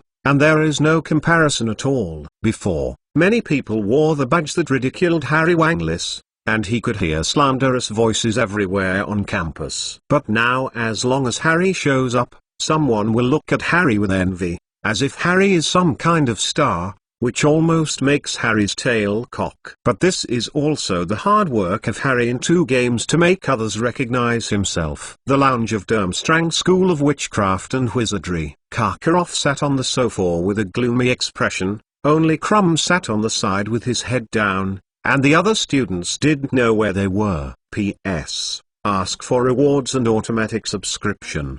The Most Powerful Mage of Harry Potter Chapter 487 The Ultimate Usage of Time Converter. Karkaroff said calmly, I was very dissatisfied with your performance in the first and second games. Plus cool Tiger. Krum nodded slightly, and he also knew that Karkaroff had been holding a fire in his heart recently because of his poor performance. Karkaroff continued. You are the best student at our Durmstrang School of Witchcraft and Wizardry. If you are still in a downturn and have no value to our school, you should know how you will be treated. Krum trembled and looked at Karkaroff in shock. Karkaroff is the principal of their Durmstrang School of Witchcraft and Wizardry on the surface, but Karkaroff is a former Death Eater, and his strength is unfathomable, and his behavior is very strange, which is difficult for ordinary people to understand. Krum has always believed that the principal has an unknown secret, but Krum did not dare to touch this information easily. After all, curiosity killed the cat, and Krum didn't think Karkaroff was a kind person. But now, Karkaroff actually said openly to threaten him. That is not Karkaroff's usual style. Could it be that his principal has become another person? Karkaroff raised his head and glared at Krum coldly. This glaring made Krum frightened, but at the same time he was relieved. Krum is still familiar with Karkaroff. This stare is still stuck. Karloff's signature action. Plus cool Tiger. Karkaroff continued. I don't need someone with no strength to be my student. Do you know? Krum stood up immediately, and Karkaroff was so obvious that he had no time to hesitate. Krum said coldly, I will definitely not let down the principal's expectations this time. Karkaroff snorted heavily and flung his sleeve away. Krum looked at the leaving figure of Karkaroff and lowered his head, not knowing what he was thinking. Although there is still quite a long time before the 3rd round of the Triwizard Tournament, Marks McClown knew that he was likely to face something after the 3rd round. That is Voldemort, who is about to be resurrected. In terms of Voldemort's level, and currently there are still Horcruxes in a state where it is difficult to cut the grass and roots, even if there is only a 1 in 10,000 chance of resurrection under Mark's Eye's watchful arrangements. It will be treated by Mark's Eye magnified 10,000 times, because even Mark's Eye now has no confidence to deal with Voldemort in a perfect state. So just in case, Marks McClown thought of Hermione's time converter last school year. If he could borrow the time converter, there would still be room for maneuver even if there were any accidents. Plus cool Tiger. And most importantly, Mark's Eye also knows what the ultimate usage of time converter is. However, Mark's Eye didn't know if Hermione had returned the time converter to McGonagall. After all, in the original history, Hermione only borrowed a school year and returned it. Marks McClown thought for a while, and decided to ask about it. Marks McClown walked to Gryffindor's common room, and many students greeted them friendly along the way, and didn't care if Marks McClown recognized them. Now Mark's Eye's popularity can be said to have reached the peak of Hogwarts, perhaps even Dumbledore. Marks McClown walked to the Gryffindor lounge and stopped a female student in Gryffindor uniforms and said that he was looking for Hermione, and asked that student to call Hermione out. The girl student glanced at Mark's Eye with ambiguous sighs, and hurried into the Gryffindor lounge. You know, at the ball that night,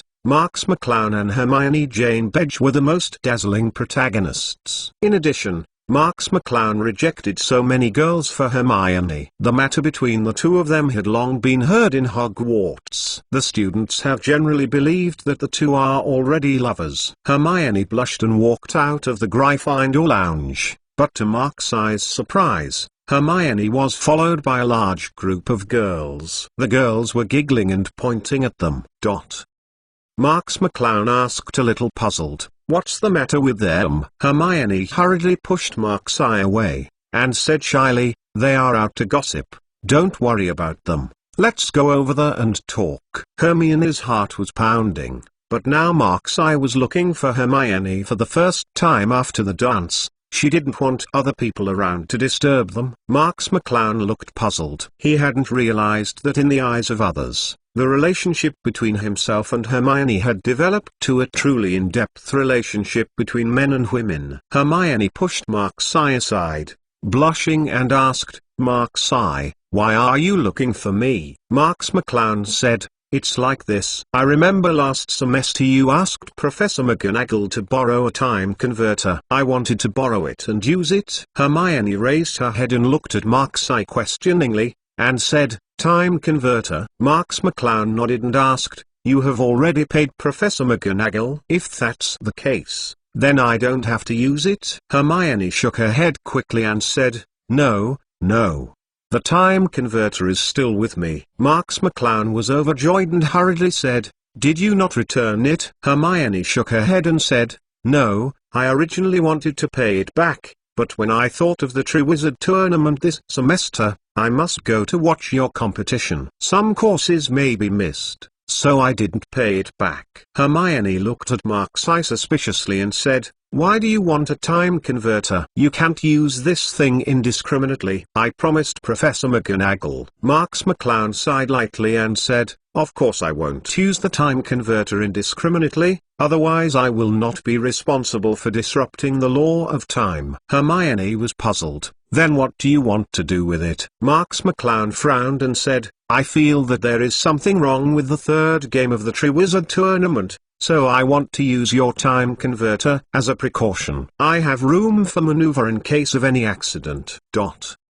Chapter 488. The absorption is over. Hermione was so frightened that she clutched Mark's Eye's sleeves tightly and asked, "What's wrong? Why didn't you tell Professor Dumbledore? You are too dangerous." Marks McClown laughed dumbly, and patted Hermione's little head lightly and said, "Little fool, what do you think? Don't worry, there is no big problem. Plus cool, Tiger." Hermione still looked at Mark's Eye nervously and said, "Then you must be careful, you know." Marks McClown smiled and said, "Of course, don't I even cherish my little life?" Hermione carefully removed a small pendant from her neck and hung it on Mark's Eye's neck and said, "This is the time converter. You can go back for an hour as long as you turn it around. You must not use it indiscriminately. Professor J found out that I would be scolded to death." Marks McClown looked at the little timer on her neck carefully, nodded solemnly and said, "Of course." Hermione helped Mark's Eye tidy up the collar so that the time converter was hidden in her clothes and could not be seen by outsiders. Hermione blushed suddenly, and she found that she was helping Mark's Eye tidy up clothes as if she was helping her husband tidy up clothes. Marks McClown smiled and said,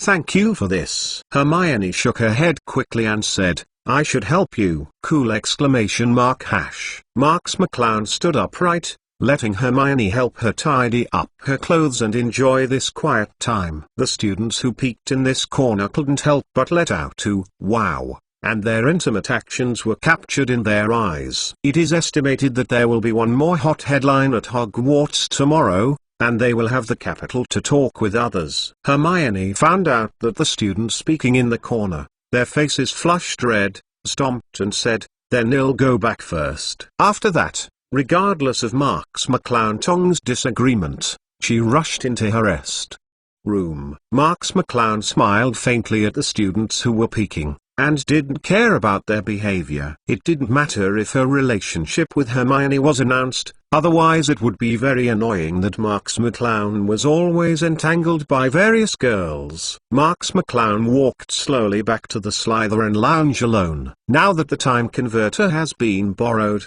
he has a better grasp of the accident in the third rounds of the Triwizard Tournament, and he has a better grasp of it. Good room for maneuver. This is a good thing for Marks McClown. However, Marks McClown has always felt that her body is a bit wrong lately. It is not that something is wrong, but that she is about to break through. At the beginning of school, Marks McClown swallowed the meteorites from the Holy Land of the horse race. Spiritual power and magical strength were constantly fluctuating. Sometimes they rose extremely sharply, and sometimes they reduced a lot. This caused a slight problem with Marks McClown's control over his body. Fortunately, during this period of time, Marks McClown had not encountered any powerful enemies, otherwise it would be very uncomfortable for Marks McClown to deal with powerful enemies in his current state. And Marks McClown has been constantly feeling something wrong with her body recently. It may be that her body has absorbed the meteorite from the outer world to the final stage, and may break through at any time, so she feels something wrong. As long as the body has completed the absorption and the breakthrough, there will be no such feelings. In this case, Marks McClown's strength will rise to a big level, and she will be more confident in the third final matchup of the Triwizard Tournament. Marks McClown clenched his fists and tried to make a breakthrough within this period of time. Marks McClown went back to the bedroom and lay on the bed, feeling the surging power inside her body, like an active volcano hiding in her body, and molten squirting continuously. The volcano is ready to move, and may erupt at any time. Once it erupts, he will be reborn and become stronger. By night, Hogwarts had turned off the lights, and most people had fallen into their own dreamland. Marks McClown was also lying on his bed, feeling that something was wrong with his body. He already felt that the volcano in his body was brewing a huge explosion that shocked the world. Marks McClown lifted the quilt covering his body, and he already felt his body heat constantly, and even a gust of steam could be seen to the naked eye. Find flowers middle dot. Marks McClown frowned tightly, although he said that this breakthrough would not be particularly painful. The pressure it brought to Marks McClown was not ordinary. Marks McClown didn't want to make a sound to wake up her roommate and let people find her own. Strange. Marks McClown clenched his fists, and the steam rushed out of Marks McClown's body without any money. Marks McClown seemed to be under the pressure of 10 million tons. Suddenly Marks McClown's eyes widened, his mouth half opened, and a puff of steam directly rose from Marks McClown's mouth. A kind of refreshing pleasure soaked Marks McClown's whole body. Marks McClown burst out of sweat. Even the cotton pajamas were soaked. One can imagine what kind of suffering Marks McClown has endured.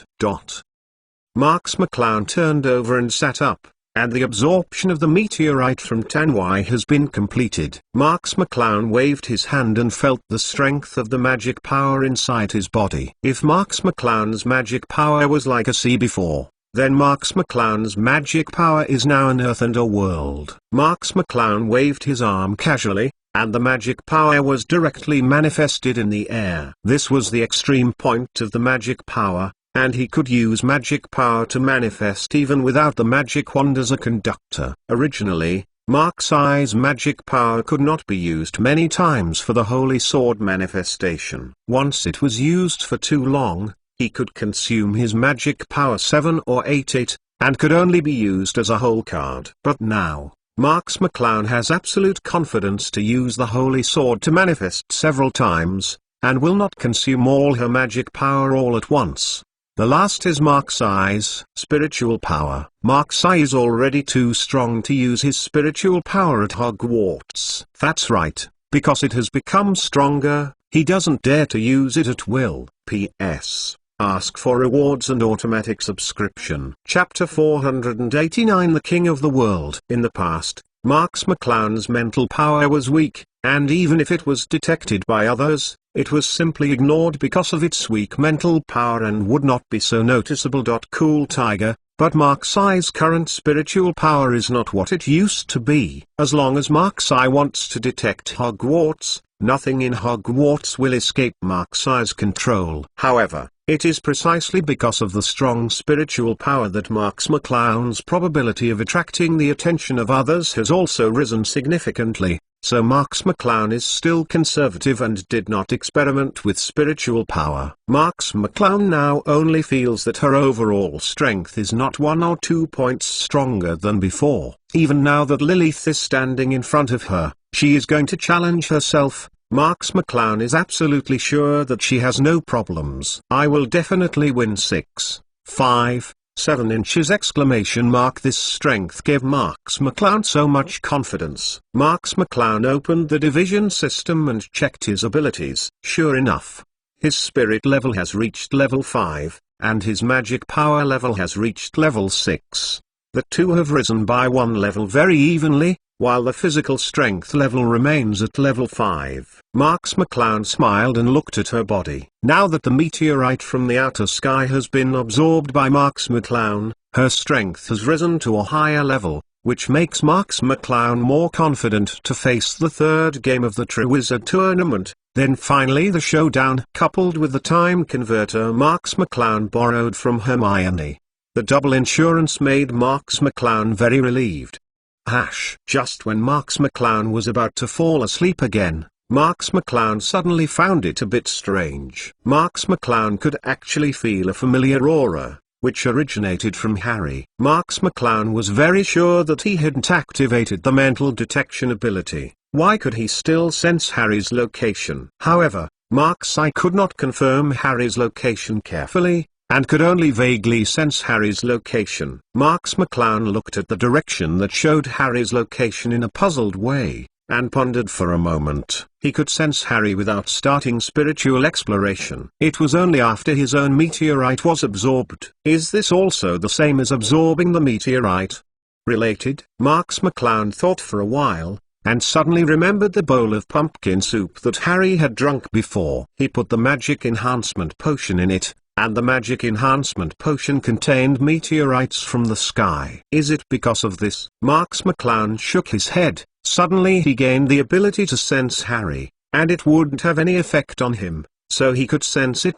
Plus Cool Tiger. Marks McClown is about to close the division system. The harvest tonight has made Marks McClown very satisfied. As for the ability to sense Harry, it is a small skill included. Maybe it can catch up with the big use in the future. At this moment, Marks McClown suddenly thought of one of the most critical questions: carrying a small world. Before Mark's Eye absorbed the meteorite from the outer world, on the one hand, he wanted to improve his strength, and on the other hand, he wanted to improve the skills of the small world. Marks McClown hurriedly turned on her skills, and the column belonging to the small world clearly showed that the small world had been upgraded to level 2. A smile appeared on the corner of Marks McClown's mouth. The harvest tonight was so rich that even the small world of his pocket was upgraded. The second level portable small world can allow the host to put living things into the small world, allowing the host to enhance its control of the space. Such a new line was added to the remarks after the portable small world. Put the living thing in the small world? Marks McClown originally thought that the portable small world skills were a bit tasteless,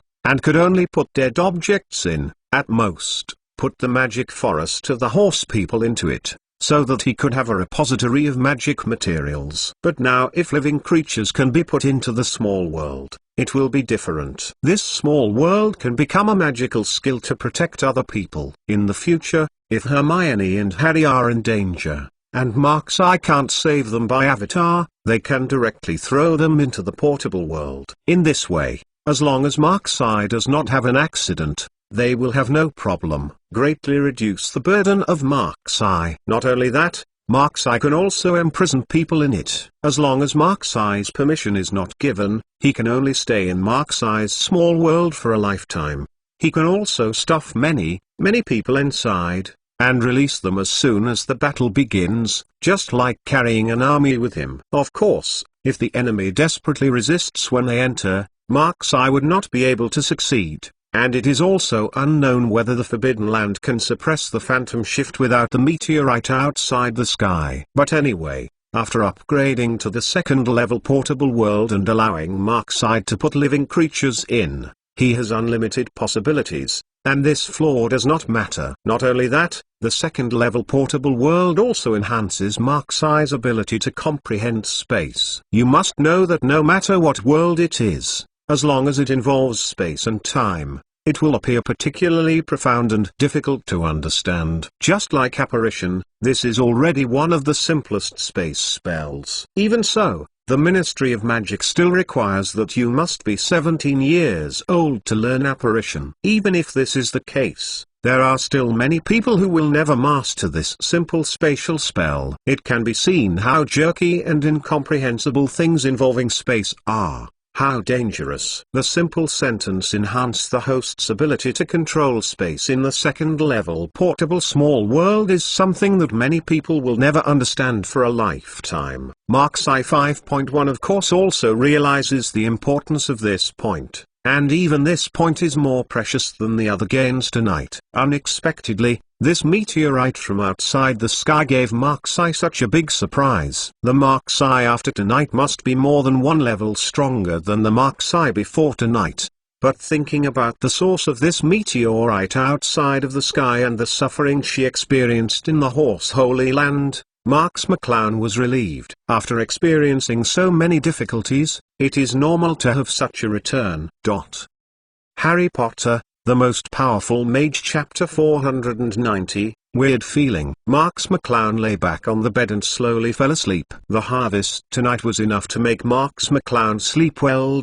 Plus cool, Tiger. A few days later, the lounge of Durmstrang School of Witchcraft and Wizardry. Dressed in a large wizard robe, Karkaroff walked slowly into the lounge. The students playing in the lounge immediately converged their laughing faces and cried out solemnly, "Hello, Principal Karkaroff." Karkaroff glared at them coldly, sat on the sofa on one side, and asked, "Where is Krum? Where has he gone?" A student immediately said, "Krum has been in his room for the past few days, and he hasn't been out of the room much." Karkaroff frowned slightly. He had only taught Krum a few days ago and asked Krum to make his own school. Why is he hiding in the room now and can't come out? Is he scared by himself? With a wave of Karkaroff, Durmstrang's students immediately understood Karkaroff's meaning, and Ma11 returned to his room in an orderly manner. Karkaroff sat on the sofa for a while, then slowly stood up, walked to Krum's room, and knocked on Krum's door gently. "Krum, are you there, Karkaroff?" Karkaroff said lightly. No one in the room responded to Karkaroff's voice. Karkaroff frowned, knocked on the door of Krum's room more, and said loudly, "Krum, did you hear that? What are you doing?" However, there was still no sound from the Krum room. Karkaroff took a step back, frowning and looking at Krum's room. Krum has always treated himself respectfully. How could he not respond to him? Isn't Krum not in the room? But other students clearly said that Krum has stayed in the room these days and has not come out. Karkaroff drew out his wand, without saying anything, directly cast an unlocking spell on Krum's door handle. Krum's door opened at the sound. It was dark inside, the light did not turn on, and there seemed to be no one inside. Fluorescence flickers. Karkaroff lit the wand in his hand and looked at Krum's room warily. On the edge of the table, a figure sat there blankly, as if thinking about something. "Krum." Karkaroff raised his voice, staring at the figure closely, and the glowing wand shone in that direction. It really was Crumb, who was sitting in a chair with his eyes closed, and there was a mirror on the table, which happened to reflect Crumb's face. Cool Tiger, Crumb seemed to be awakened by Karkaroff, slowly opened his eyes, looked at Karkaroff through the mirror, and slowly asked, "What's the matter, Principal Karkaroff?" Karkaroff was obviously annoyed by Crumb pretending to be a ghost, and shouted, "What are you doing? Why don't you even turn on the lights?" Crumb stood up slowly, turned his head and looked at Karkaroff. The fluorescence of the fluorescent curse was reflected in Crumb's eyes, like snake eyes glowing with green light. Crumb slowly said, "I just fell asleep and did not hear Professor Karkaroff's voice." Karkaroff stared at Crumb closely, preparing to scold Crumb. Crumb took a step forward and knocked down the stool he was sitting on just now, staring at Karkaroff, making Karkaroff chill. Crumb said, "I'm sorry, Principal Karkaroff, but if nothing happens, I want to take a break." Karkaroff didn't know how to describe his feelings. He just felt that Crumb had become very strange and strange. Could it be that he had reprimanded him for too much? Crumb didn't talk any nonsense. He gently pushed Karkaroff out of the room and closed the door. Karkaroff would definitely be furious if he changed to normal times, but he didn't know why. Looking at Crumb's strange eyes, Karkaroff couldn't say a word. The days of the Triwizard Tournament are getting closer and closer. Marks McClown estimated that before the Triwizard Tournament is over, Hogwarts will find new people to replace the vacant professor seats. After all, Hogwarts has been turbulent in recent years. Several Defense Against the Dark Arts teachers have resigned within less than a year. Hagrid's teaching subjects have also had problems. Even this year's new recruit, Mad-Eye Moody, was substituted into the school. The replacement of Professor Hogwarts seemed even more urgent. It just so happened that Marks McClown had always wanted to be a professor at Hogwarts so that he could explore the secrets of Merlin's secret treasure. So Marks-Eye decided to ask Dumbledore to make his request. Dumbledore's office. Dumbledore sat in his seat, teasing Fox, as if he hadn't seen Marks-Eye standing at the table. Marks McClown said indifferently, "Professor Dumbledore, I came to you because I have something to discuss with you." Dumbledore said casually, "What's the matter with you, Mr. Marks?" Marks-Eye saw that Dumbledore was still teasing Fox, as if 497 didn't take himself seriously, so she said directly, "I want to be a professor at Hogwarts." Dumbledore's hand in teasing Fox clearly paused. Dumbledore turned his head and looked at Marks-Eye and said, "Do you know what you are talking about?" Marks McClown nodded and said, "Of course I know what I'm talking about." Dumbledore shook his head and said, "No, you don't know. You were questioning the ability of our Hogwarts professors." Marks McClown walked up to Dumbledore, sat in a chair and looked at Dumbledore and said, "Professor Dumbledore, I believe you know that too. My ability is definitely qualified for the position of professor at Hogwarts." Dumbledore's eyes were looking at Marks-Eye through his spectacles, as if exploring everything in Marks-Eye. Marks McClown sat calmly, without the slightest timidity, looking directly at Dumbledore. After watching it for a long time, Dumbledore withdrew his eyes and said lightly, "Okay, then you come with me." Chapter 491 I Want to Be a Professor. Dumbledore cleaned up the things on the desk and walked slowly out of the office. Cool Tiger, Marks McClown hurried to keep up, and asked puzzledly, "Professor, what are you doing?" Dumbledore turned his back to Marks-Eye and said lightly, "As for Professor Hogwarts, I have been discussing with other professors. Now that you have come to recommend yourself, I will see if those professors agree with you." Claim. Marks McClown asked in confusion, "Then where are we going now?" Dumbledore said, "The meeting room." Dumbledore turned a corner, and he was in the direction of the Hogwarts meeting room. Marks McClown frowned. He already knew what Dumbledore meant. It turned out that Dumbledore was just about to convene a meeting with the professors, and he just met this point in time. So Dumbledore simply took himself to the conference room. Dumbledore opened the door of the conference room, and it was filled with Hogwarts professors. sorting out his own documents and books on the huge conference table. As soon as the door of the conference room opened,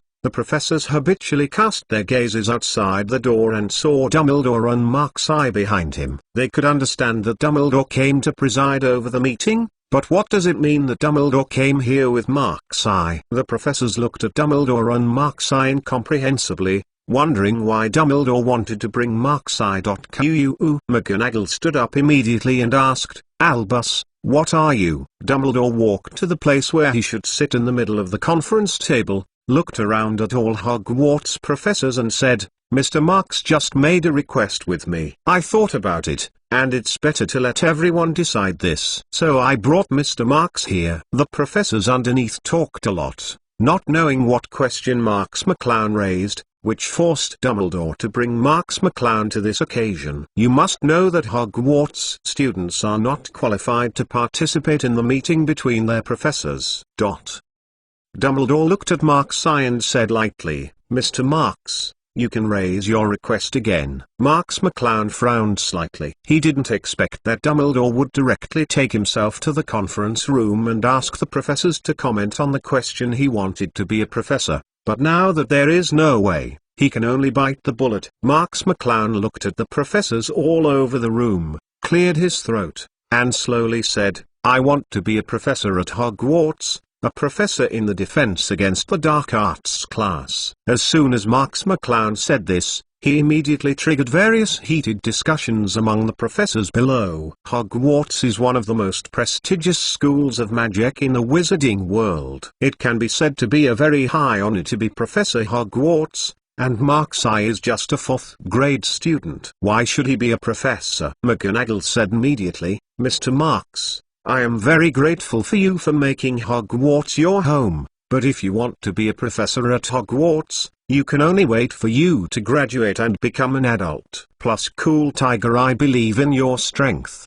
As long as you maintain the current state of progress, wanting to become a Hogwarts professor is a very simple matter." Marks McClown shook his head and said, "What I said is, I want to apply to be a professor at Hogwarts now. We all know that Hogwarts now has a vacant professor position. I want to use my strength and my prestige to both enough to be able to take on this position." All the professors looked at each other and looked a little at a loss. After all, they had been professors at Hogwarts for so long, and for the first time they saw students applying to become professors. Mrs. Hogwarts stood up and said, "Mr. Marks, I know you are very strong, but you have to know that the professor at Hogwarts does not say whoever wants to be. After all, Hogwarts is the most famous magic in the wizarding world. One of the schools, this kind of thing can't be fun." McGonagall also said, "Mrs. Hooch is right, Mark's eye, as long as you have enough patience,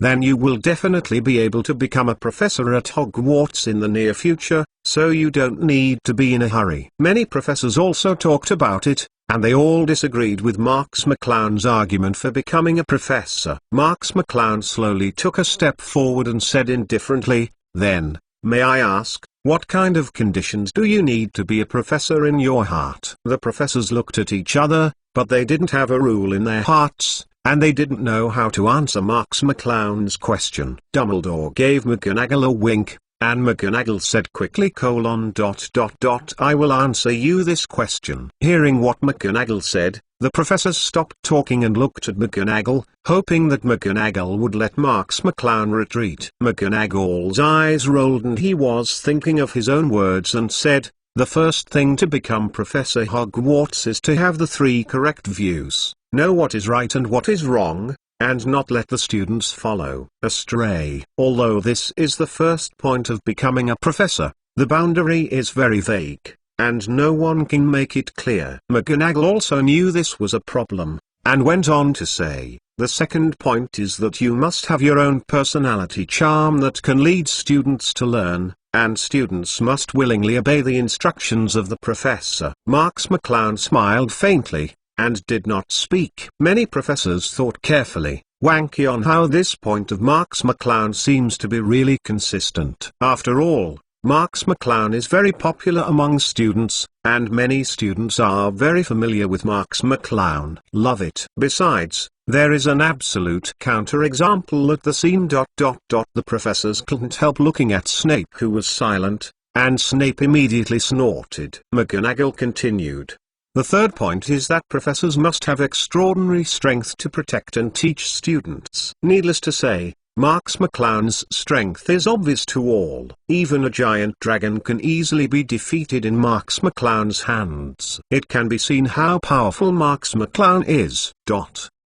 Chapter 492 A Kick. McGonagall frowned. After all, the professors at Hogwarts did not have accurate standards. The recruitment of professors was only determined by the Hogwarts internal meeting. It was necessary to say the standards at once, or the standards that did not meet Mark's eye. McGonagall unexpectedly speechless.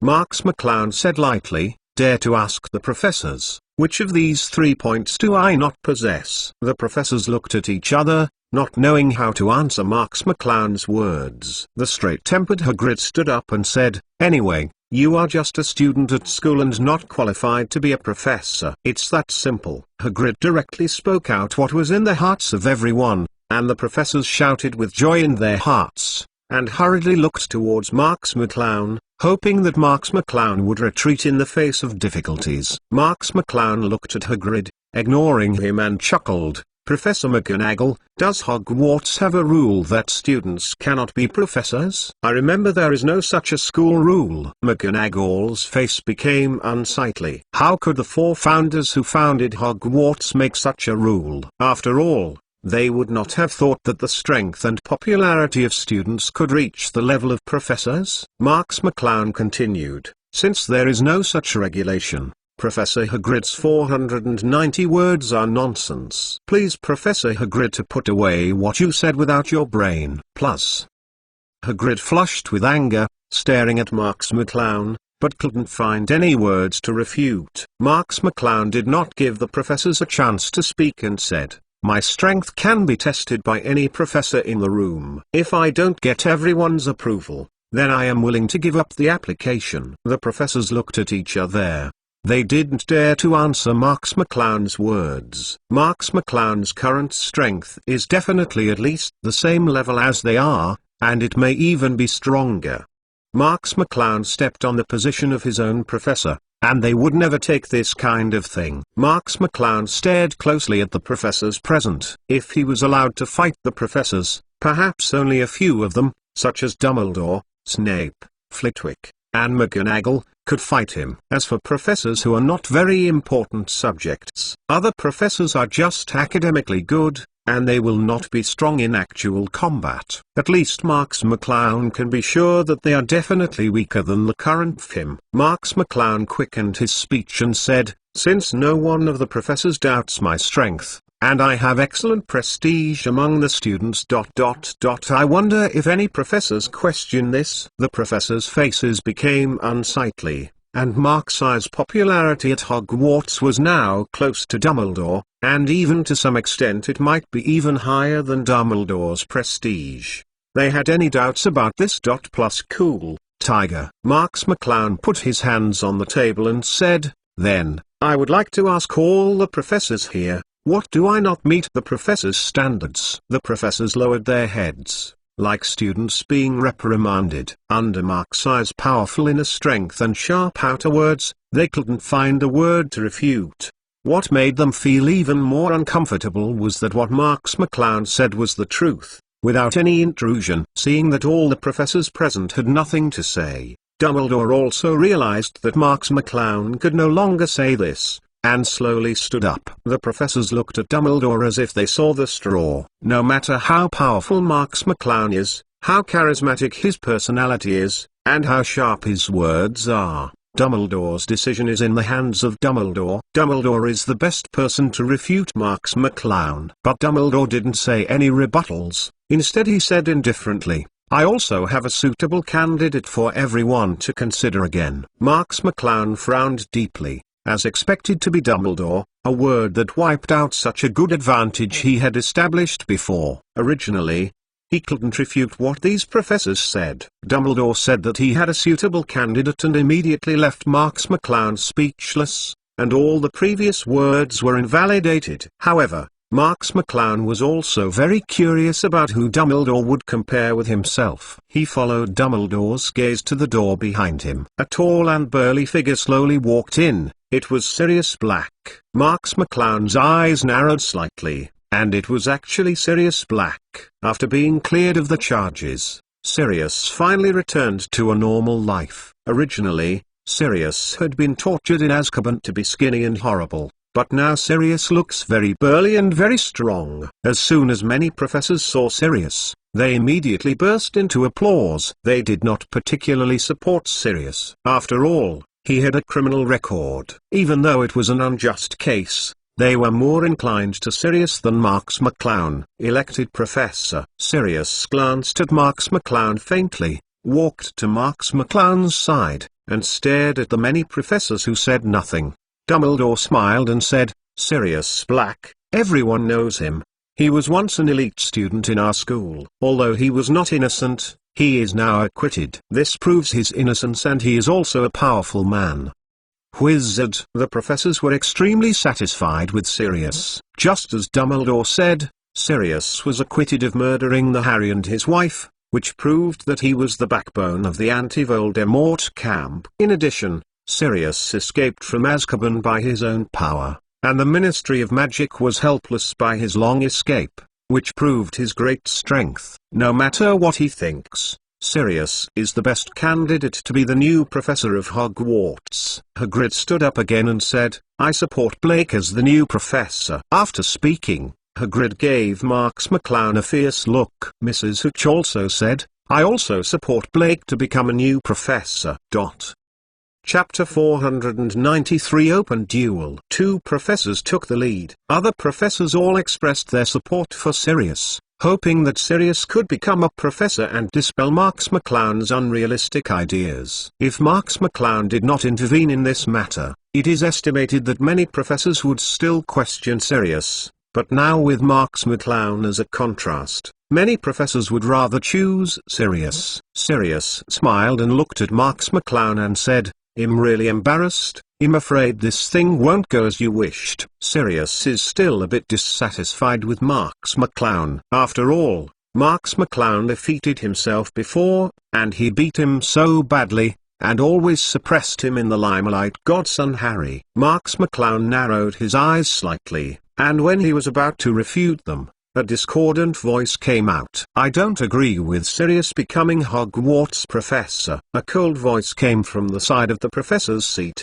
and the speaker was actually Snape. After Snape said this sentence, he returned to his original half-squinted state, as if the sentence just now was not what he said. Sirius looked at Snape in his eyes full of hostility. When many professors supported Sirius, Snape actually opposed him openly, which made Sirius very annoyed. Marks McClown was also a little stunned. Although Snape did not publicly support him, it can be seen from his anti-Sirius attitude that Snape is still more inclined to support him. Marks McClown didn't understand why this was. It might be because Snape didn't like Sirius very much, and he was worried about Sirius and the others for playing Snape. This is true. Marks McClown also believed Snape extremely hates Sirius. But Marks I also knew that someone who was extremely calm like Snape would not influence the overall situation because of his personal emotions. Is Snape really biased towards himself, wanting to become a professor at Hogwarts? Many professors didn't understand what Snape meant,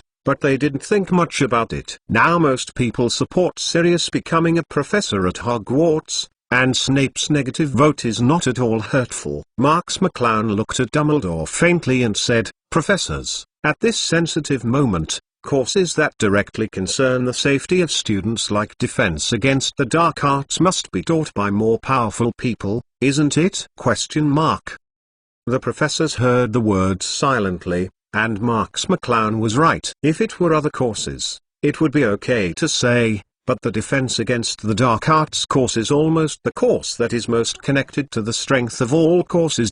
Plus cool, Tiger. Sirius laughed and said with disdain, Student Marks McClown, I am afraid you haven't figured out one thing. The reason why I lost to you before was just because I escaped from Azkaban at that time. My body was weak and magical. It's exhausted. What's more, I didn't have a magic wand in my hand at the time. In other words, if it's true strength, you think you can beat me? Marks McClown smiled faintly and said, since my subordinates will not admit defeat, then it would be better for us to compare again.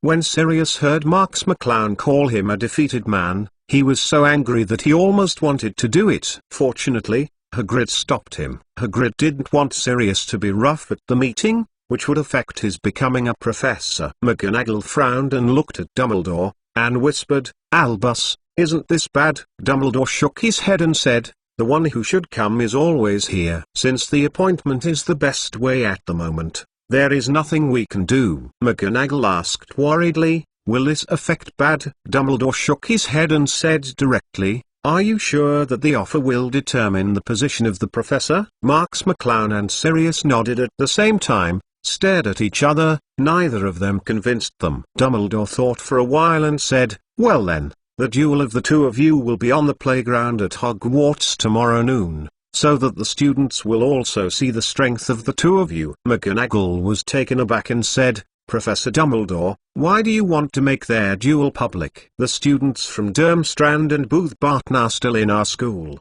and the school has a bad influence. Seeking flowers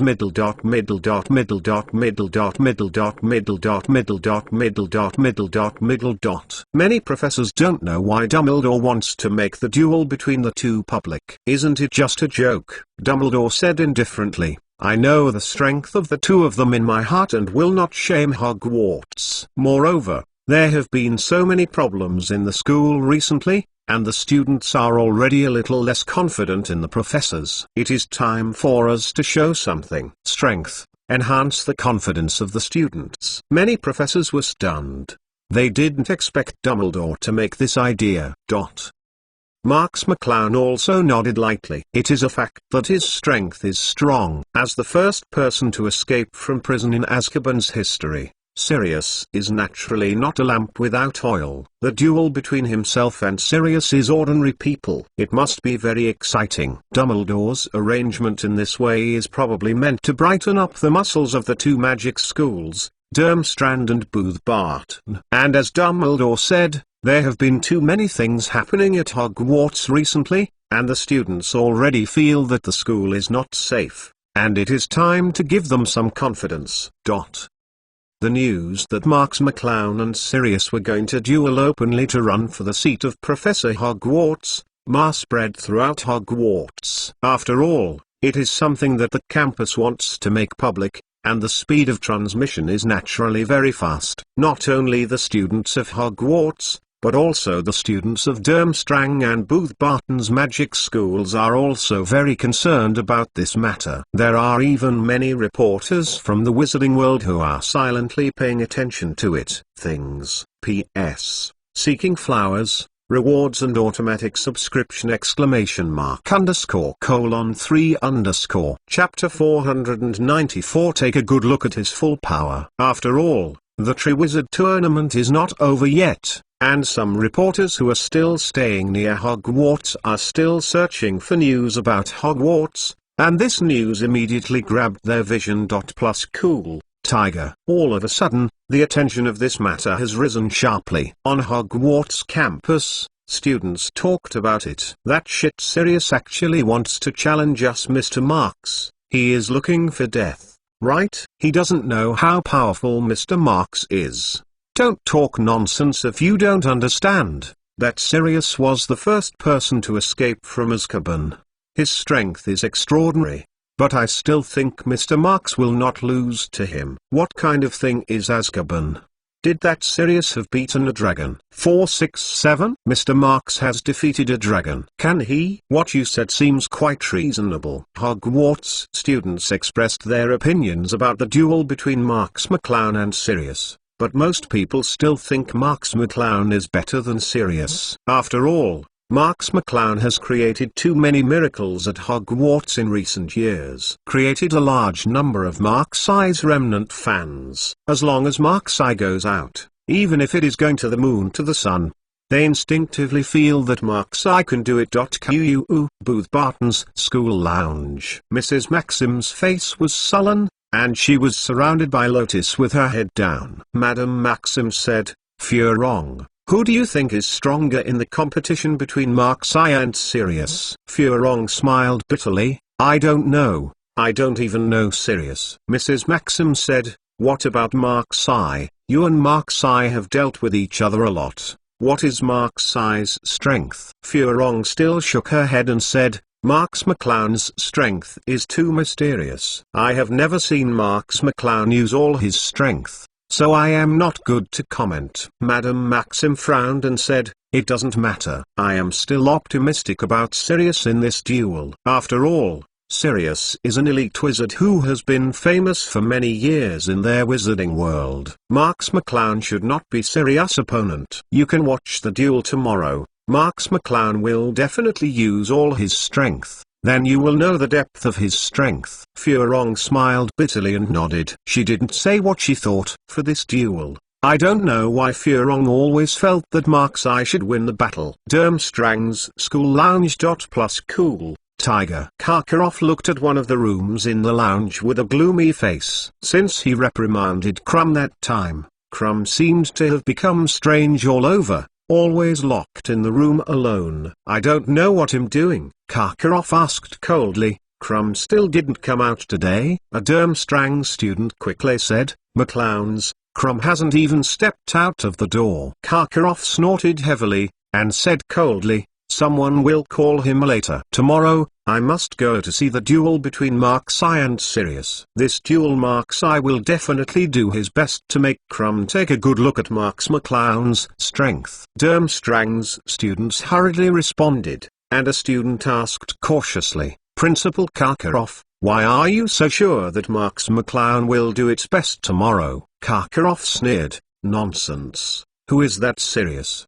That is the first man to successfully cross from Azkaban.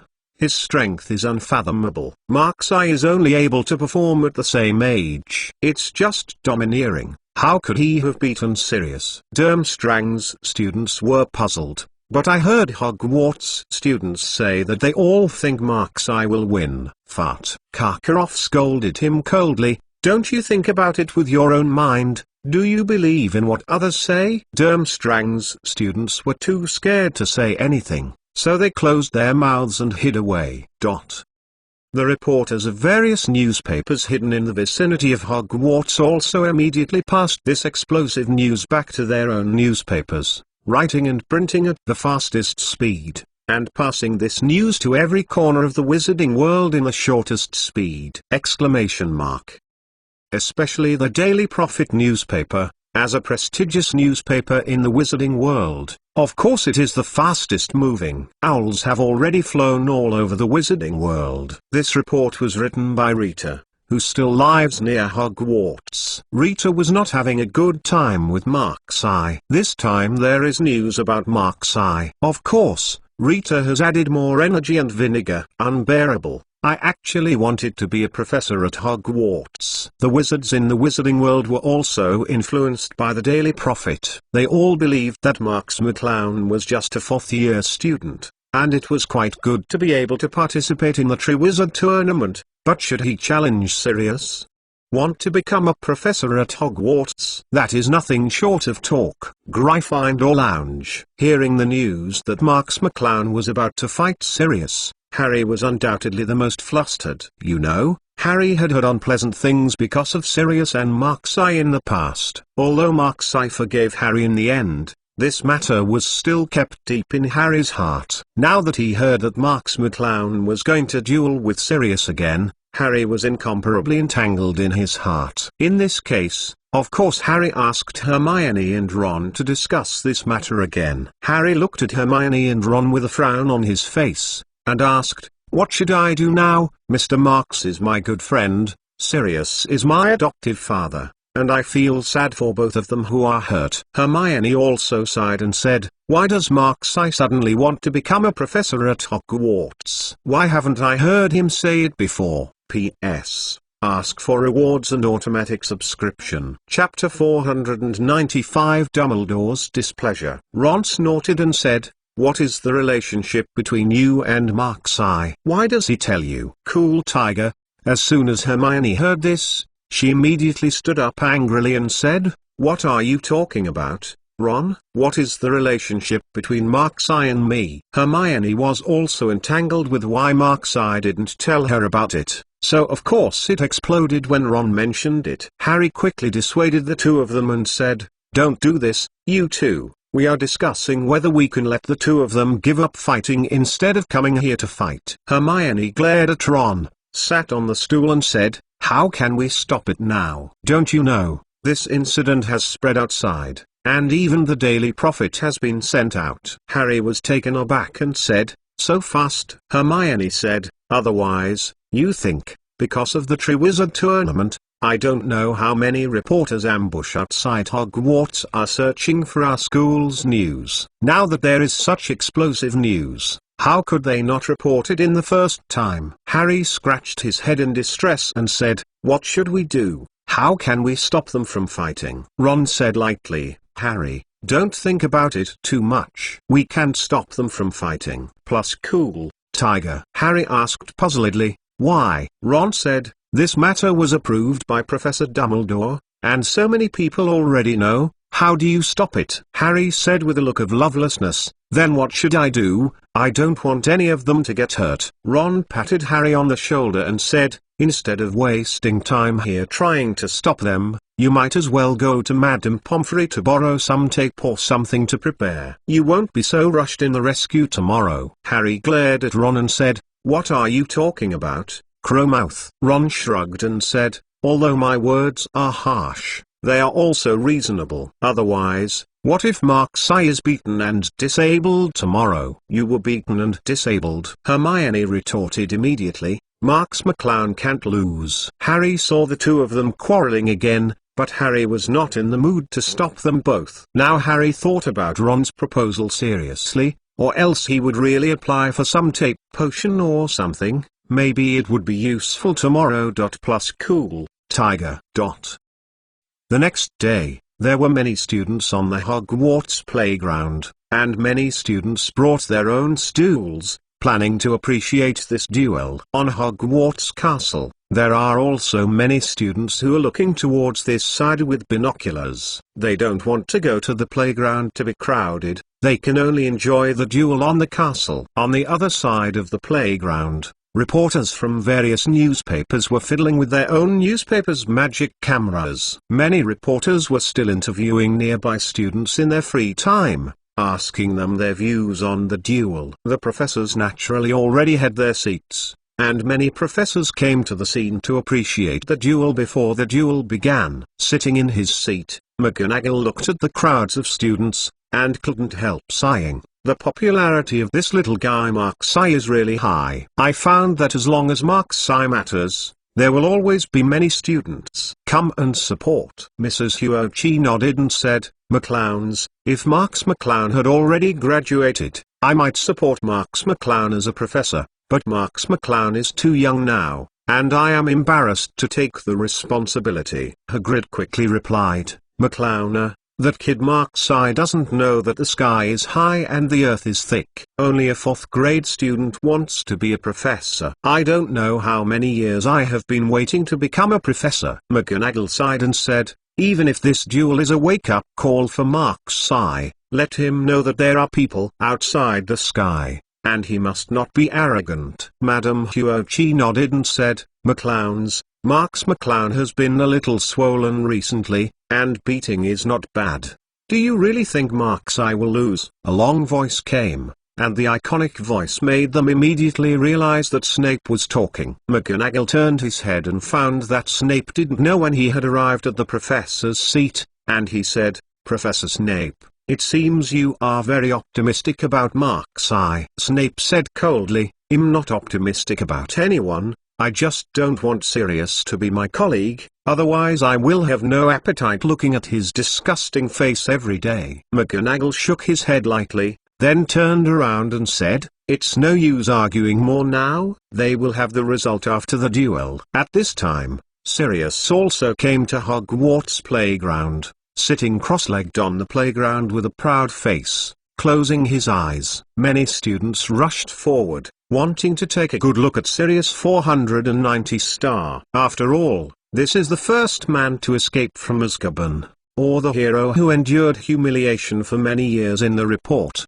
and rebelled against these youths. The students of the period have an inexplicable attraction. Many newspaper reporters immediately set up their cameras and took a fierce shot at Sirius. Even Rita boldly stepped forward to interview Sirius. However, Sirius ignored Rita, which made Rita very embarrassed and had to give up the interview with Sirius. At this time, Dumbledore also came to the playground. Seeing the enthusiasm of the students at the scene, many students were holding banners supporting Mark-Sai, and he couldn't help but feel a little unhappy. Dumbledore sat in the chair and asked, "How is the situation now?" McGonagall said immediately, "Sirius has come, but Mark-Sai has not yet come." Dumbledore nodded and looked at the sun above his head. He was talking about noon yesterday, and now it is a little bit before noon. Chapter 496 Professor Contest. Karkaroff took Durmstrang's students to the playground and said in a dark voice, "Albus, it seems that your school is quite lively." "Cool, Tiger."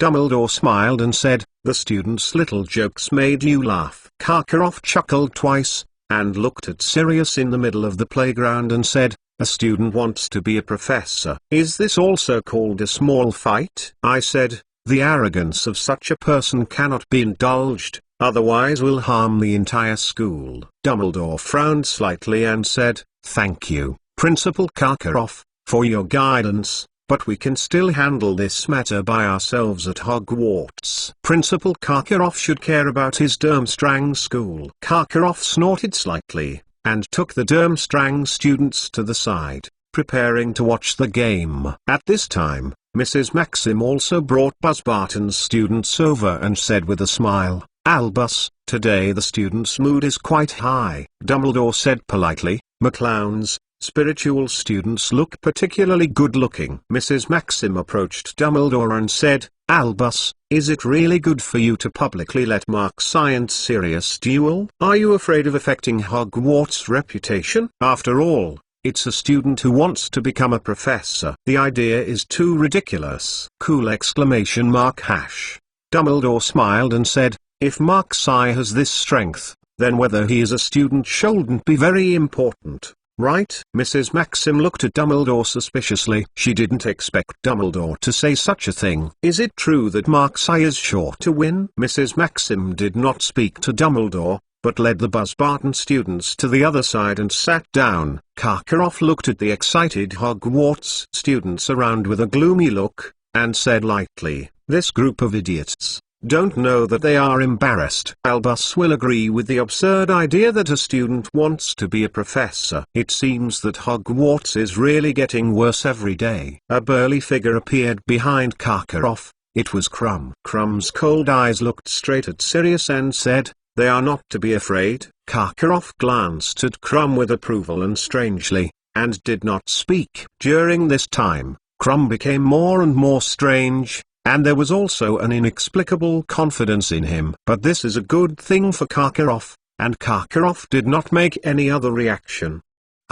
Suddenly, the Hogwarts students were agitated, and many people looked desperately in one direction, as if something had happened. Karkaroff asked suspiciously, "Go and see what's wrong." Immediately a Durmstrang student responded, and was about to find out what happened. The Hogwarts crowd suddenly burst into shouts, "Marks McClown! Marks McClown! Marks McClown!" It turned out that Marks McClown had already come to the playground, and Hogwarts students shouted Marks McClown's name to cheer Marks McClown on. Wearing a normal Hogwarts uniform, Marks McClown slowly appeared in the eyes of the crowd. Sirius' eyes also slowly opened, looking at what prevented him from becoming Professor Hogwarts' strong enemy. Ever since Marks McClown defeated Sirius last time, this matter has always been a thorn in Sirius' heart, and he must pull out this thorn. The Hogwarts students gave up a path, allowing Marks McClown to smoothly walk into the center of the playground and look at Sirius across the sky. Marks McClown looked at Sirius faintly. To be honest, he did not take Sirius into his heart. In the past, Sirius was not his opponent, and now he is not comparable to what he was before. Of course Sirius would not be right. He poses any threat. Dumbledore saw Mark's eye walking into the playground and the time was almost up. He immediately stood up and said slowly, "Since Mark's eye and Blake have both come to the scene, the duel can almost begin." Sirius stood up and looked directly at Mark's eye from a distance. The sky was already filled with the smell of gunpowder.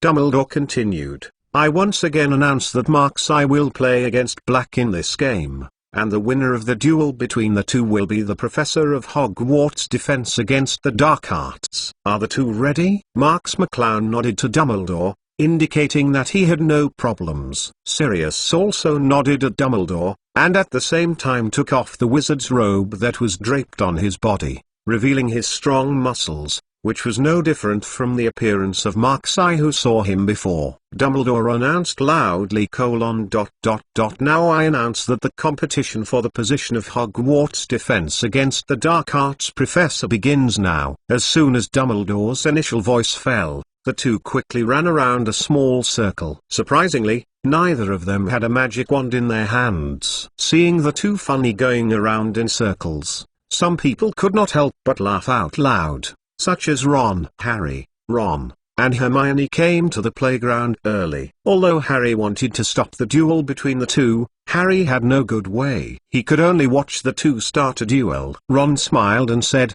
"What are Sirius and Mark's eye doing? Aren't they dueling? What are they running? Lee D. How?" Hermione glared at Ron disdainfully and said, "If you don't understand, don't talk nonsense. You think the duel between wizards is simply pulling out the wand and you bomb me, I bomb you. It's naive." Ron refused to accept. "What did you say?" Hermione snorted, and then said, "Marks McClown and Sirius are looking for each other's loopholes. As soon as they find the enemy's loopholes, they will pull out their wands and attack. P.S. Although there are still a lot of plots that have not been written, I still ask in advance, do you have any world you want to go to?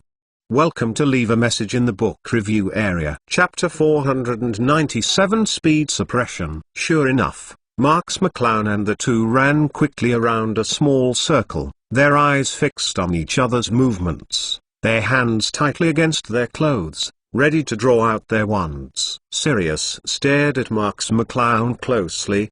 His eyes were very serious. He must defeat Marks McClown and wash away the hatred he once defeated by Marks McClown. Sirius moved his hand first, and reached into his clothes first, and he was about to attack Marks McClown first. "Except for your weapons." With a cold drink, a spell shot out from the tip of the wand, and the speed of this spell was breathtaking. But this disarming curse was actually shot from the direction of Mark's eye towards Sirius. Sirius' pupils shrank and his hands were still in his clothes. The disarming curse was already close to him. Sirius had to pounce at his side, avoiding the curse in front of him. The students present took a deep breath and looked at Mark's eye in disbelief. Just now, it was obviously Sirius' hand that moved first, and he wanted to attack Marks McClown first, but Sirius' hand touched the wand. Marks McClown had already pulled out the wand and successfully cast the spell directly, rushing to attack before Sirius. How fast is this speed? If it hadn't been for Sirius, who had also experienced a lot of battles and had a good physical response of 470, I am afraid that he would lose to Mark's eye in the first fight. Harry exclaimed and almost couldn't help but lunge forward. But fortunately he was stopped by Hermione and Ron in time. Plus cool, Tiger. Dumbledore's eyebrows also twitched slightly, and there was a slight change in Mark's eye's eyes, which was Dumbledore's usual vigilant look when looking at his opponent. Behind Dumbledore, The professors at Hogwarts exclaimed one after another. They couldn't believe why Marks McClown was able to take the lead before Sirius. Marks McClown's hand speed and second speed curse made them extremely surprised. McGonagall frowned and said worriedly, "Professor Dumbledore, Mark's eye." Dumbledore raised his hand, interrupted McGonagall's speech, and said calmly, "Don't talk, just watch." McGonagall sighed slightly, nodded and returned to his position. Hogwarts students shouted Mark's eye's name like crazy, and tried their best to cheer for Mark's eye. They thought about Mark's eye's 10,000 ways to defeat Sirius, but they didn't expect Sirius to take the lead. Still being attacked by Mark's eye first. What an exciting attack method this is. On Durmstrang's side, Karkaroff became very gloomy because of Mark's eye's attack. From his strength, he could tell that Mark's eye's strength might have surpassed Sirius, otherwise Mark's eye would not appear so obvious. Suppressed by the speed. When his opponent was Sirius, Marks McClown still had such a performance, which made Karkaroff worry about Krum again. The difference in strength between the two was too huge. Durmstrang's students also fell silent, staring at Mark's eye. The strength Marks McClown displayed had completely conquered their minds, and they also understood the huge gap between themselves and Marks McClown. As for Booth Barton, Mrs. Maxim sighed slightly. What Karkaroff could see, she could naturally see it too. But she did not expect that Marks McClown's strength had reached such a terrifying level. Don't talk about Furong. Even if it is oneself, facing Marks McClown, he dare not have any thoughts of underestimating the enemy. Furong was even more ashamed at this time. She had already seen her defeat in the Triwizard Tournament. A powerful opponent like Marks McClown almost made her lose all the confidence to catch up,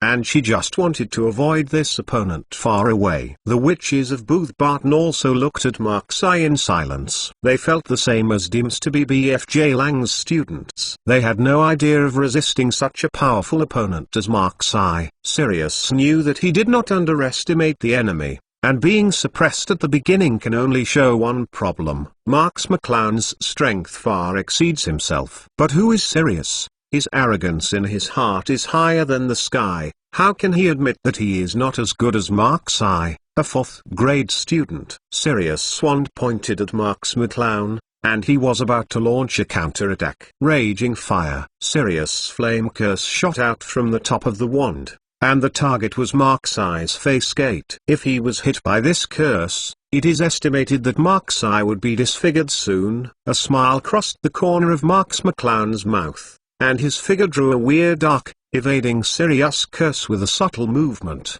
and the curse was pointed at Sirius. Raging fire. Sirius had no time to react, so he could only twist his body desperately, trying to avoid Mark's eye's flame curse, but Mark's eye's flame curse seemed to have eyes. No matter how he avoided it, Sirius would still hit the flame curse. Boom. The flame curse hit Sirius directly, and the surrounding students were in an uproar, and the professors on the professor's bench also stood up, for fear of any accident in this duel. Oh my god! Harry was so scared that he subconsciously covered his mouth like Hermione. However, Sirius deserves to be Sirius. Knowing that he must be in the Cloud Knight curse, he threw out the clothes he had taken off before and blocked him. The flame curse directly hit Sirius' clothes and exploded. Come! Sirius threw the burning clothing aside with a sullen face. At this moment, he was only wearing a vest and looked very embarrassed. He began to regret why he had to take off his robe in the first place. Fortunately, Marks McClown didn't use all his strength. Otherwise, with the strength of Marks McClown's magic power, how could a piece of Sirius' clothes be able to stop Marks McClown's curse attack? Sirius also understood this. His face was extremely gloomy. The most powerful mage of Harry Potter Chapter 498. The scar is good. Forget it hurts. Although Marks McClown didn't use all his strength to make him very annoyed, but at this time he couldn't say to make Marks McClown go all out. After all, Marks McClown was already a little bit powerless now. Marks McClown smiled faintly. After absorbing the meteorite from the outer world, his strength greatly increased, which was not comparable to the previous one. Sirius has indeed gained a lot of strength after being charged, but compared to Marks McClown, there is no difference at all. What should be crushed is still crushed. Sirius roared and rushed directly towards Marks McClown, as if trying to fight Marks McClown. Marks McClown's eyes narrowed slightly. He knew what Sirius' plan was. The magic curse was that he could not compare to him, so he had to come and fight him close to gain a little advantage. But is Marks McClown's body so good at melee? You know, Marks McClown's current physical strength, let alone the horse race, even the vampire family known for their flesh is quite a taboo. Not to mention Sirius, an ordinary human. It seems that the scars are really healed, and the scars are forgotten to hurt. Haven't you learned a lesson from being beaten so bad that day? Marks McClown received the wand behind her back, as if making a clear gesture without using the wand to attack Sirius. Sirius also understood what Marks McClown meant. He put his wand into his belt, rubbed his body, and slammed Marks McClown's face. Sirius has full confidence in his hand-to-hand combat. Although he lost to Marks McClown in the previous hand-to-hand combat, after this period of exercise and recovery, Sirius felt that his physical fitness would no longer be inferior to Marks McClown. However, at the moment when Sirius' fist was about to touch Marks McClown, Marks McClown lightly grasped Sirius' fist and twisted it casually. The burly body of Sirius was suddenly thrown out, like a broken sandbag. Sirius didn't even react to what was happening. He only felt a burst of power from his arms, and then he was thrown into the air and hit the ground, in front of thousands of people present. The scene was silent. Everyone stared at Marks and Sirius lying on the ground dumbfounded. Aren't the two of them wizards? Why did they suddenly fight melee? The hand-to-hand combat is fine. How did Marks McClown throw such a burly figure up by Marks McClown? Even Dumbledore opened his mouth slightly in surprise. It is a common phenomenon for wizards to only focus on practicing magic power. Even Dumbledore is just a bad old man without a wand. Many of the people present also knew that Marks McClown was very good in hand-to-hand combat, but he was able to throw away a burly adult man at will. This kind of combat strength really surprised them. McGonagall swallowed behind Dumbledore and stuttered a little. Albus, I'm not mistaken, right? Marks McClown has such a strong physical quality. Madame Hooch was even more surprised and said with a big mouth, how can human beings exercise to this degree? Isn't Marks McClown not a human being, but a hybrid offspring of some giant tribe? Snape retorted coldly, he is a descendant of the Marks family. Is any of the ancestors of the Marks family a giant? Madame Hooch was silent immediately. She just remembered now. Isn't there a giant hybrid descendant Hagrid by her side? Compared with Hagrid's body, which was clearly far beyond the general human body, Marks McClown's body shape looked like a normal human. Dumbledore fell into silence, and Marks McClown's strength exceeded his imagination. If Marks McClown is only strong in magic power, Dumbledore is still confident that he can control Marks McClown, but Marks McClown's physical strength is so terrifying now, even Dumbledore will feel jealous. Think about it, if Marks touched him and didn't notice it, wouldn't he be put down instantly before he could cast a spell? After seeing all this, Karkaroff was so shocked that he never closed his mouth. Durmstrang's students have a more sluggish expression than an expression. Marks McClown's strength is too abnormal. Even if the magic is strong, the fighting strength is actually so terrifying. How can they live?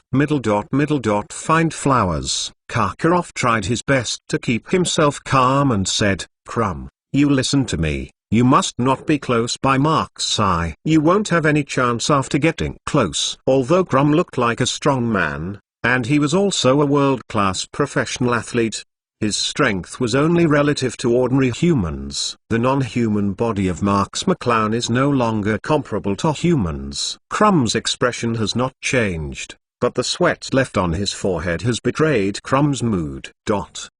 On Booth Barton, Mrs. Maxim covered her eyes in shock and screamed, "Oh my God, it's impossible. This is not the strength that humans should have. This is the strength of the devil. Furong had been so scared that Harong was pale, and the strength Marks McClown showed made Furong lose any confidence in opposing Marks McClown. Mrs. Maxim suddenly hugged Furong and looked at Furong seriously and said, "Remember, you must not conflict with Marks McClown. This person is extremely dangerous." Furong nodded stiffly, not knowing what to say. The Hogwarts students who watched the game cheered, as if Marks I had already won the game, but in the current situation, it seemed that there was no problem with that. Sirius climbed up from the ground with an ugly expression, and something called fear appeared in Marks I's eyes. Sirius thought about the scene where he couldn't beat Marks I. It may be that he was negligent for a while, or he was not as good as others. But Sirius never thought that he would be crushed so thoroughly. Chapter 499 Marks I's first lesson. Whether it is the strength of the spell, the speed of casting the spell, the ability to react, or even the strength of the physical body, he is crushed by Marks I. Sirius suddenly felt a kind of despair and powerlessness from the bottom of his heart. He couldn't afford any courage to continue fighting. This was an emotion that he did not appear even when he was imprisoned in Azkaban. It is impossible to win any more fights, so why continue to humiliate yourself? I lost, Sirius slowly said. The whole person seemed to be 10 years old. Marks McClown stared at Sirius faintly. It is estimated that today's events will remain deep in Sirius' heart and become a shadow in Sirius' heart. The students present were also stunned. They didn't expect that 63-0 Sirius would surrender himself. Is this the Sirius they heard of? Dumbledore closed his mouth and looked at Marks I in silence, not knowing what to say. When the students present reacted, there was a deafening cheer. All the students shouted Marks I's name, except that the word professor was added at the back. Professor Marks McClown, Professor Marks McClown, Professor Marks McClown. These 4 words spread throughout Hogwarts, and the students embraced each other like a celebration, celebrating Marks I's defeat of Sirius. Harry looked at Marks I and Sirius, not knowing whether he should be happy or sad. Cool Tiger. But the ending is now the best. Although Sirius was defeated, neither Sirius nor Marks I were injured. This was the result Harry wanted to see. Karkaroff had a sullen face and left the field with Team Strang's students directly. For some reason, he felt very embarrassed to still stand here. Mrs. Maxim brought Booth Barton's witches to thank Dumbledore. Congratulations to Hogwarts for the appearance of such an outstanding student. And congratulations to Hogwarts for adding another powerful professor. Dumbledore looked very plain, and directly declared, "In this game, Marks McClown won, and Marks McClown will be the professor of Hogwarts Defense Against the Dark Arts." After Marks McClown was announced in public as Hogwarts Professor of Defense Against the Dark Arts, the audience thundered, and Hogwarts students cheered and hugged each other, as if they had won some honor. However, it was quite symbolic that Marks McClown became a professor of defense against the dark arts. After all, this was the first time that a student had served as a professor since Hogwarts was founded for so many years. Marks I set another record at Hogwarts. The Hogwarts students are no strangers to Marks I's repeated record-breaking events. On the contrary, it would be strange if Marks I did not perform miracles. Now that Marks I became a professor at Hogwarts, he naturally had to take on the responsibility of teaching. For this reason, Dumbledore had personally visited Marks I and told Marks I what he should pay attention to. Dumbledore also ordered McGonagall and Snape to assist Marks I with the filing. In fact, he still felt that Marks I was too young to teach the students in a real sense. Marks McClown declined Dumbledore's request, indicating that he would be able to do his job as a professor. With Marks McClown's repeated assurances, Dumbledore withdrew the help of McGonagall and Snape. Of course, Marks I had to prepare the lectures himself. If McGonagall and Snape intervened, their different teaching styles would only mess up his teaching. Marks I still chose to prepare the lessons by himself. You know, Defense Against the Dark Arts is a very important course for Hogwarts. Otherwise, Dumbledore would not bother to invite various people back to teach this course in recent years. and Snape has always both wanted to become a professor of defense against the dark arts, but they have never been successful. The students at Hogwarts were even more excited about Mark's teaching them. You know, they are always trembling in class, and those professors have to preach to them from time to time. Now it's replaced by Mark's.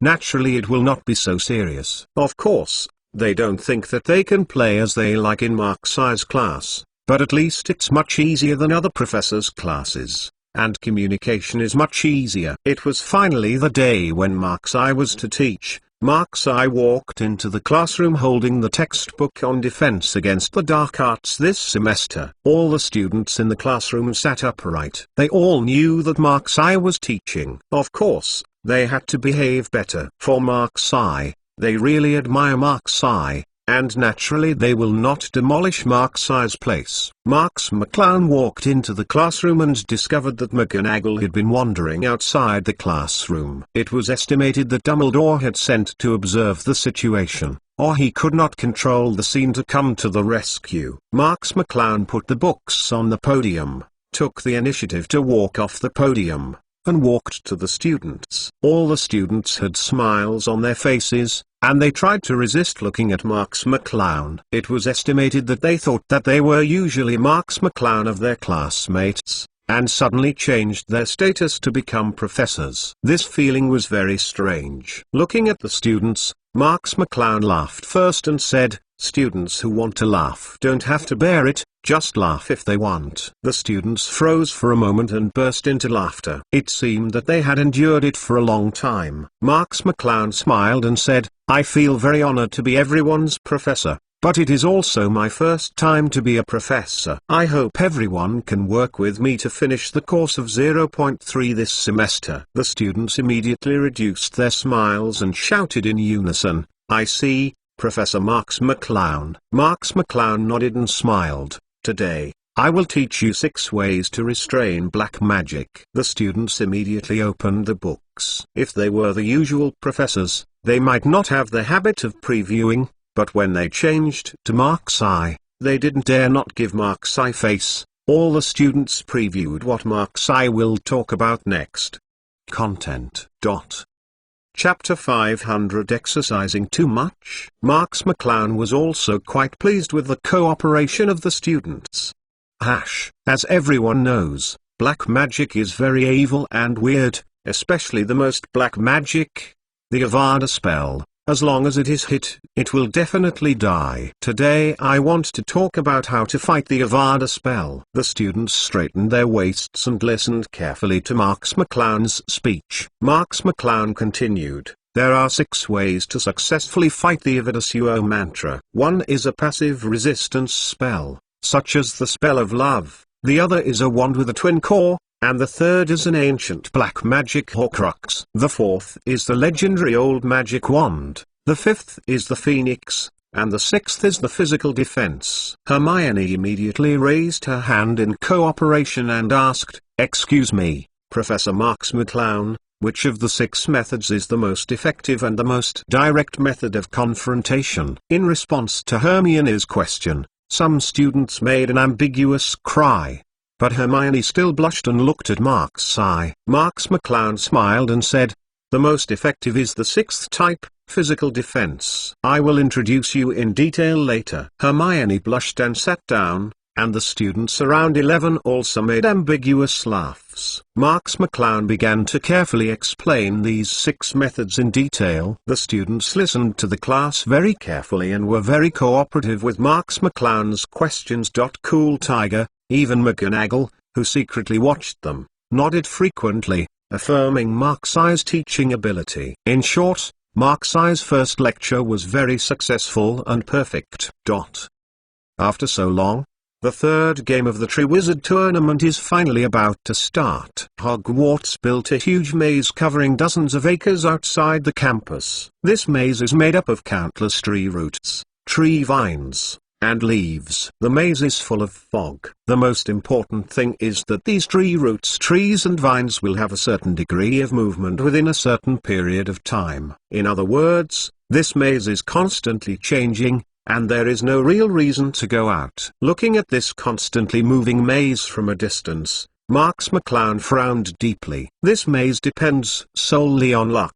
If he is not lucky, even if he is strong, he may not be able to go out. Fleur and Harry also had sad faces. They had no choice but to pray to the goddess of victory to take care of themselves. But this news may barely be considered good news for Furong. After all, Furong is now the worst performer among the four fighters, so to a certain extent, it shows that Furong is behind in strength among the four. Cool Tiger, the test now is not strength, but luck. For Furong, there should be a little hope. Finally, the third game of the Triwizard Tournament is about to start. Hogwarts simply built a small square before the maze, which can only accommodate less than 200 or 300 people. Dumbledore and the others have absorbed the experience of the second game. Since the students can't watch the four fighters match, then there is no need to build such a large auditorium. Despite this, many students came to the scene. All the chairs in the small square were crowded with spectators. The venue that can only accommodate 200 or 300 people was magically crowded with almost 1,000 people. One can imagine the grand occasion. Outside the square, there are even densely packed people standing, which can be described as a crowd of people. If there is another time, I am afraid that the Hogwarts professors will also absorb this experience, and would rather build more sites than squeeze it like this, otherwise it will be too easy for accidents. Today's Marks McClown wore a black tights. He knew that this labyrinth would not be as simple as it seemed on the surface, and it would be difficult to win. So Marks McClown put on the most convenient tights. Harry waved his hands around with excitement. He looked very energetic in a red long-sleeved shirt. Harry was very happy that he was able to stand in the final match of the Triwizard Tournament. He was very satisfied with the result. He had already proved himself to a certain extent, and he would not force himself in the rest of the game, and did his best. Enough. Krum lowered his head and didn't know what he was thinking. The whole person seemed to be a little different from before, and his temperament seemed to have changed. The former Krum was a fierce lion, but now it is like a scorpion, cheetah ready to go. But I don't know why there always seems to be a feeling of excessive force. Marks McClown shook his head and cast aside this strange idea. As for the change in Krum's temperament, Marks McClown still had a little thought. After all, among the other three people, Krum was the only one who could threaten him. Furong looked a little haggard, and she didn't look energetic in her light blue tights. It seemed that she had also suffered from her own inner suffering during this period of time. Dumbledore walked slowly to the center of the 510 field and pressed his hand gently to signal the students to calm down. The classmates shouting frantically in the auditorium slowly recovered their calm, looking at Dumbledore with excitement. They had been looking forward to the final match of the Triwizard Tournament for a long time, and they had long been a little uncontrollable. Dumbledore said with a smile, "The Triwizard Tournament has come to an end. Now what you see is the final level. The trophy is hidden inside. Whoever finds the trophy first will win." The Marks-I and the four appeared awake. It turned out that they didn't have to walk out of the maze, but found the trophy in the maze. This is really a level of luck. Dumbledore continued. There are no dragons, no mermaid, just endless branches and leaves. The students in the audience talked a lot. No, is it really that simple? The final game is really all luck. Even if the winner is selected, people will not be recognized.